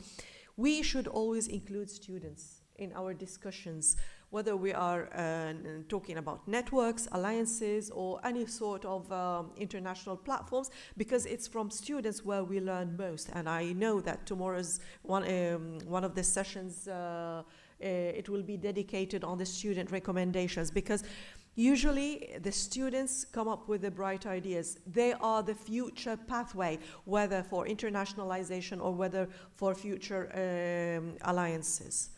So that's it for me. Thank you. Thank you, Kerie. And obviously, as well, I fully agree with your comment on the alliances, in particular on students and the thematic dimension. But it's now time to listen to Amr Salama perspective on the alliances. Please. Well, thank you. Yes, I am enjoying listening to Amanda and to Khairia. They are doing very well, actually. Yeah? Well, let me say that on behalf of the Association of Arab Universities, we encourage working with other associations and with other groups, actually. So in this case, let me say that we fully support and welcome the European Commission initiative. But to ensure the success of this important initiative, we in the association offer the following recommendations, actually. There are six points, actually, and I'll say them very quickly. The first one is inclusive governance. And here I am saying that Arab universities should be equal partners, not just participants. A joint EU-Arab steering committee should ensure balanced leadership. Second, shared priorities. The alliance should address key Mediterranean challenges, as mentioned just now: climate, migration, youth employment, water security, and digital innovation. Third, the pilot clusters. Start with small groups of EU and Arab universities to test joint degrees, mobility schemes, and research initiatives. Fourth, equity and support. Provide technical and financial support to universities in conflict-affected or low-resource contexts. And this is in the Arab world, we all see what's happening in some countries. Fifth, policy dialogue. engage ministers and the regularity bodies to ease mobility and ensure qualification recognition. Sixth and the final point here is that sustainability, to ensure long-term commitment and stable funding, not just a short-term pilot. This pilot can be a turning point for real collaboration and mutual benefit in our region. Thank you. That's it. Thank you. If I may, Amra, I have an additional question, because this morning European Commission representative Michele Amedeo mentioned clearly that in the pilot of the alliances there will be also space for university from the Gulf. Yes. Which is quite new, is totally new for the Euro-Mediterranean cooperation, because it was just North Africa and Near East. Yes. What do you think about that? Yes, I think this is, for me as the Association of Arab University, we are very happy to hear that, because our members are, and it starts from the Gulf in the east, so we have all the Gulf countries, till the, in the west, Mauritania in the west. So usually, if we have such an alliances, and if we take apart and exempt the Gulf countries, it will be not good for our association that we are taking part of our. So, well, we are happy that the Gulf countries are included. And we are happy as well that here the Association of Arab Universities will have an input which can add to the role of UNIMED. Thank you very much indeed. And now we move to another. Sorry, can I just add one point about sure. it? Sorry, I forgot to say this about the alliances, that I just think we need to bear in mind that the alliances are one model of collaboration, and they're great. No, I'm not criticising alliances, they're a really good model, but that doesn't mean we shouldn't be continuing support to all the other types of collaboration and international partnerships. So I think, the last thing we want to see is any lack of funding or damage to anything else, and we have to understand that alliances aren't right for everybody, so we've still got to support the things that other universities do. Sorry. Thanks. It's very important. This is exactly what I mentioned before, asking the European Commission to continue to sponsor the capacity building dimension, because with that we are able to involve many universities. At the moment, for instance, we are partner or coordinator of 17 capacity building projects, which is something very interesting and important for our collaboration. Now, I have another question, and then we go for the conclusion, but another question, because we discussed about the future, the alliances, that in a way represent not only a new initiative, but something positive message from European Commission, and I think that has been clarified that is very well accepted by networks and universities. But we know that in the Mediterranean region there are obviously crisis situation, and which role university could play on that. We were very active in try to help universities to welcome refugees. We will have a session after this session discussing about this particular important topic. But there is more than this that university can do. EWA, for instance, is engaged in various initiatives, some of them jointly with UNIMED, to support refugees and refugee-like students and scholars within higher education, as well as universities grappling with critical challenges in their own environment. Considering the crisis and the conflicts affecting the Mediterranean region, what is your assessment of collective and appropriate commitment of European universities to be more engaged, to try to answer to that crisis, or at least not to answer, but to contribute to support universities that are in a crisis situation, and if there is room for improvement from your perspective, discussing with leaders of universities around Europe? Thank you. So yes, I mean, I don't want to kind of talk at length about the whole kind of researchers at risk, scholars at risk area, because that's coming up in the session. But one thing I would say is that for those who may have not seen it, we recently were a co-signatory along with Scholars at Risk and UNIMED and many others of a statement that came out of the recent Inspire Europe Forum, which basically calls for funding for a permanent European fellowship scheme for researchers at risk, something that's long-term and country agnostic. It's something we've been arguing for a long time, and also really prioritization of issues around researchers at risk and academic freedom in the new multi-annual financial framework of the European Commission. Now, on the subject of what can universities do, one thing universities can do is take part in the lobbying and the advocacy for this to try to help us actually get this. I think that that universities in Europe, you know, are kind of committed to support and to help.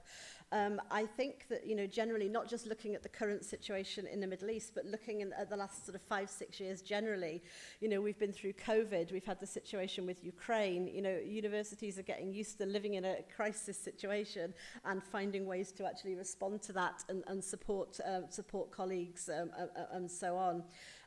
But I think, and so we see that sort of with the Mediterranean region, there's definitely lots of things going on at institutional levels, you know, be it scholarship programs, be it finding funding for Palestinian students, be it distance learning initiatives. You know, there are these pockets of things going on, but I think it can also be difficult because institutions don't necessarily know how they can help and what the best way to help is and what's needed at a particular point in time. So I think if you're asking me what could be improved, I think we need to strengthen and just keep up the dialogue between the various parties so people know what's going on and know where there is an opportunity to actually collaborate and to help where it's appropriate to do so. I think, you know, we often, you know, hear people say, you know, oh, what can we do, because they simply don't know where to put the resources and where to put the effort. So that, I think, is one thing. Then I think another thing, which is kind of not about kind of practical support, but I think is really important, is I think universities have a really important role in protecting and promoting academic freedom. This is an area that EUA does a lot of work in, and I think, you know, universities really need to be these bodies which are there to promote democratic debate, to foster understanding between different parties and different countries and different sectors and so on, and to really kind of help to sort of encourage the depolarization of the debates. And so I think, you know, it's something that doesn't sound very tangible, but I think it's really important that institutions internally have these discussions about how they can protect academic freedom and what they can actually do to kind of enhance, you know, evidence-based and democratic debate. And then just one final point I'll make on this. I think a lot of the issues of how you manage things at difficult times comes down to crisis management. And one thing that we think is very important in universities generally is that you actually have crisis management strategies in place.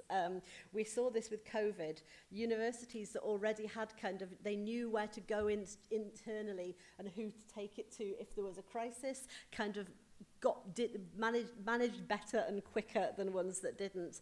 And I think whether this is a crisis that you're in the middle of yourself or it's a crisis that is happening that you have to respond to, I think if you've actually got kind of leadership training and crisis management strategies and structures in place in the university, it just helps to be able to actually deal with those problems when they arise and actually sort of engage with others and know how to make those policy decisions when you need to. Thank you very much, Amanda, because you also introduced probably one of the topic of our common platform that could be academic freedom. That remain a very important topic. You are very active on that, and we as well we try to do our best, considering obviously the situation of the region. Kyrie, I have on this issue of crisis context. Thanks to your leadership from the beginning, we started working for Gaza through the TESI initiative. but in the past we did also a lot for Syrian refugees, and we worked a lot in Libya. We are working currently in Yemen, and we are starting again to cooperate with our Syrian members. Among our participants, there is here a representative of the University of Aleppo, and I would like to welcome him. He's somewhere. Bravo. Okay. Considering what we are doing currently for Gaza, but generally speaking, and with your, obviously, your experiences as a Palestinian representative, what is your message to our participants about the importance of the support and the role of university in such crisis, and in some cases such horrible situation that we are facing? Yeah, well, being a Palestinian, we have become experts in in crisis management in education and in higher education, because maybe the world has embarked on online education. Maybe COVID has been the imperative to do that. But for us Palestinians, we have embarked on online education more than almost 2 decades ago. Even before the online education, our Palestinian experience during the very first Intifada, which was 1987, 1988, we used to conduct what we call community classes. What would that mean? That because obviously, Palestine is completely fragmented. You can't move freely from one city to another city, or from even the city is completely separated from its community villages and the surrounding areas. So we used to run the community classes. Each professor or each school teacher would run classes in the mosques, in the churches, at homes, and so forth. Now, we, for example, at An-Najah University in 2010, we wanted to use, the e-learning platform, and we were among the very first, not only in Palestine but in the whole region, to introduce the e-learning labs and to introduce the blended learning in higher education. So when COVID erupted, we were just simply ready to just carry on. But also, we felt responsible in teaching school teachers how to use education for that, because we as university professors, we were ready and we had the resources and so forth. But schools, for example, they had no idea, and probably other universities who did not even have the resources, students who did not have also resources. So what we did during COVID and after COVID is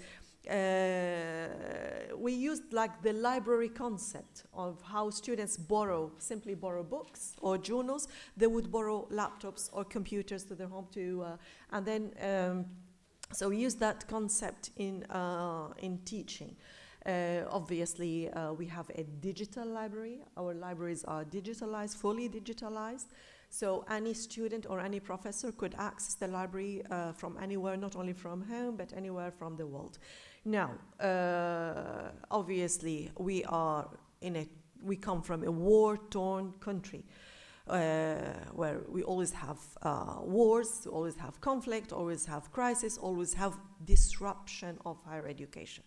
But we have a strong belief as Palestinians that education for us is sacred, and I mentioned probably that to my colleagues on different occasions in one-to-one conversations. For us, education is sacred, and everybody should receive not only education but higher education, and not only undergraduate degrees, but also the commitment of our societies into teaching and learning, into postgraduate studies as well, to pursue postgraduate degrees. Now, when the Gaza war erupted, and it's not the first war in Gaza, but it's like an accumulative experience.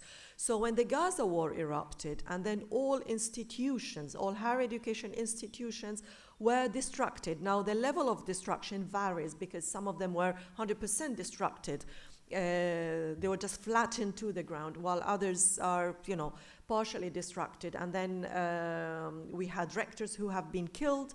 We had professors who have been killed, researchers who have been killed, and also whole labs and whole classrooms have been simply wiped out and completely irreversible.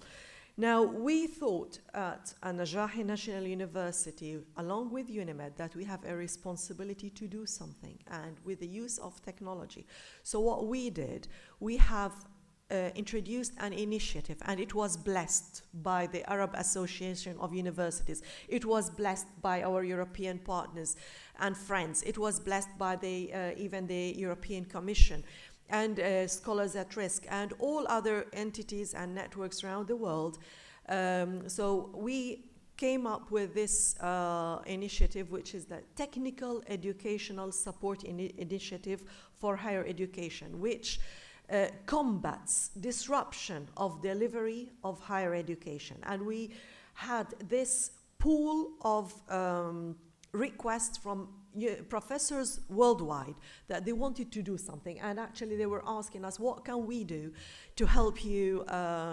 So we at An-Najah, we have initiated an online platform with online application form, and everybody could access that.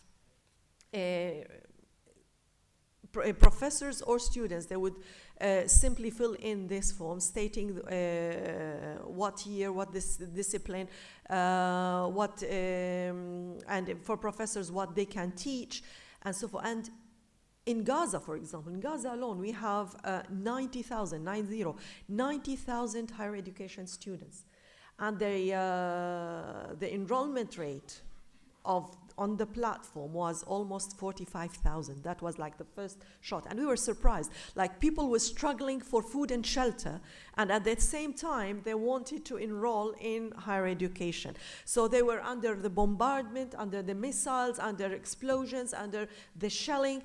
They were interested in higher education, and they would follow online classes. And you usually, even through the limited internet time, limited electricity that they would have, but also thanks to COVID, that at An-Najah developed offline platform, not only online, because at times when they don't have access to the internet, they would still be able to access classes and lectures, and they took exams, and even we had students, master and PhD students, who managed to defend their thesis even online and even under bombardment and shelling.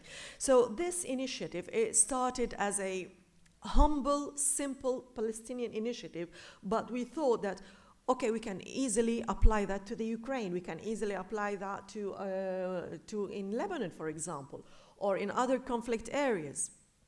And this could be simply copied to other areas. So that's the TESI.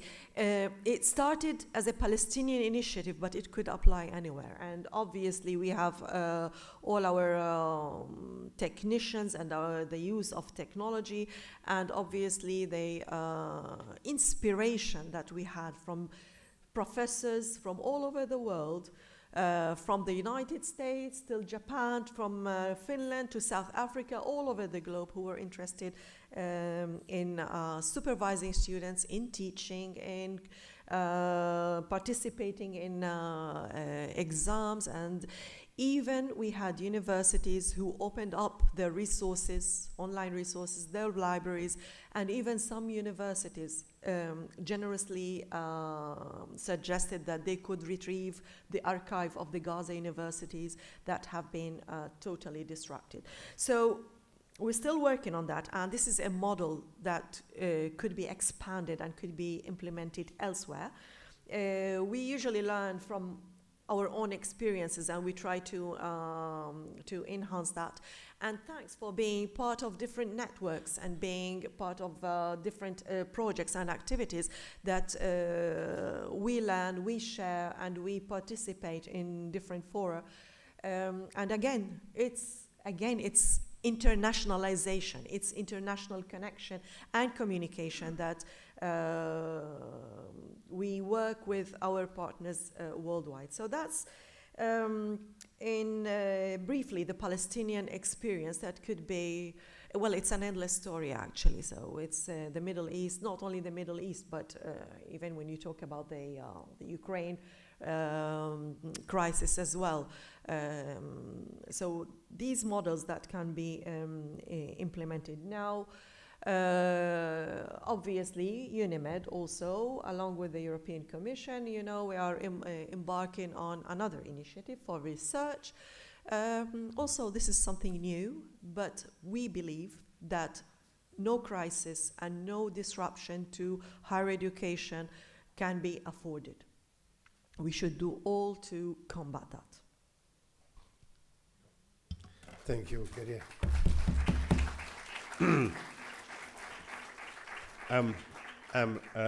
Obviously, the same question from your perspective about the crisis situation, what Arab university can do more. But let me say first, unfortunately, we have also to find a way to joke a little in such horrible situation and such sometimes very touching.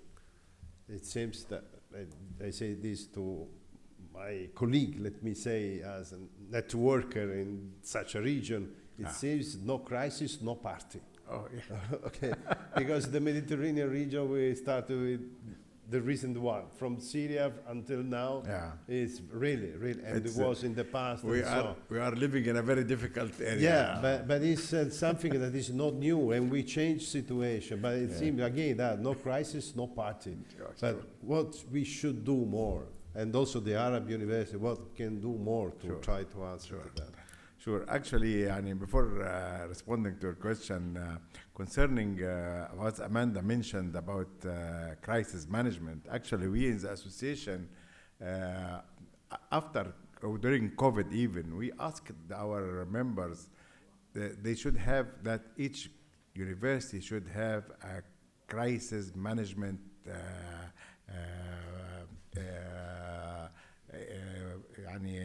system. And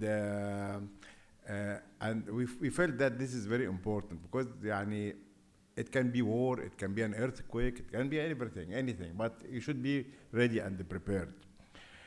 But let me say that the crisis and displacement have placed immense pressure on higher education across the Mediterranean, especially, of course, in the Arab area.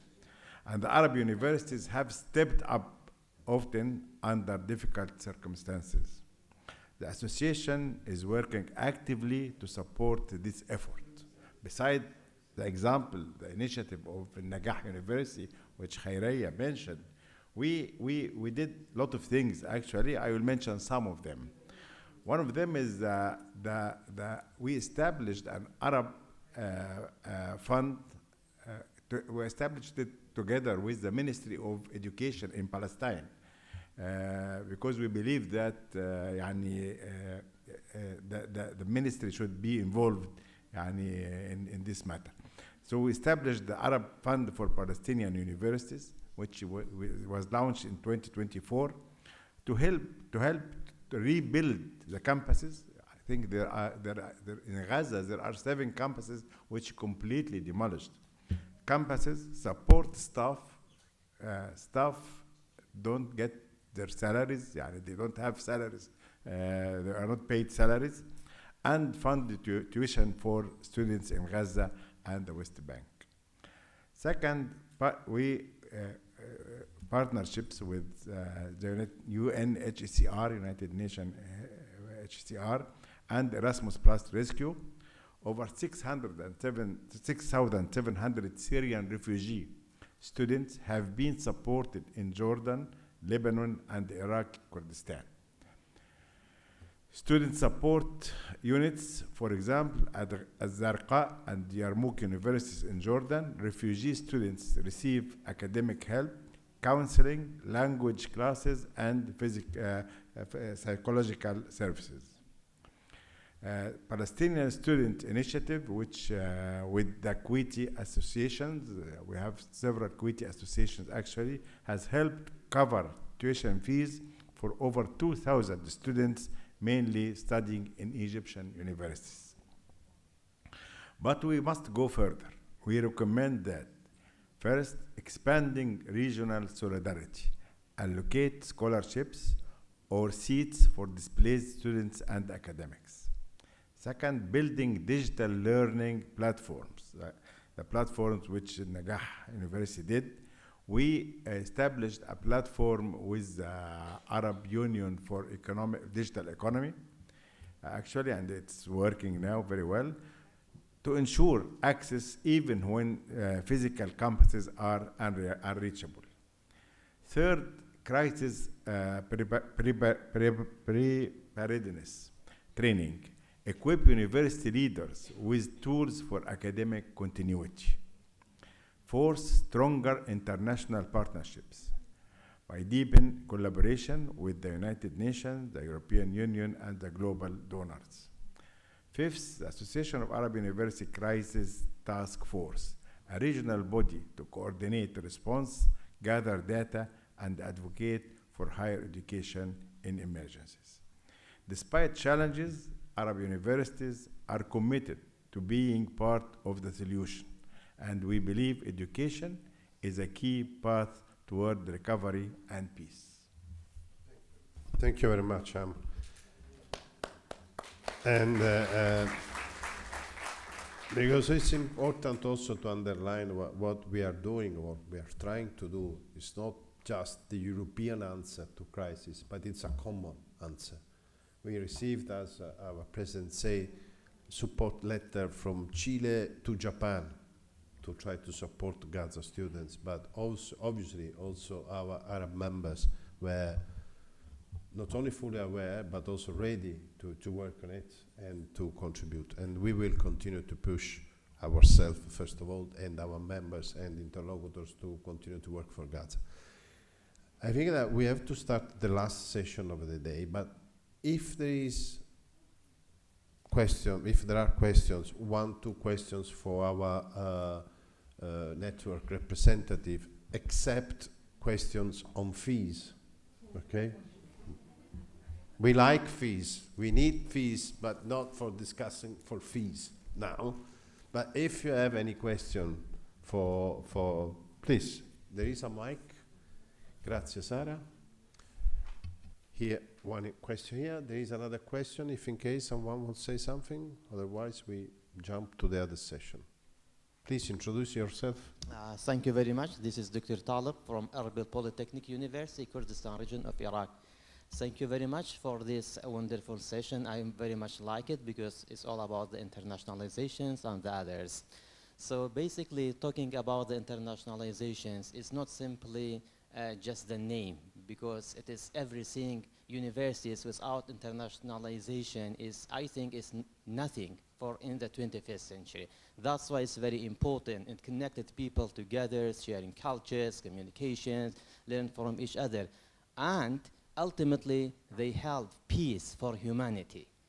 So that's very important. As Erbil Polytechnic University in the Kurdistan region of Iraq, we've tried to introduce internationalizations at 2 levels. In the one level which is basically connected and collaborating physically with the world, with the universities. This is what we can do it. And also at the level is at home. That means we get benefit from the AI technology. Why? Because we wanted to get equity. Erbil Polytechnic University and Kurdish universities, they want to implement the 3rd mission of the university. That means to engage community and society. So the question is here. So the goal of internationalization to get justice and equity. It's very important, especially for those people who live in the rural areas, especially women who cannot get access to the quality of education. The questions to the European Universities Associations here, to what extent that you can help the universities, especially like us, to implement fully the 3rd mission of the universities, which serves the community as a whole. And thank you very much. Thank you very much. There are any other questions? If not, okay, Amanda, the floor is yours, and then I can try to conclude. Thank you. I mean, firstly, I couldn't agree with you more about the importance of internationalization and it being core to universities. And it's interesting what you say about doing it at lots of different levels. Just going back to COVID, one thing we saw during COVID, I mean, it disrupted so many things, but it also allowed us to do things we never could do before. We had international forums online that we'd never have had if we'd had to fly across the world pre-COVID.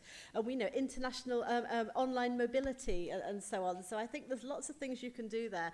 Of course, the challenge is always that some of the people that you most need to reach are the ones without the technological capacity to do it online either. So I would say that I don't have a very good answer to you in terms of what to do, but I would say it's an issue we're very aware of. It's one of the things about Third Mission is a set and community outreach is central to our vision for 2030, which is called Universities Without Walls. And so these are areas that we're thinking about and working on. And you know, we have a whole range of reports and studies on our website about lots of different things, including issues like this. And interestingly, we're actually just thinking at the moment about the possibility of having our annual conference next year based around a similar theme to this. So I think I don't have a good answer to the question, but I think you raised the right questions, and we're certainly working on it. Thank you very much. Thanks again to our panelists for their commitment, their participation. Also, both our guests did a very long trip to be here with us. Thank you very much, and I hope that not only you will enjoy it, and that you stay, if possible, with us not only tonight but also tomorrow. And now we move to the next session. I invite Cristina Stefanelli that will moderate the session to invite your panelists. Thank you very much indeed.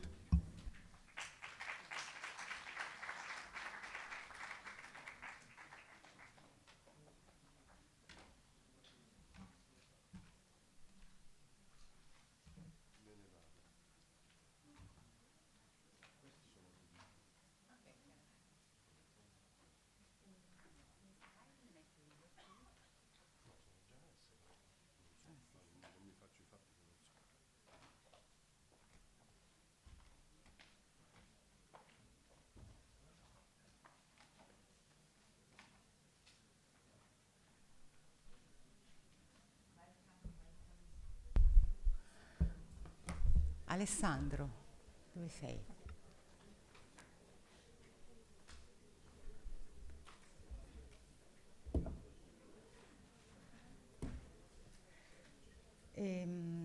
Alessandro Calabrò, che eravamo qui fino a 2 minuti fa. Alessandro.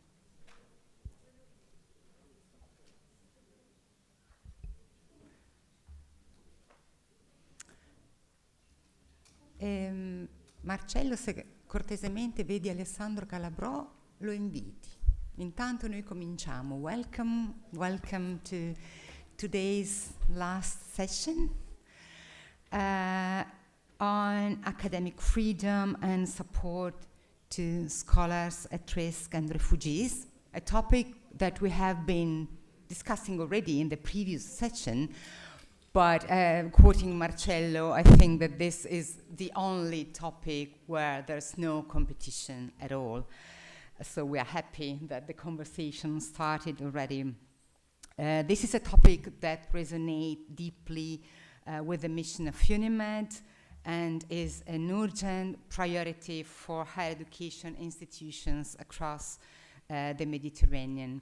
So the idea of this conversation today is to explore how universities, international organizations, and policy actors can protect academic freedom and offer tangible support to academics and students affected by conflict, persecution, or forced migration. Hello, Alessandra, welcome. Oh, you're so. We will look at real and outstanding examples, ranging from global advocacy to fellowship to policy response, and we will try to reflect together on what is needed to respond to regional emergencies, both with urgency and long-term vision. Speakers today are Frank Gehry, Director of Scholars at Risk Europe, which is the organization that defends academic freedom and supports scholars at risk worldwide. Stefanie Kotowski, project manager for the SAFE pilot project, which is an EU-funded project providing fellowship for scholars at risk, coordinated by DAD, the German Academic Exchange Service. And Frankie Randall hopefully joining us online from the UNHCR Education Section, Division of Resilience and Solutions. And Alessandro Calabro, Policy Officer for Mediterranean and Middle East at the European Commission DG for Research and Innovation. So the idea is that each of them will present what they are doing, and then there will be space for questions and discussions. I will put your slides, and the floor is yours.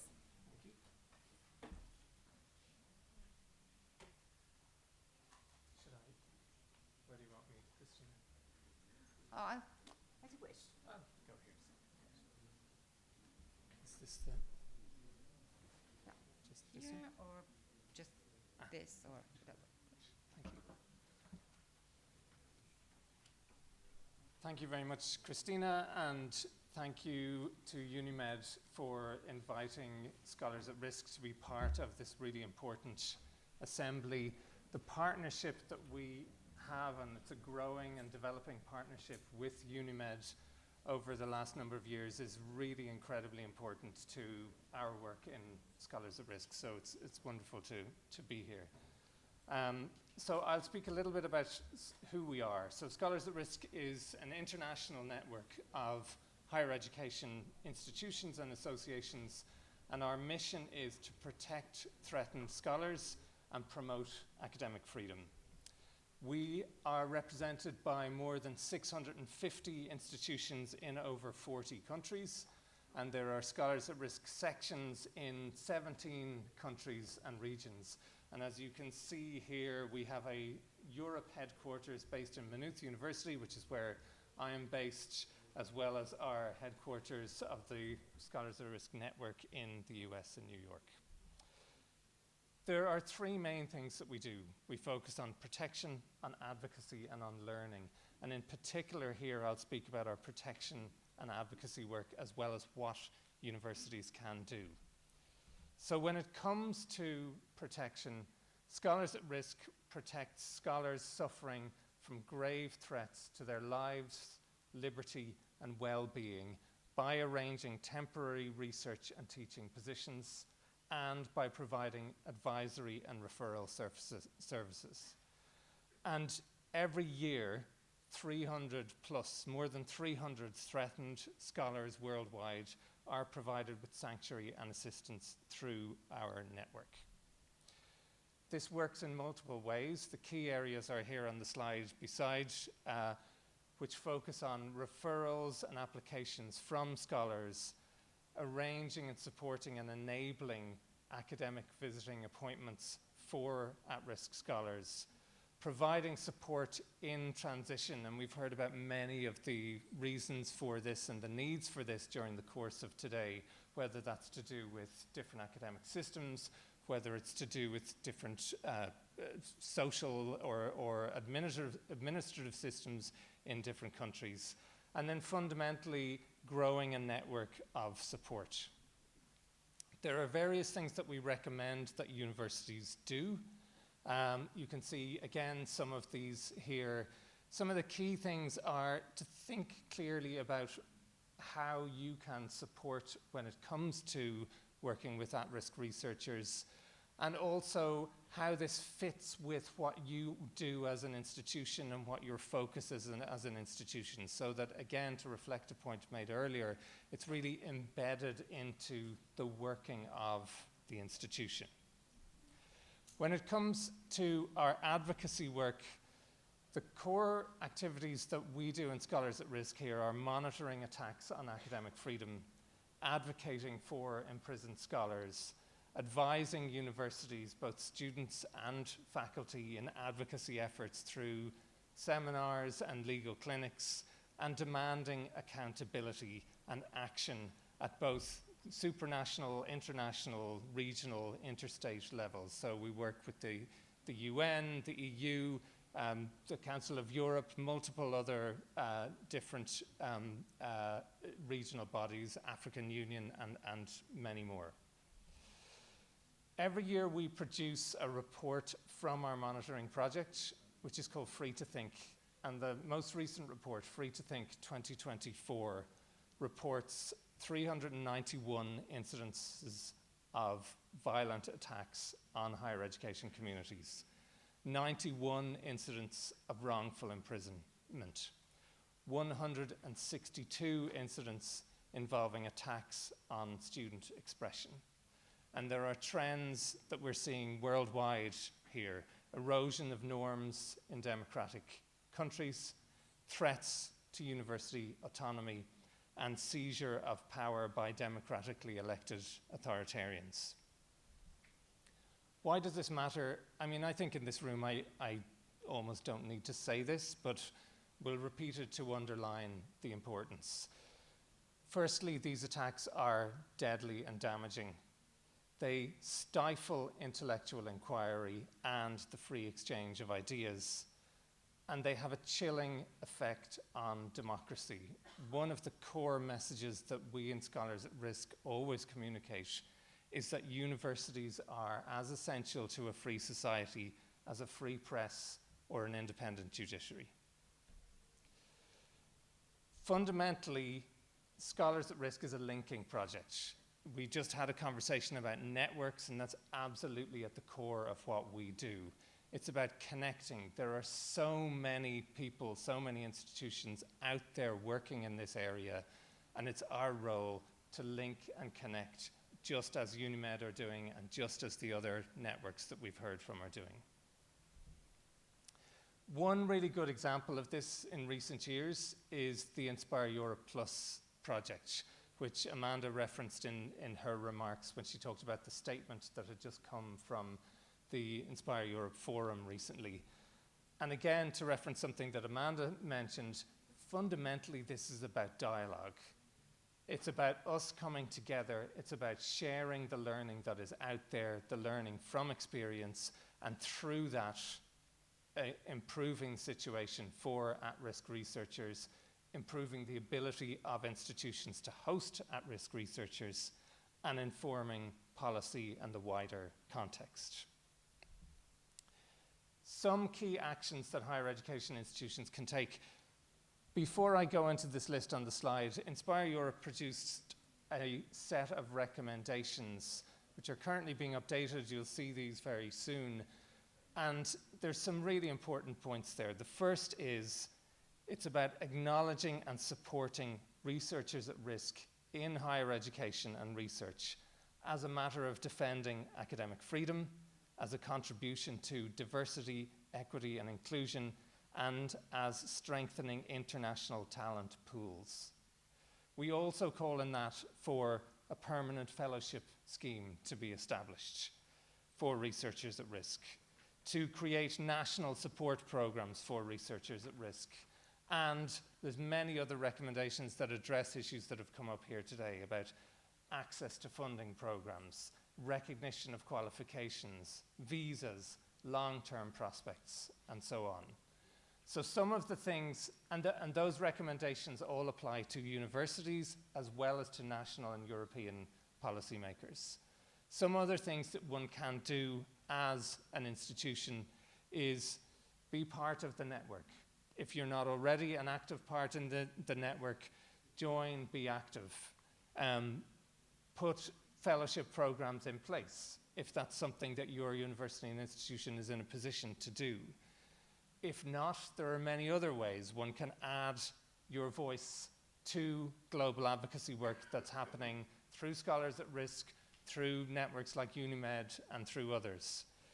Engaging with programs such as the Scholars in Prison program or student advocacy seminars, because learning and education is a really core part of this. One of the things that we find is that knowledge about academic freedom is much shallower than we all perhaps believe or expect. So there is a really key educational function here, which is obviously core to what all universities and institutions are doing about promoting the importance of academic freedom and core higher education values. So with that, I will wrap up. Thank you again to UNIMED, and thank you all. Look forward to the further conversation. Thank you.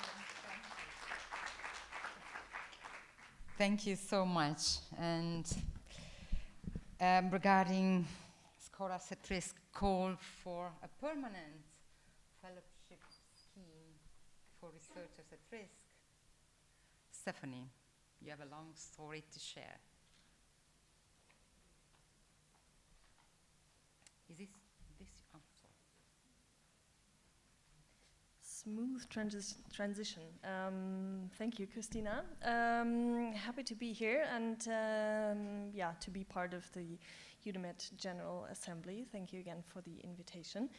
I'm going to share some insights from the SAFE project, which we are, as you can see from the logos on the first slide, implementing together with Campus France, PAUSE, and obviously UNIMED, which is one of the reasons why I'm here, I suppose. So SAFE. SAFE stands for Supporting At-Risk Researchers with Fellowships in Europe. So basically, we just heard the need is out there, we all know that, and SAFE is a pilot project which is funded by the European Commission and managed by the Research Executive Agency.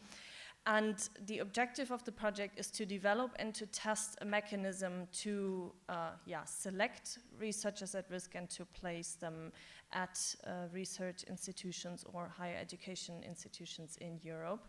And also our mandate is to, like I said, test and collect the feedback from us, from the consortium, from the partners, from beneficiaries, and to come up with recommendations for a potential, we all hope that it's going to be there at some point, permanent future scheme.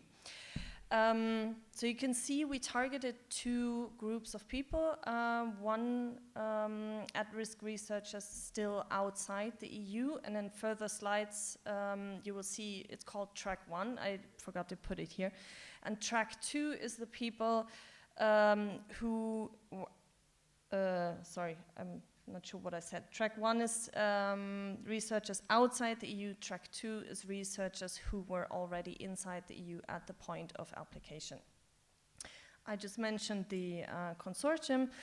We have a pilot project budget of 12 million euros in total. And the goal was to award up to 60 fellowships, and I will go into more detail about that later. We have, as is common in the European projects, we have different work packages and different partners take care of different work packages. And first up in the course of the project were the colleagues from UNIMED, who were in charge of the so-called matchmaking work package, and I'm presenting kind of your results now. Jump in if there's any mistakes. The thing is, we had a matchmaking work package because we felt, I mean, there are many researchers, especially if they're still outside the EU, who might not have good connections to a potential host inside the EU. That's the one aspect. And the other aspect is that we also wanted to have the researchers apply together with a host institution because there was simply no time and capacity to do that after the selection. So we couldn't, find host institutions after selecting the researchers, so that's why we had the matchmaking phase first. So this is some of the results. We had a very short time frame for the matchmaking. It was 2 months only. During that time, 226 researchers signed up from 31 countries seeking placement. On the other side, we had 61 host institutions from 17 EU countries, which we thought was quite nice, that it's that many expressions of interests. 53 researchers were invited to interviews, and 66 interviews were conducted in total. And what's nice is that out of the matchmaking phase, we have some concrete results. First of all, we had 15 fellowship applications as a direct result from the matchmaking, and also 5 of them were selected in the final selection committee that we had. I will go into more detail about the selection in a second. Here you can see just some information about the countries that researchers were most interested in, as well as the division between the 2 tracks, outside and inside the EU, and also between the level of research, because we fund PhDs as well as postdocs. But overall, we saw that the interest on the postdoc level is much higher than on the PhD level. So, coming to the second work package in the course of the project, which is the application and selection process, which we at the DAD conducted.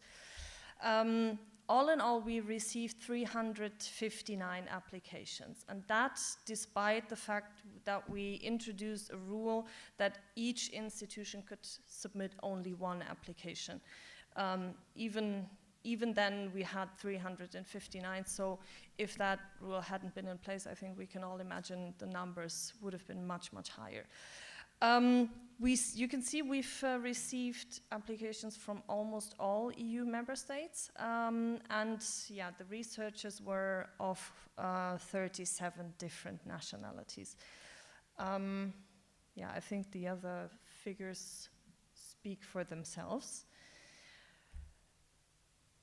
Also, in terms of applications, not surprising, the highest number of applications came from German institutions together with researchers, followed by France, Italy, and Spain, which I assume, one is the size of the countries and the population, but the other surely also the fact that we're French, Italian, and German institutions implementing the program. So finally, as I mentioned, we had the selection committee in April. We were able to award 56 fellowships in total.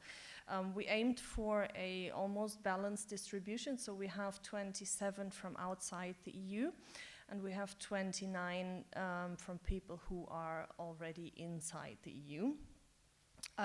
You can also see here that the level or the number of postdoctoral researchers is higher than the number of PhD researchers. We're happy about the gender balance. We have more female plus non-binary applications than male applications, which is probably also due to the fact that women are in many, many countries facing more challenging situations than male. So, and finally, I have, well, not finally, but also, it's not surprising, but also in terms of the awarded fellowships, the biggest group will go to Germany, followed by France, Italy, and actually Poland, not Spain, but you see the tendencies are somewhat similar. Like I've said in the beginning, our mandate is also to come up with some lessons learned from the project and some recommendations. So after this first phase and after concluding the selections, we came up with some preliminary recommendations internally. Not surprising, given the demand, we would recommend that there is going to be, or there should be, a permanent scheme. It should obviously be well financed, given the demand out there. What Frank just mentioned and also Amanda mentioned is the political dialogue, and that's a very necessary addition to the actual fellowship scheme to provide further funding for political dialogue and exchange, so that we can also get together and discuss what needs to be done for the future. And finally, we've heard that throughout the day again and again, that visa and residence permits are an issue, and yes, it's in the responsibility of the member states, but it's, yeah, facilitation would be greatly appreciated. So that's it from my side for the moment, and I'll hand it back over to Christina. Thank you, Stephanie. So apparently, after Scholars at Risk Europe calling for a permanent funding scheme for researchers at risk, Inspire Europe recommending a permanent scheme, and SAFE confirming the need for fellowship for researchers at risk, we can say that we are pretty much confident that there would be, most likely, a permanent scheme supporting researchers at risk. We have an online speaker, and while we set up the connection, is there anybody of you who would like to intervene or to ask a question on like how your university could be more engaged in supporting scholars at risk or similar?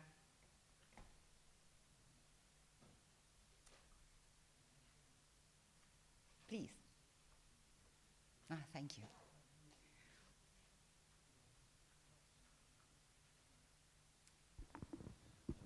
Okay, Roberto Lanzi, University of Brescia, Vice Rector, International Affairs. Yeah, we are a member of Scholar at Risk, but we focus our contribution for students, PhD students, more than on professors.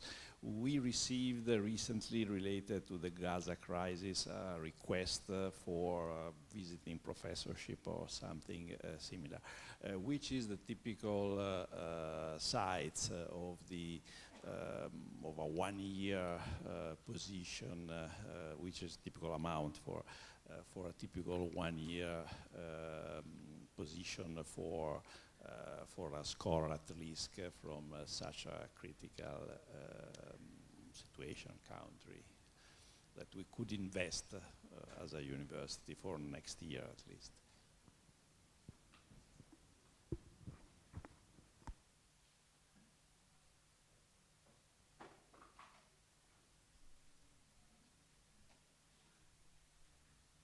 Thank you for the question, and thanks for your engagement in this work.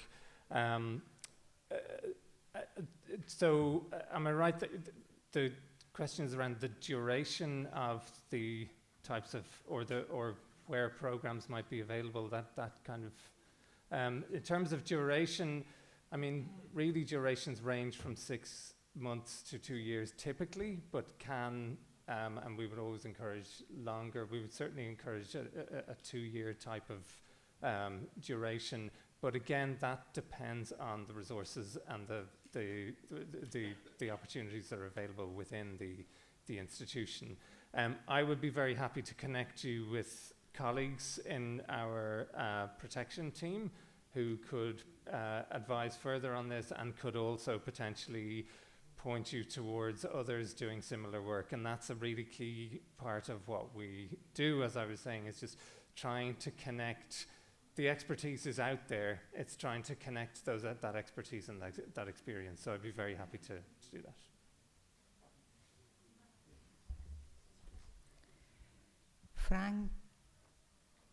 Frankie Randall, oh, you have a question. Go. Hello? Go. I had a question on the SAFE project. Well, 2 questions. Is the fact that all the countries that receive scholars are all in Europe because of funding prerequisite? And if so, do you foresee that in future projects after this pilot one, that non-European countries could also be receivers of these scholars at risks, and how would that work? And my second question was on potential backlash of the origin countries of these scholars. Is there any mechanism that is foreseen in this project for enabling dialogue with these countries or for protection of these scholars, and how does that work? Thanks a lot. Thank you. Thank you. I mean, first of all, yes, it's the host the countries host countries are EU member states. And looking at the colleague on my left, I would assume that in any future future scheme that would also be the same case. I mean, it's EU budget, so I would assume that hosts will always be established in EU member states. So that was a given from the Commission side. Regarding the second question, I'm not really sure what if I understood correctly. I mean, we are going to have workshops, meetings for all the fellows that we have in the later course of the action, and where they can exchange and network. And I mean, guarding their identities and making sure they're safe is actually a pretty big task. I mean, starting at the application phase, like how to make sure that data is safe and can be submitted safely is a very big challenge, I should say.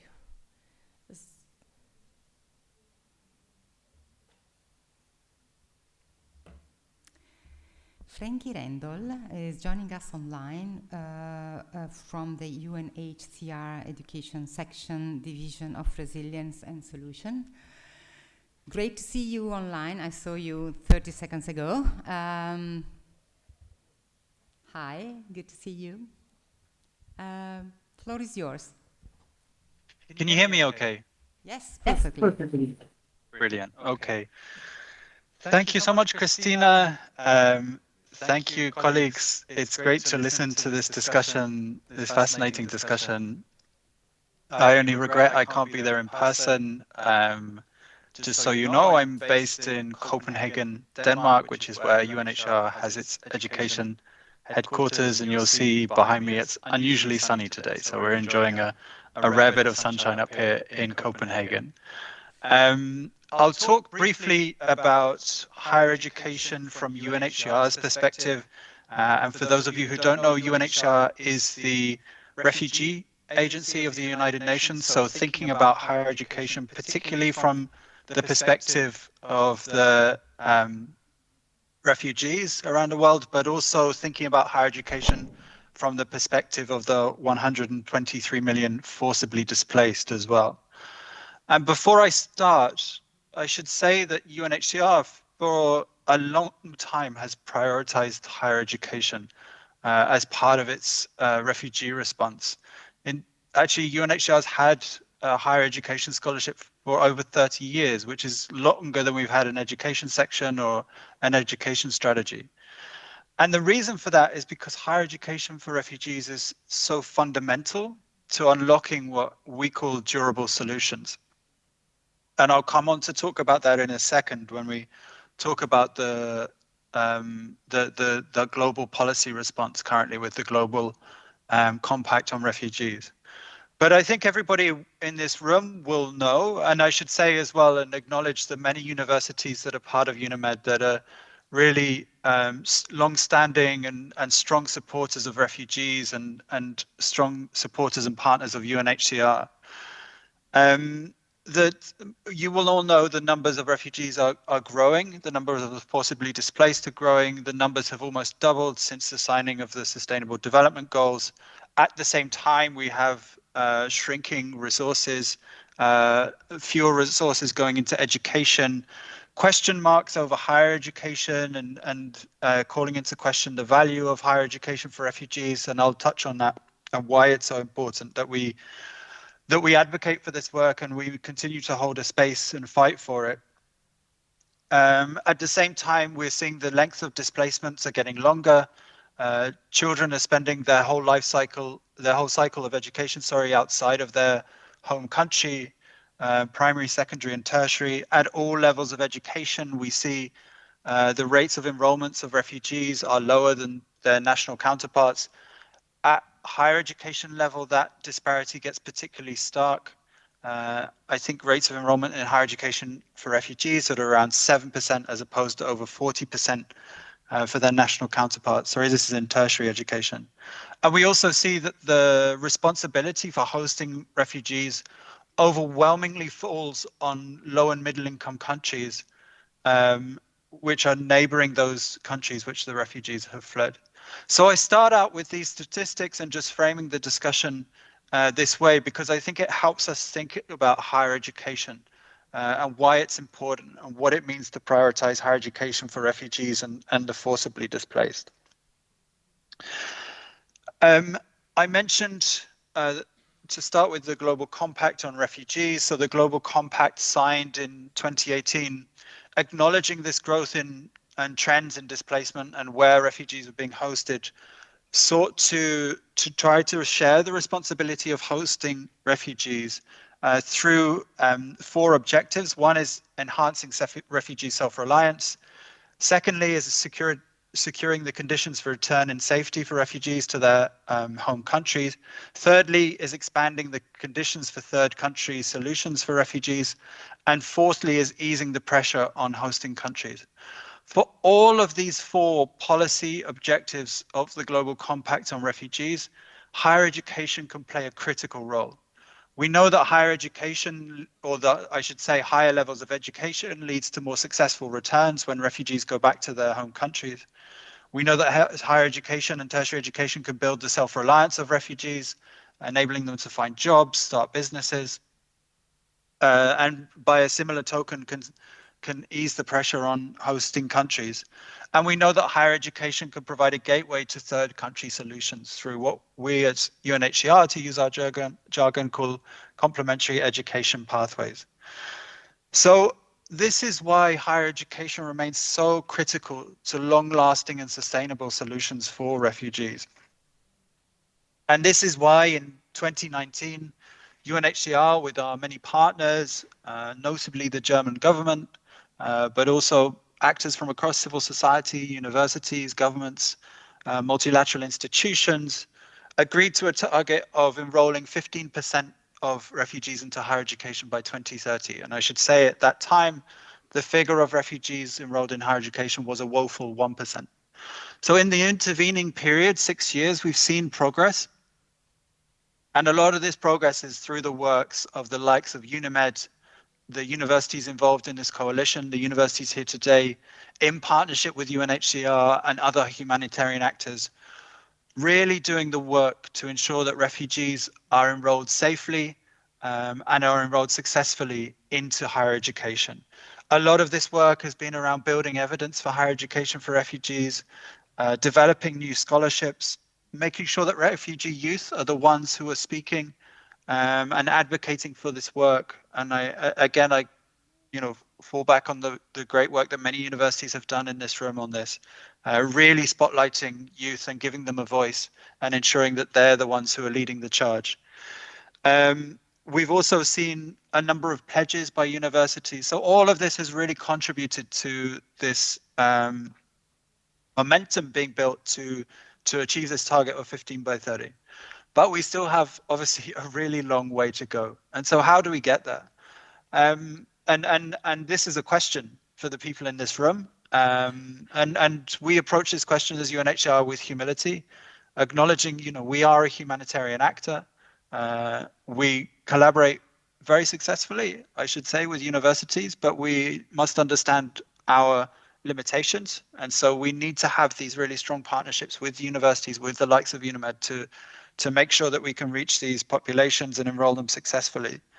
And so I think the path forward to getting to 15 by 30 really involves focusing on the host countries of refugees.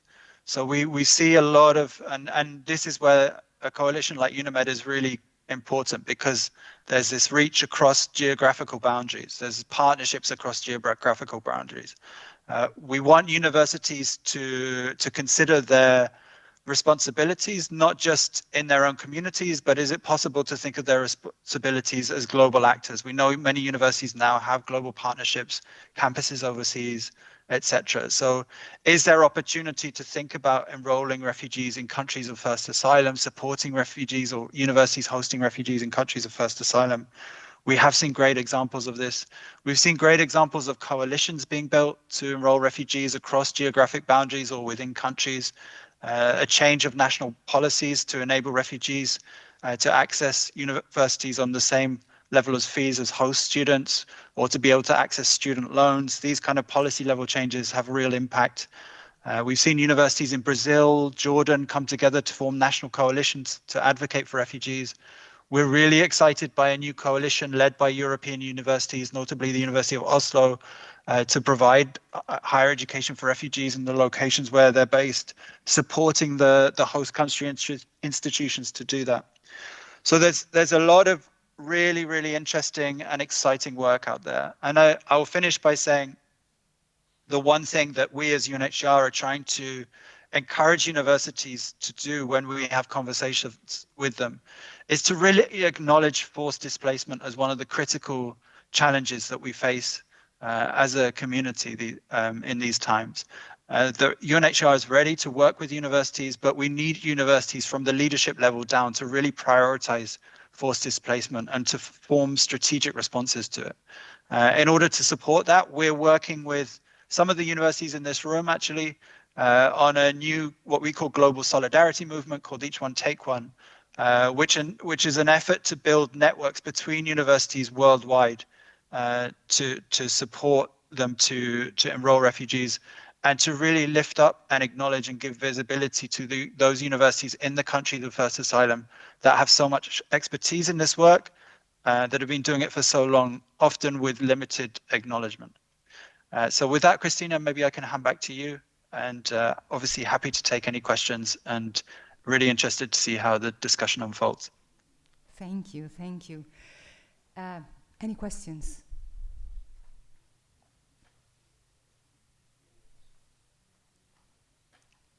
And I also take the opportunity to mention the UNICORE project in Italy, which is supported by UNHCR and is a truly successful project for university corridors for refugees.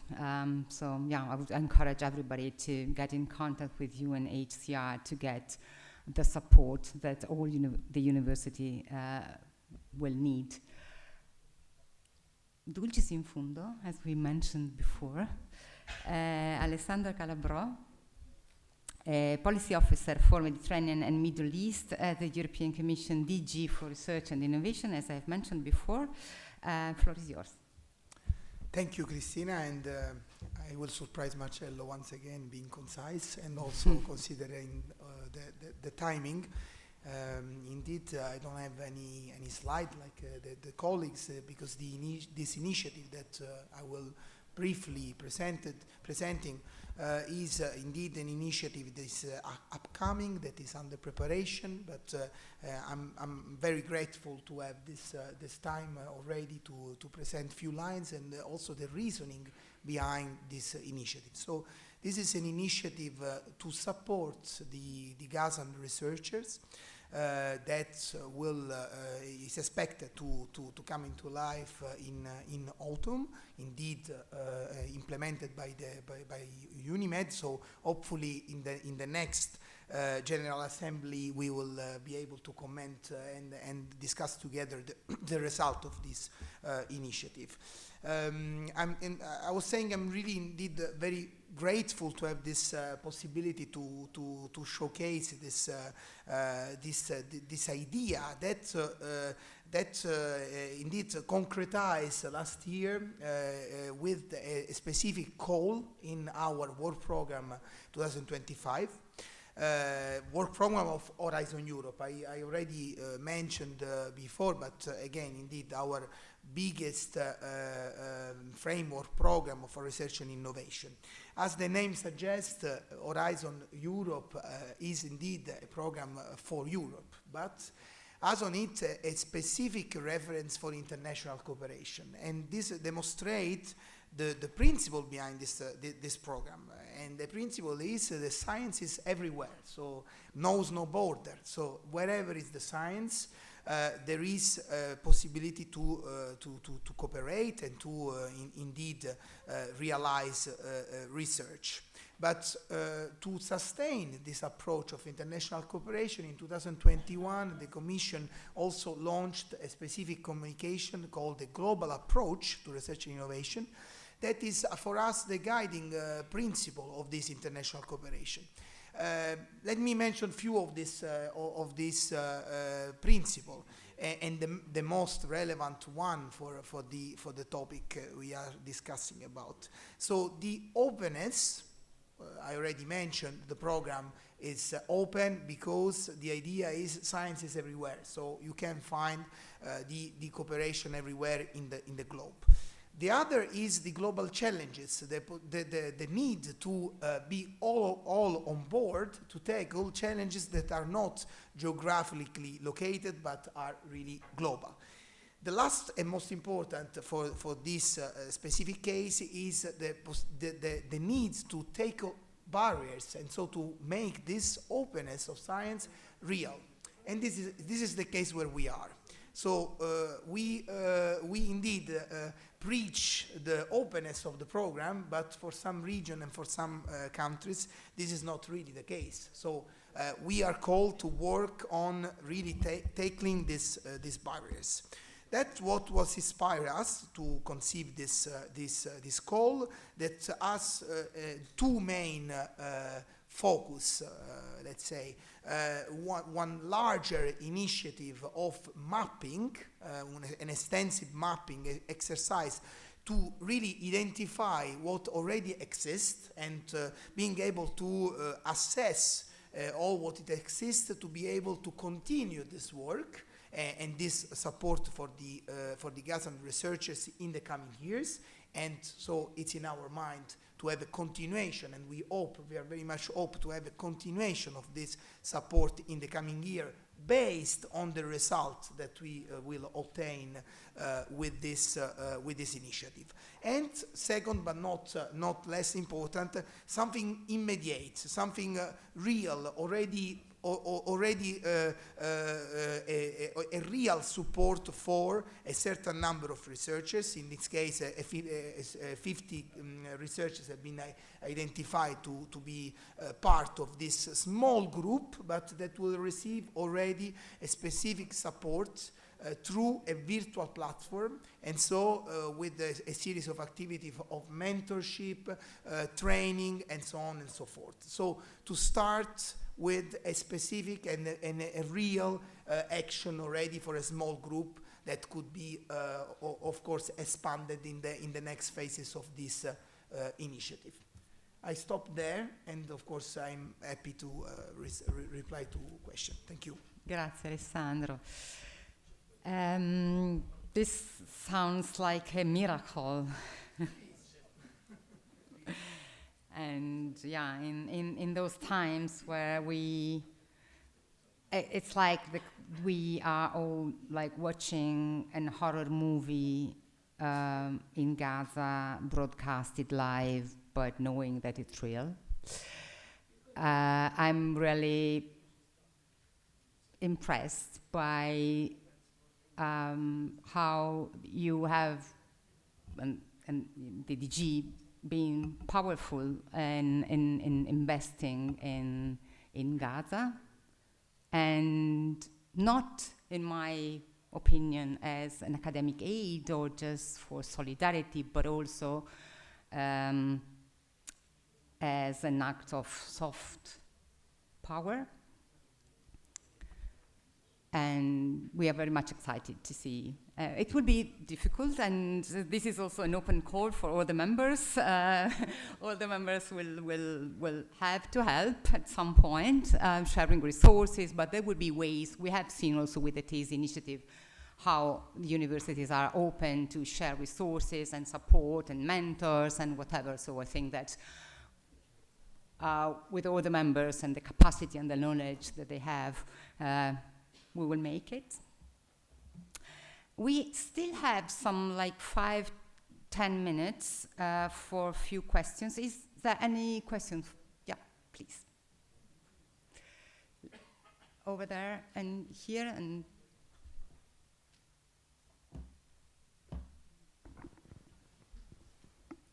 Okay, hello.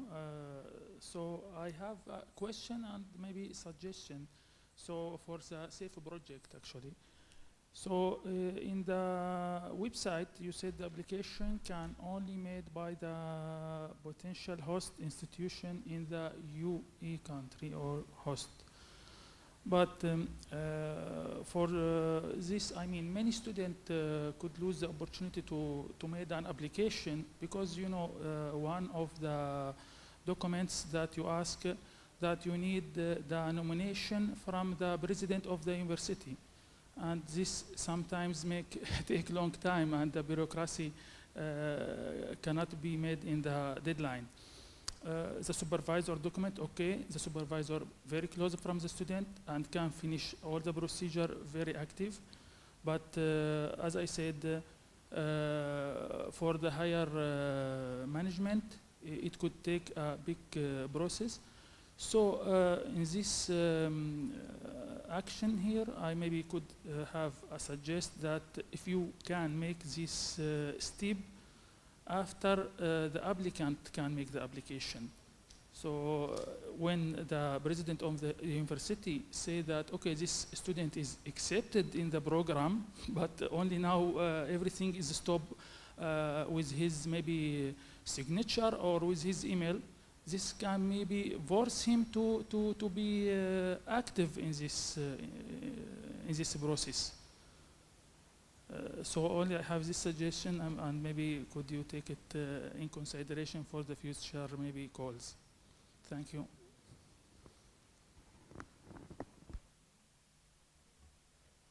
Yes, thank you for I'm just responding. Thank you for your feedback. I completely understand. I think the formalities were high. It was a choice based on the fact that we knew from the beginning it was only 60 fellowships max. But we're happy to take any feedback, and like I said, it's developing and testing and collecting feedback. So there will be some modifications in the future if there is a future scheme, and we're happy to take some feedback and keep that in mind. Thank you.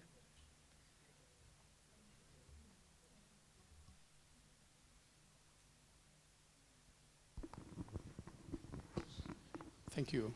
And thank you for the speakers too. The question is, have you tried to publicize and lobby for your cause through granting or gaining or getting hold of a resolution, UN resolution through UNESCO, for example, to be raised to the UNGA, hoping that will allow actually or force every member state or persuade every member state to support your cause? Thank you.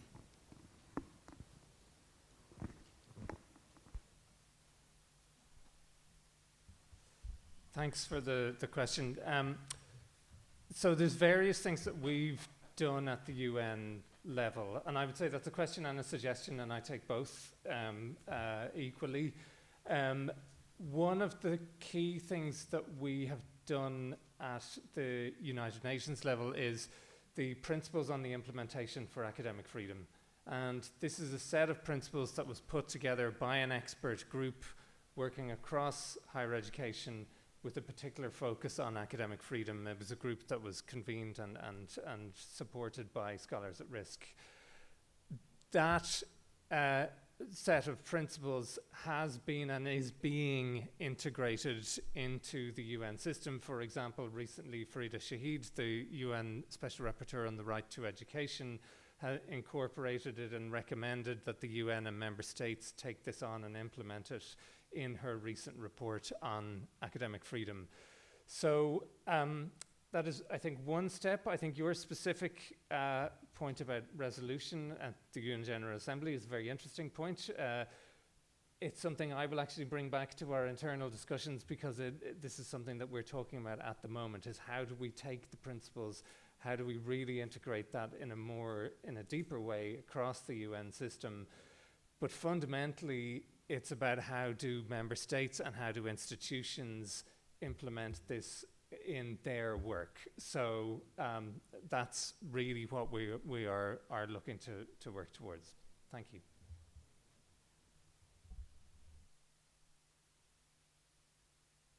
Noel.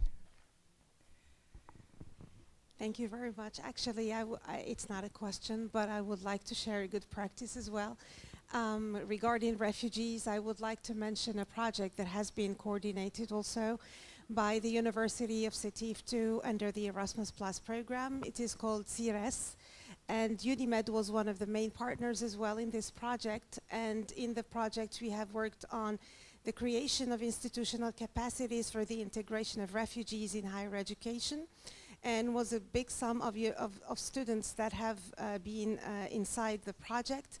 The difference between this project and others is that the refugee students themselves were integrated and part of the project from the beginning to the end. That means when we did the questionnaire, when we did the training, we always asked them what should be the content. We had to listen to them, to their suffering, to how they feel once they are in an asylum or in a country where they had to flee the war. And we have ended up with, of course, a publication with a number of results. But what I wanted to say is that by the end we did a sub-network that is called the sub-network CRS. And we are continuing working with the refugee students, not only from the universities which were partner in the project, but now we are enlarging it to different persons, different NGOs, with the civil society, with every person which has a concern about refugees and taking that into consideration. So maybe we can also share some ideas on how to make synergies between what you are doing and between also the sub-network CRS. Thank you very much. Thank you, Nawel. Always good when you mention the CRS project.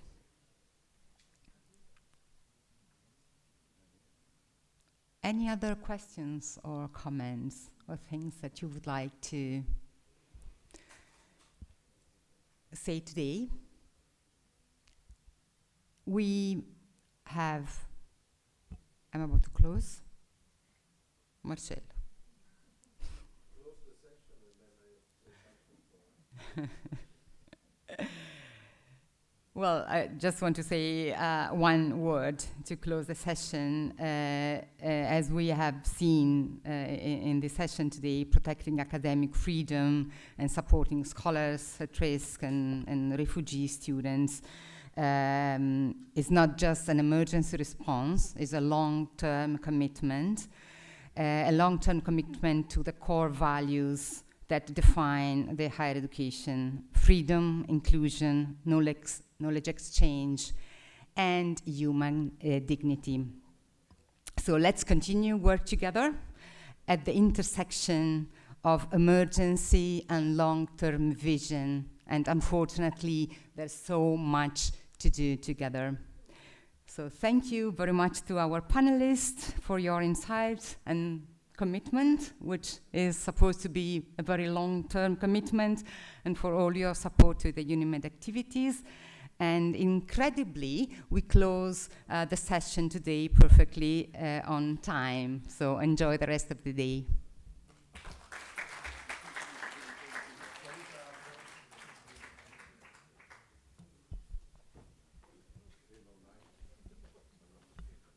If there is anybody online, see you tomorrow. Thanks for joining online, and bye.